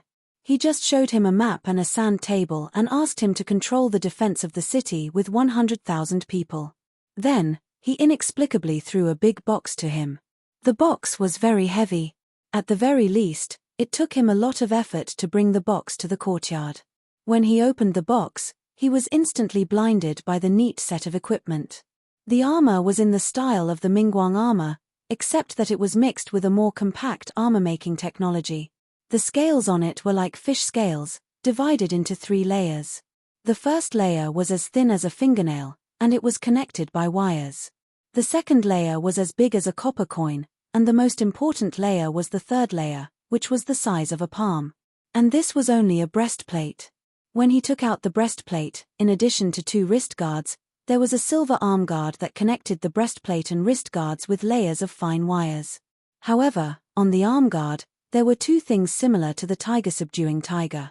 The Chixia armor was a leg guard and a plate armor. And a pair of boots. The boots were almost. They were all covered with a thick layer of steel. This was also the heaviest thing besides the breastplate. Other than that, the leg guards, wrist guards, and so on only weighed a few kilograms. However, this also caused Li Chengqian to be greatly shocked. Could this thing be worn? He didn't know why this armor was made like this. And under this set of armor, there was something that made Li Chengqian's eyes light up. It was a cloak that he was wearing at this time. At this time, Li Chengqian carried a longbow on his back and a spear in his hand. On his right belt hung a crossbow and a quiver of arrows. On his left waist hung a modao that shone with silver light. Along the way, he walked into the imperial study. As soon as he entered, Li Shimin's eyes widened. Chapter 1659.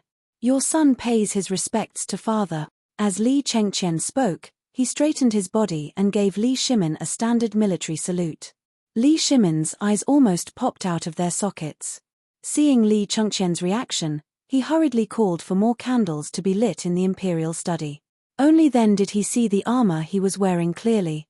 Speaking of armor, Li Shimin thought of the strangely dressed statue of Zhong Feng's mentor at the entrance of the academy.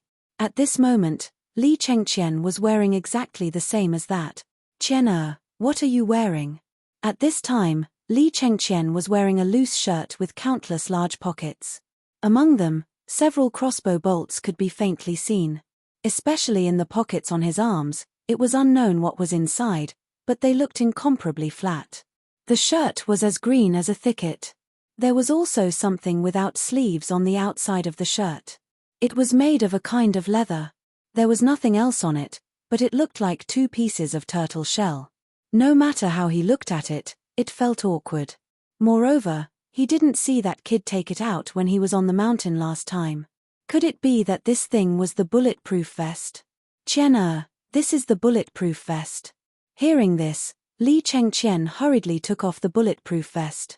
However, taking off the bulletproof vest was also a laborious task.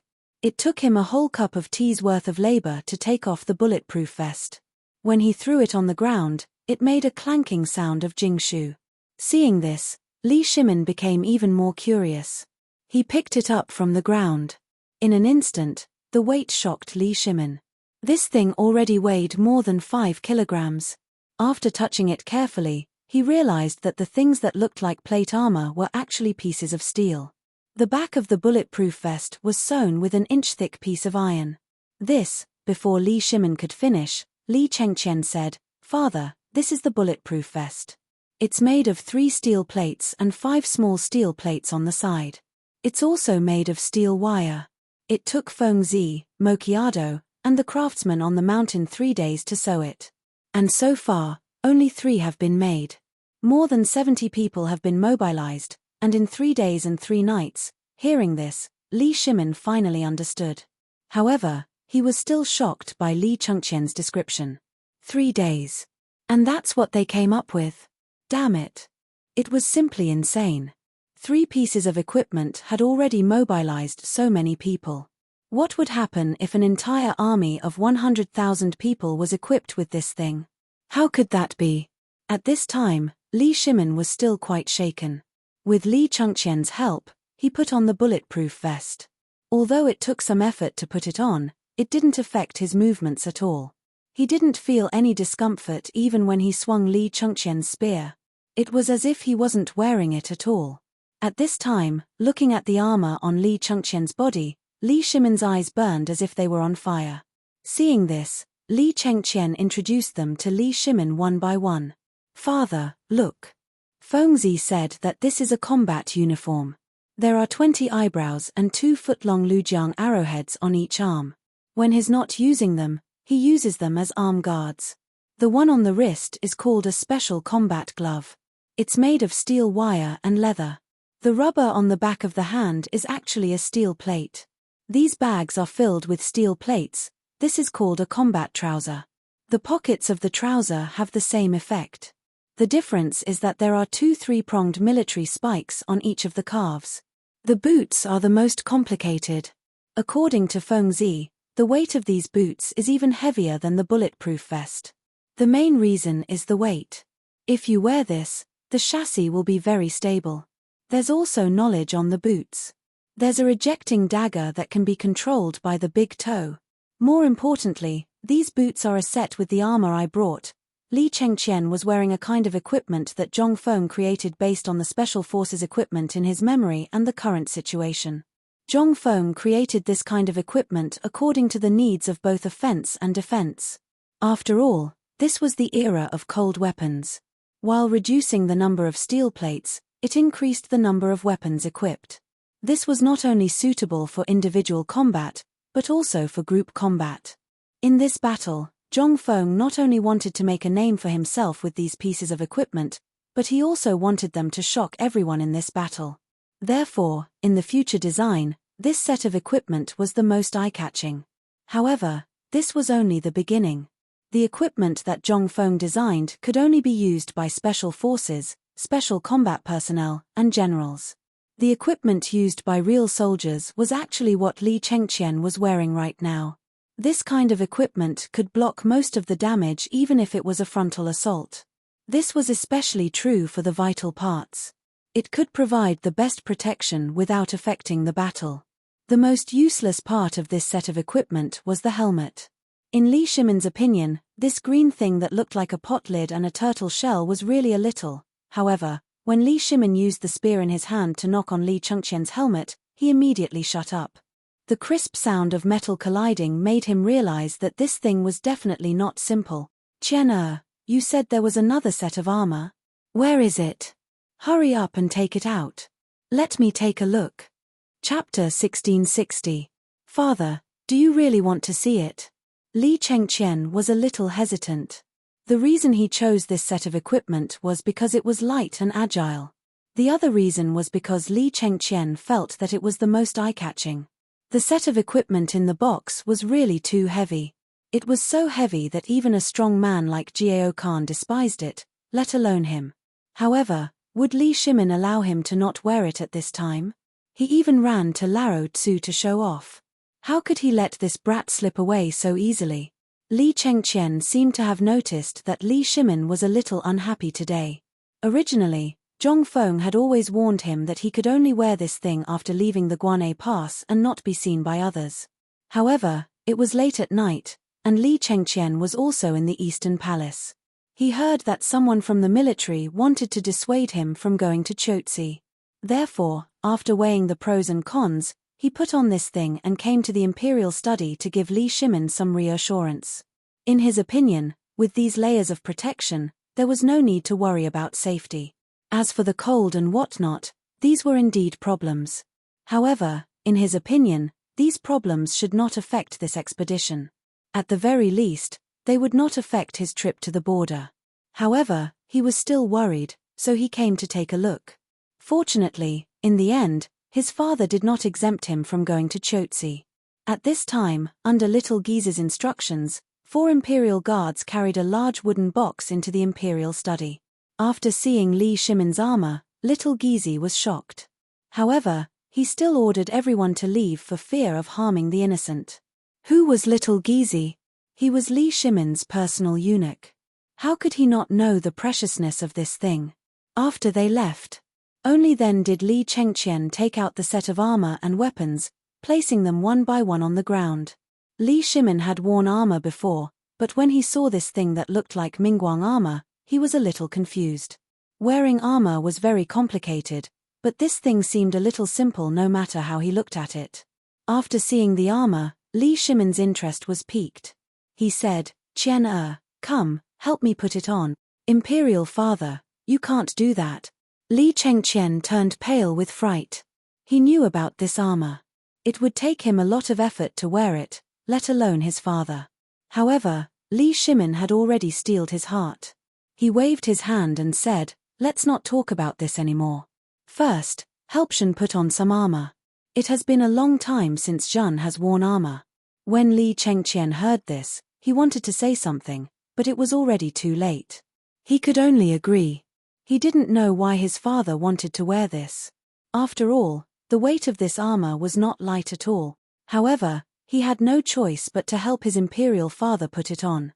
A moment later, the armor was put on, and even the boots on Li Chengqian's feet were put on by him. The main material of the boots was cowhide and pigskin, while the soles were made of rubber mixed with a layer of steel. This kind of steel plate covered everything from the soles to the insteps. Even the ankles were covered with a thick layer of steel plate. Just this pair of boots alone weighed 3 catties. A pair of boots that weighed 3 pounds. Bang, bang, bang. With Li Shimin's help, he stood up with some difficulty. He even had to support himself with the steel spear. This made Li Shimin sigh with emotion. Looks like Zhen is still old. This set of armor that weighs several tens of jin is already weighing me down to the point that I can't breathe. When Li Chengqian heard this, he hurriedly said, "Imperial father, what are you saying?" This set of armor was originally extremely heavy, and it was difficult for Sun to wear it. However, this set of armor doesn't affect my movements in battle at all. Moreover, its defensive ability is incomparable. Although Sun has never tried it, Sun dares to guarantee that ordinary crossbows won't be able to pierce through it at all. Therefore, Sun feels that there is no need to doubt Sun's safety this time. Sun can definitely. Li Shimin waved his hand and interrupted Li Chengqian. Zhen is not worried about safety. These things are all made of that kind of steel. Zhen is assured. However, have you thought of one thing? Fengzi once said that psychology is now part of Longyu Dao. It is already a world of ice and snow. You also know the situation of our Tang dynasty. We don't have enough military equipment. What Zhen is worried about is the morale of the army. This was what Li Shimin was most worried about. As for safety, he firmly believed that with Niu Jindar personally protecting him, nothing would go wrong. However, once Longyu lost the morale of the army, then how could they win this battle? Even if they had a batch of military equipment now, so what? Oh right, is the cannon on Fengzi's side ready? Li Shimin shook his head and stopped himself from thinking about it. Instead, he asked Li Chengqian. When Li Chengqian heard this, he said excitedly, "Imperial father, Sun actually arrived a long time ago. However, the matter of the cannon is really too big, and it is incomparably cumbersome to carry. Even if there is a metal carriage, it is really too ostentatious. Therefore, Sun only got one and left it with the retired emperor in Taiji Palace. Hope Imperial father can, however, at this moment." Suddenly, a thunderous sound came from the depths of the palace, instantly causing Li Shimin and Li Chengqian's expressions to change abruptly. Boom. Chapter 1661. There was a loud bang. Inside and outside the palace, and even in Chang'an City, people heard it. Zhong Feng, who had finished his work and was about to go to bed, was suddenly awakened. He hurriedly got out of bed and pushed the door open. But he didn't see anything. But the loud bang just now was so real. In the mansion, Zhong Feng thought he was having hysteria. But when he saw all the guards and servants were awakened, he was shocked. Zhong Feng hurriedly asked, "Old Du, what's going on? You heard it too?" Hearing this, Du Ziting hurriedly said, "Master, this is the sound coming from the depths of the palace. It seems that God is angry. At this time, there is such a muffled thunder. Master, you should go back and rest quickly. I'm afraid there will be an accident." They had heard of the thunder of drought. But it was winter now. How could there be such a thing? At this time, almost everyone in Zhongfeng's mansion and Chang'an City were awakened. During this time, the imperial city was not peaceful. First, there was such a thing, and then there was such a loud thunder tonight. The key was that it came from the palace. How could it not make people panic? It was already very late at night. At this time, almost all the officers who were patrolling the streets had gone to take a nap. At this time, this sudden occurrence made everyone completely numb. All the officers who were patrolling the streets walked around Chang'an City in a daze. It couldn't be helped. Although this matter happened deep in the palace, if they didn't take action, damn it, not only would they lose their rice bowls, they might even lose their livelihood. In the dark, there were more people who were awakened by the explosion in the middle of the night. But at this time, no one dared to go out to see what was going on. After all, the previous incident in Chang'an City was still fresh in people's mind. At this moment, Zhongfeng, the instigator of all of this, suddenly came to a realization. Damn it! Isn't it the sound made by the cannon I built? Who is this? How can this thing be in the palace so quickly? And damn it, they were still in Taiji Palace. Mother ***, isn't he trying to take my life? Old Du! Old Du! Zhongfeng's eye could no longer sit still and hurriedly shouted. Hearing this, Du Ziteng hurried over. Master, go, prepare a palanquin for me immediately. Du Ziteng was shocked. She couldn't help but look at the sky that was as dark as the bottom of a pot. She asked, Master, it's so late. Where are you going? Zhongfeng was even more anxious now. Once this matter became serious, no matter who was playing with this thing in the palace, once something happened, it would definitely be a huge matter. At that time, the matter of the cannon would definitely not be able to be hidden.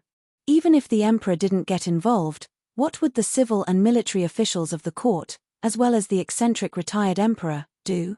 Just thinking about it made him feel extremely excited. In fact, Zhongfeng was not afraid of Li Shimin. Although he had never seen him, the emperor would definitely know that he had made so many contributions to the Tang dynasty. Moreover, this thing was made by the emperor at his behest. If something happened at this time, it was obviously the emperor's own fault. Damn it, you could have gone to the palace to take the exam. Why did you have to do it in the palace? Wasn't it obvious that you were looking for excitement? And it was in the middle of the night. Did you want to blow up the palace? Zhongfeng had mixed a lot of iron beads and iron scraps into the gunpowder to increase its damage. The entire cannon was also made of a layer of colored glass and a thin layer of pig iron. The lethality of the cannon was invisibly increased countless times. Zhongfeng didn't even need to think to know the result of this shot. If he didn't run now, when would he run? Although Zhongfeng didn't know the whole Li Yuan very well, and there weren't many descriptions of him in history, as long as people had brains, they wouldn't think that he was an easy person to get along with, a person who could create the Tang dynasty. How could he be simple? Although the description of him in history was very simple, it told Zhongfeng that this person must be an extremely terrifying existence. What's more, since Li Yuan abdicated, he could make dozens of imperial sisters for Li Shimin in a year. How could such an efficient person be a simple person? What's more, the harem was the place where Li Shimin's concubines lived, and it was the territory of the Emperor Zhongsun. Most of the descriptions of the Emperor Zhongsun in history were also praises. Many of Li Shimin's decisions were almost all discussed with the Empress Zhongsun. Such a person encountered such a big thing tonight. If the source was traced, the emperor could spare him, but the retired emperor and the empress could play him to death. How could Zhongfeng dare to act rashly? If he ran up the mountain at this time, it would be safest with the protection of the 4 great scholars. At that time, he could deny it even if he was beaten to death. Thinking of this, Zhongfeng said eagerly, Old Du, quickly prepare a sedan chair or a carriage for me. I have something important to do and must return to the academy before dawn. This time, Du Ziteng was even more confused. He said with a speechless face, Master, now it's estimated that you can't go out of the city gate before noon tomorrow. Zhongfeng was dumbfounded. He asked, Why? Why can't I go out without any reason? The fire of Chang'an City last time hasn't been settled, so the higher-ups made the rule. Except for the approval of the imperial court, Under normal circumstances, you can only go out before noon but not in. Hearing this, Zhongfeng's eyes went black instantly, and he said sadly, F*CKU. Chapter 1662. Deep inside the palace. Actually, it refers to the harem. The harem is located in the west inner court behind the Yeting Palace. This west inner court is the imperial garden. After that, it is the forbidden garden where the emperor, the empress, and the imperial concubines live. This is the most important place in the imperial palace. It includes the emperor, as well as some top-secret files in the imperial court, as well as the ancestral hall and other places. Generally speaking, the emperor and the empress's palace are in the deepest part of this forbidden garden. However, Li Shimin set up his palace at the intersection of this west inner court and the forbidden garden in order to facilitate the handling of government affairs. And the empress naturally has to move over. The advantage of doing this is that all officials have no excuse to enter the harem, which ensures the safety of the harem. And at this time in the deepest part of the forbidden garden, which is where Li Shimin's palace used to be. This was the place where Li Yuan currently resided. This place occupied a large area of the entire forbidden garden and was separated by a deep palace. The difference has been made. And at this time Li Yuan's palace is overcrowded, and from time to time, there are bursts of thick smoke and flames faintly flickering. And Li Yuan is surrounded by a group of palace maids and beautiful imperial concubines at this time, shrinking to the side and shivering. And each of them is covered in dust at this time. There are even a large number of people who are not wearing clothes to cover their bodies, not to mention hair buns and so on. Li Yuan's white beard is also gone. More than half of his face was gone. At this moment, the left side of his face was completely black, as if someone had splashed ink on it. Empress Zhongsun came early. After confirming that Li Yuan is fine, she took a look and almost fainted. Only to see that where Li Yuan's palace used to be, where is the magnificent palace of the past? At this time, what is left in place is only a piece of dilapidated walls. Empress Zhongsun commanded the Jinwu guards, the imperial guards, and the palace maids and eunuchs to put out the fire, and asked anxiously, "Imperial father, did you encounter an assassin?" Li Yuan is still in a state of confusion at this time, his eyes are wide open, but there is no trace of movement. Seeing this, Empress Zhongsun hurriedly said, "Where is the imperial physician?" "Empress, this official is here. Quickly diagnose the retired emperor."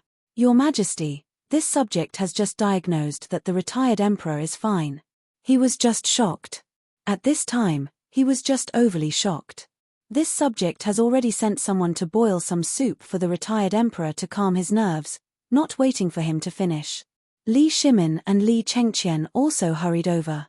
At this moment, Li Shimin was still wearing his armor. If it wasn't for Xiao Gizi and Li Chengqian surrounding him, he might have already been tripped by the Jinwu guards.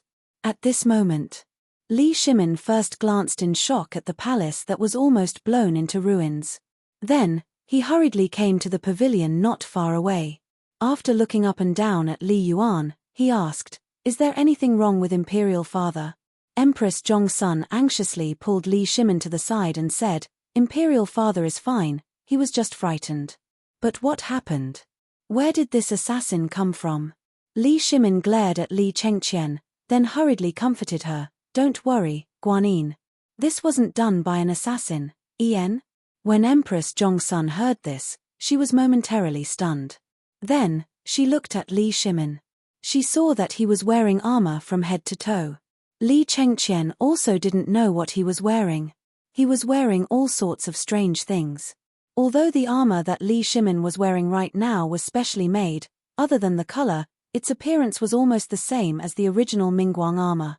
Therefore, Empress Zhongsun didn't see anything wrong. She asked in surprise, "Second brother, you're wearing this armor. You're still saying that there isn't an assassin?" Li Shimin was instantly speechless. He kicked Li Chengqian and said, "Unfilial son, quickly tell your imperial mother what exactly happened." At this moment, Zhongsun Wugo discovered that Li Chengqian was wearing a green color. Moreover, it was that kind of earthy green. Not to mention, this attire, no matter how one looked at it, he looked like a barbarian. How could this not make her angry? "Qian'er, What are you wearing? Quickly change into this empress's clothes. Li Chengqian had never seen Empress Zhongsun Wu go so angry before. Seeing this, he was a little confused. He hurriedly said, Imperial Mother, don't be impatient. This son's clothes can wait. Why don't we deal with this first? Li Shimin also mediated. Chengqian is right. This matter can be discussed later. Tell me, what the hell is going on? Li Shimin felt that there was no need to waste time on this matter. This would only attract more people's attention to the special things on Li Chengqian's body. Hearing Li Shimin say this, Zhongsun Wugo couldn't say anything. She could only say, tell me first, what happened? Hearing this, Li Chengqian stammered, Imperial Mother, this thing was actually created by a cannon. Tonight, this son originally wanted to let Imperial Father leave to take a look. However, this thing is rather precious and confidential. Furthermore, Imperial Father was in a meeting with the military at that time. Therefore, this son decided to temporarily leave this thing with the retired emperor, cannon. Zhongsun Wugo had heard of it before. The crux of the problem at that time was how to explain this place. Thinking about this, Empress Zhongsun Wugo was furious. She pointed at the ruins that were still burning not far away and said, So, you let the retired emperor play with fire? Chapter 1663. Empress Zhongsun was so angry that she almost fainted. These days, because of the Tujue going south, the palace was in an uproar.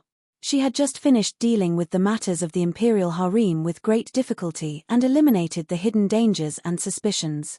Before she could catch her breath, such a thing happened. How could this not make her angry? This was all money. This loss, had to be repaired, right?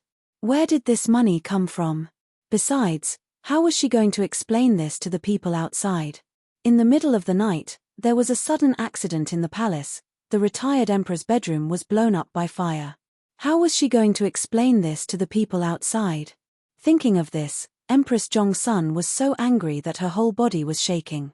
Seeing this, Li Shimin hurriedly supported Zhongsun and said, What are you still standing there for? Quickly go and deal with this mess. How could Li Chengqian not see Li Shimin's expression? He hurriedly accepted the order and ran out. After Li Shimin comforted Empress Zhongsun and let people send her, Li Yuan and the others away. Only then did she hurriedly follow Li Chengqian to the place where the cannon was placed. The cannon was very big.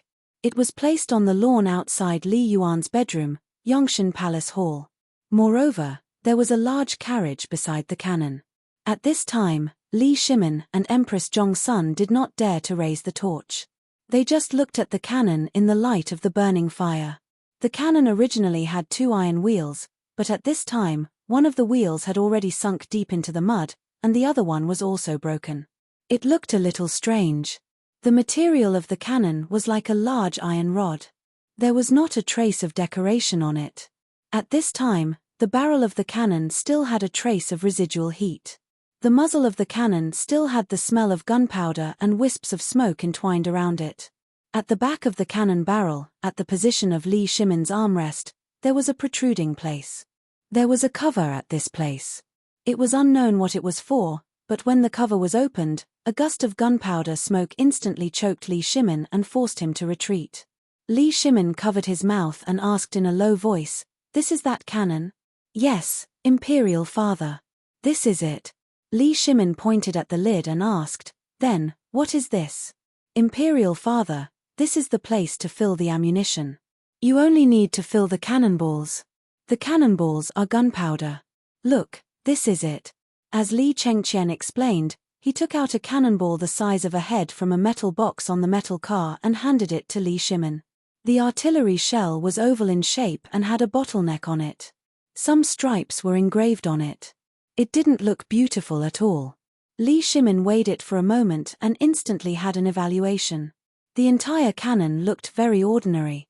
Wasn't it just a large iron pipe with 2 wheels installed on it? However, could this toy really destroy the entire Yongshan Palace Hall? Li Shimin was in disbelief. After all, he and Li Chengqian didn't see the scene of the test at the smelting workshop. At this moment, when he saw the head-sized object and the huge hole in the middle of the Yongshan Palace Hall, which occupied more than 2 mu of land, He couldn't help but feel a chill down his spine. Could such a small thing really cause such great destruction? Li Shimin couldn't help but feel agitated.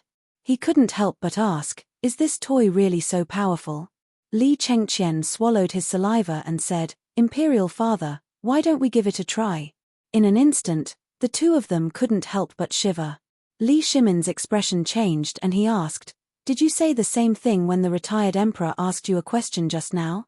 Li Chengqian hurriedly said, no, just now, the retired emperor was just playing around and didn't ask anything. Oh yes, Imperial Father, it seems that the retired emperor knows more about this than we do. Li Shimin suddenly remembered that this thing was witnessed by the retired emperor. Although it was just a test shot, this toy didn't seem to be difficult. It was nothing more than putting the shell in the cover and that was it. How could the retired emperor not know such a simple thing? Li Shimin was speechless. He was even a little angry. This was not something a human would do. Li Shimin took a deep breath and looked at the shell in his hand. Instantly, his back felt numb. Just one of these things was already so powerful. What would happen if it exploded? Li Shimin hurriedly threw the shell in his hand to Li Chengqian and waved his hand in annoyance.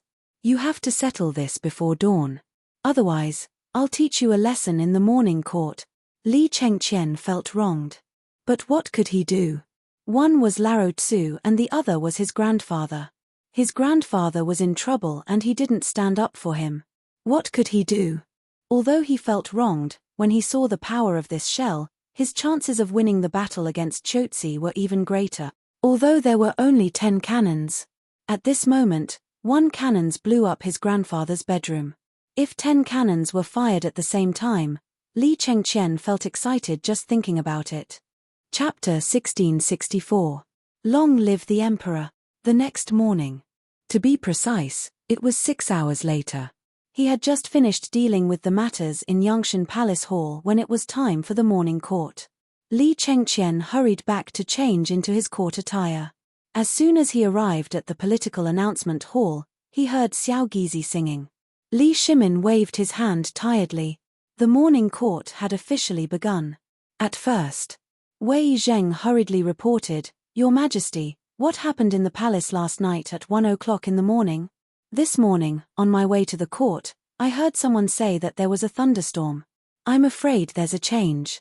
The supervisor of the imperial astronomer also hurriedly complained, Your Majesty, I've been observing the stars recently and I didn't find any signs of disaster. However, the sudden appearance of the thunderstorm last night was really strange. Everyone in the imperial astronomer has been busy since 1 o'clock in the morning. It's only now that we found out that it was a thunderstorm from the sky, which means there's a change. Your Majesty, at this time, almost everyone in the court had different guesses. Almost every department seemed to be telling what they were doing after the incident last night, but in fact, they were telling the Emperor. They didn't sleep last night because they had been busy with this matter. However, at this time, only the people in the military department didn't say anything. After all, Yu Qigong, Cheng Yarojin, and Qin Qiong from the military department didn't say anything. They were calm and composed. Even if they had something to say, they had to hold it in. This was the rule of the military department. If the boss didn't say anything, if they dared to say anything, they would be beaten up when they went back. No one could avoid it. This was the rule of the military department. At this time, Li Shimin also saw the problem. He ignored the crowd and looked at the military department. My dear ministers, do you have anything to say? Hearing this, Yu Qigong, Cheng Yarojin, and Qin Qiong looked at each other and then said, Your Majesty, we don't know what happened in the palace last night, so we can't make wild guesses. However, after the incident last night, we sent 5,000 elites to wait for Your Majesty's orders. And the defense of the entire Chang'an city has been strengthened several times. We didn't find anything unusual. We think that if we want to investigate this matter, we should go to the palace. How dare you? Yu Qigong, how dare you? That's the Forbidden Garden. What are you thinking? How dare you barge into the Forbidden Garden? Your Majesty, Yu Qigong has been sentenced to death. At first, Li Shimin nodded repeatedly as he listened. However, The sudden voice of the civil officials made him extremely displeased. He waved his hand indifferently and said, "Then, Lord Ju, do you have any good ideas?" Hearing Li Shimin's words, the Minister of Rights, who had been making the most noise, was instantly silenced.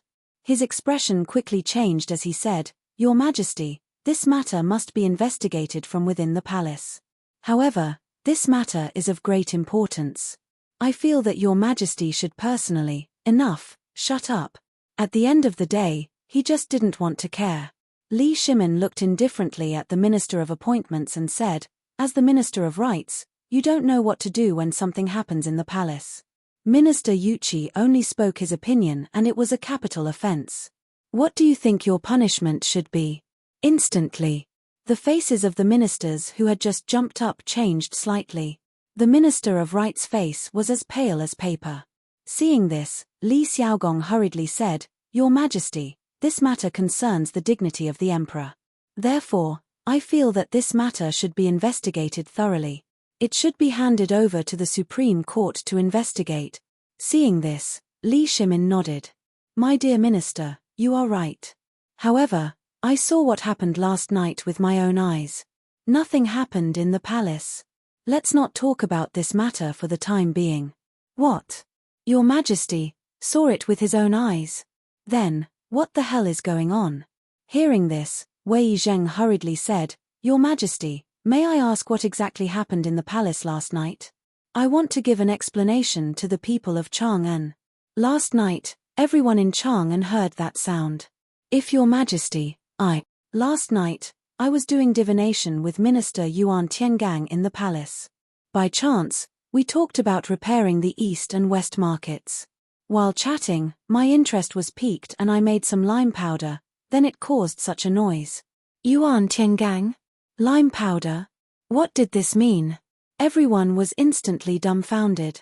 Only Wei Zheng and a few others remembered what happened on the mountain when they heard the emperor mention lime powder. Zhongfeng used this thing to fry fish.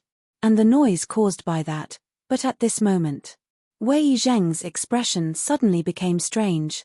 This was definitely not the sound of frying fish with lime powder. That thing was not so loud, unless it was a cannon. Did Feng Ziba make that thing? Apart from Wei Zheng, Fang Xianling, Zhongsun Wuji, Yu Qigong, and others all remembered this idea. They couldn't help showing a touch of excitement in their eyes at this time. After all, what they wanted to discuss today was the matter of the crown prince guarding the border. At this time, Li Shimin waved his hand and said, "This matter ends here. If you have any questions after the court, you can ask Prime Minister Wei. Prime Minister Wei knows what is going on. The war in Chotzi has been going on for some time. Minister Yuchi, let's talk about the war in Chotzi." Li Shimin saw the opportunity and pushed the problem to Wei Zheng. After all, Wei Zheng also knew about this matter. At this time, what they needed to deal with was the crown prince guarding the border. Although he had this cannon and had seen the power of the cannon, Li Shimin was still a little worried. Chapter 1665. In this regard, Li Shimin didn't dare to make any assertions. After all, once something happened, it would be a big deal. The crown prince's matter was of great importance. He also knew that if the crown prince wanted to go to the border, someone in the imperial court would definitely stop him. At this time, even he himself was a little hesitant, so he wanted to see what the ministers thought. At this time, Yu Qigong also told him about the matter of Chotzi and Longyu Road. Almost all of them were about the lack of clothes, food, or armaments. However, he didn't mention a single word about the new weapons. Once this matter was mentioned, not to mention whether these people understood it or not, these people would definitely impeach this and that because of the money, materials, and manpower used to make these weapons. Li Shimin didn't want to hear this voice, either. After all, it was the emperor himself who ordered to supervise this matter. Li Shimin actually knew what Yu Qigong was going to say last night. Hearing this, he pretended to be thinking about it and said, "Dear ministers, the matter of Chotzi City is related to the safety of the west gate of the Tang dynasty. At this time, you also know what's going on in the imperial court. Which minister can solve the problem of armaments?" This, in an instant, The lively discussion that had just been going on disappeared in an instant.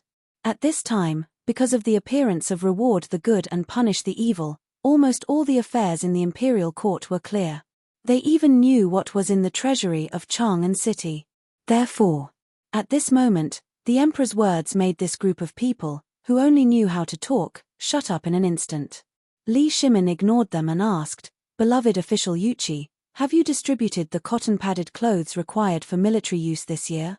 Hearing this, Yuchi Gong sighed and said, "Your Majesty, I've talked with the 2 ministers of the Ministry of Works, Du Ji, and got the answer. It will take another month to get 50,000 thick cotton clothes. However, winter has just arrived, so things will be slightly better in Chotsi. However, Liangju, Ganju, Shoju, and other places are located at the foot of Mount Chilian. Right now, snow is already swirling in these places, and the temperature is plummeting. If it hasn't been through winter, I'm afraid that unforeseen events will happen. Moreover, these prefectures are located at the rear of Chotsi City. If the rear is unstable, it will only cause the soldiers at the front line to panic." Li Shimin's expression sank as he asked, "Why didn't you report this earlier?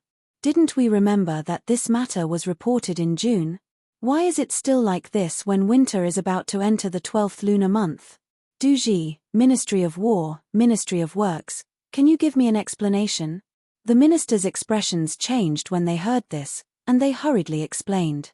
But it was only in June and July when there was a locust plague, so they didn't have the time to deal with it. When the matter was over, all the mulberry trees had been eaten clean. When the mulberry trees died, there was naturally no food for the silkworms. Most of them died as well. No matter how powerful the Ministry of Works was, there was nothing they could do. But the emperor had been busy with other things and didn't have time to deal with this matter, so it was delayed until now. At this time, the more Li Shimin listened, the more he felt that something was wrong. After all, he did receive such a report in the past, but because of other things, he really forgot about it. The more he listened to these people, the angrier Li Shimin became. "Enough. We didn't come here to listen to your complaints. Give us a solution in 3 days. We'll leave this matter to Zhongsun Wuji." Zhongsun Wuji was a little speechless. But he still obeyed the order. Li Shimin knew that he would naturally have a solution. After this matter was settled, Li Shimin said again, "Today, I want to put the matter of the military supplies aside for the time being. Let's talk about the matter of Chotsi first. Shung Province, Feng Province, and Tuli Khan, you all know about it, right? Then we won't say much. You've all seen this war. Right now, even Longyu Province and Chotsi Province are in dire straits, let alone Feng Province and Shung Province. This is a matter of wealth. Thus, we have decided to send the Crown Prince to Chotsi to guard the border. On the one hand, we will stabilize the morale of the army, and on the other, we will investigate how serious this matter is. What do you all think?" Li Shimin's words immediately caused an uproar among the officials. They had heard about the Crown Prince's decision to guard the border before, but after what had happened some time ago and Tuli's sudden actions, they all believed that the emperor would not let the Crown Prince guard the border. After all, although guarding the border at this time would temporarily prevent riots due to the lack of food and supplies for the winter, it would definitely cause a sensation, especially when the Indian and Turkic armies joined forces. At this time, the morale of the army was slack, and the Crown Prince's sudden appearance was bound to make the war at the border extremely difficult to resolve. To go at this time, it simply didn't make sense. Instantly, all of the civil officials once again erupted with cries of protest and opposition. "Your Majesty, you absolutely can't do this, Your Majesty. Your Majesty, although the Crown Prince guarding the border can raise morale, if he goes now, not only will it not raise morale, it will also cause the entire Tang dynasty to fall into a passive position, Your Majesty. Your Majesty, please reconsider." Chapter 1666. At this moment, along with the voices of opposition and discussion, there were rising voices. Even the military, Yuchi Gong, and the others began to advise against it. After all, the Crown Prince guarding the border was a major matter. Once the Turks received the news, the difficulty of this campaign would increase by several times. This was absolutely not beneficial to the already complicated war situation at the border. On the contrary, it would lead to an even greater crisis, and it might even destabilize the situation at the border. What would the court officials think? At this moment, Li Shimin was also in a difficult position. He had originally thought that the Crown Prince's decision to guard the border was a little hasty. But after seeing the armor last night, Li Shimin felt that it was feasible. But after seeing the cannon last night, he completely hesitated. Although the cannon was very powerful, was it really suitable for the Crown Prince? Hearing the opposition of almost all the officials, Li Shimin couldn't help but ask, "Crown Prince, what do you think about this?" Li Chengqian actually had something to say, but he knew that he couldn't say it too early or too late. Hearing Li Shimin's words, he said, "Your Majesty, sirs, you are right. This matter is indeed lacking in consideration. However, this son believes that if we go to the border, putting aside the war, even if this son is unable to resolve the crisis in the north, it is enough to stabilize the current situation in Longyu Dao." Hearing this, Li Shimin's eyes flashed with a hint of admiration. Just the aura he had just displayed, as well as the calmness and composure, made Li Shimin's eyes light up. Even many of the officials in the hall were somewhat surprised. They gradually quieted down, wanting to hear what Li Chengqian's plan was. Li Shimin waved his hand and asked, "At this time, all the soldiers and garrisons in Longyu Circuit lack winter clothes. Even if you are the Crown Prince, if you don't have something to help them survive this winter, will they trust you?" Li Chengqian bowed and calmly replied, "Imperial Father, although this son cannot solve the problem of the cold, this son's trip will mean the attention of the court, as well as Imperial Father's love. This is extremely important to the people's hearts. This is possible." Instantly, all the ministers were dumbfounded. They didn't even dare to think about such a thing. After all, if that was really the case, wouldn't it mean that the Crown Prince's trip this time would only be beneficial and not detrimental? Could it also give the soldiers who couldn't get winter clothes a sense of belonging, stabilize the morale of the army, and win the war? Although many officials had received the news that the emperor wanted the Crown Prince to guard the borders, the premise was that Shengju and Fengju were safe. However, not only did something happen in Feng Province and Sheng Province, but the sudden change in the weather also exposed the lack of food and clothing in the army. Otherwise, how could the ministers be at ease?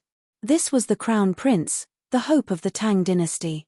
Once the news of the Crown Prince guarding the border and the Tang dynasty's army reached the ears of the Turks, then, as a result, this war would only break out more fiercely. And if the Turks really captured the Crown Prince, what would the result be? At this time, seeing the officials like this, Li Chengqian was instead calm and composed as he said, "I know what all of you are thinking about, but if there is someone who can finalize the winter supplies in the army in a short period of time, then what harm is there in not going?" Instantly, everyone was speechless. Who dared to make a guarantee about this? At this time, the Crown Prince actually talked about such a thing. This, in an instant, everyone shut their mouths. Seeing this, Li Shimin couldn't help but sigh and say, "The Crown Prince is right. The biggest crisis at this time is the winter supplies. Dear ministers, who has a solution?" Silence. Silence. There was a deathly silence. Everyone consciously shut their mouths. They didn't dare to say a word. Li Shimin instantly felt a little suffocated in his heart. All the ministers and generals in the court, so many people, didn't even have a solution. This, alas. Li Shimin sighed deeply and said, "I was also worried about the Crown Prince guarding the border, but I didn't know the situation in Longyu had become like this. Last night, I received an urgent message from Longyu, saying that countless soldiers of the Tang dynasty are suffering from the cold in Ganju, Shoju, and other places. Ministry of Works, Duji, and the Land Administration, I order you to come up with a solution in 3 days. No mistakes." At this time, the Land Administration, Duji, and the Minister of the Ministry of Works suddenly changed their faces. It turned the color of pig liver. But what could they do? At this time, the only things that could make winter clothes were nothing more than paper, mulberry, and hemp. But even if they had the raw materials now, it would take a lot of them. Moreover, the journey was long. It would take at least 1 or 2 months to make it. Li Shimin also knew about this, but what could he do? If they didn't make it now, it wouldn't be a good thing. After all, if they really did it, it would be a big deal. How could they make it? At this time, they couldn't help but ask for help. After hesitating for a while, Yuqigong said, "Your Majesty, I may have a solution in a short time."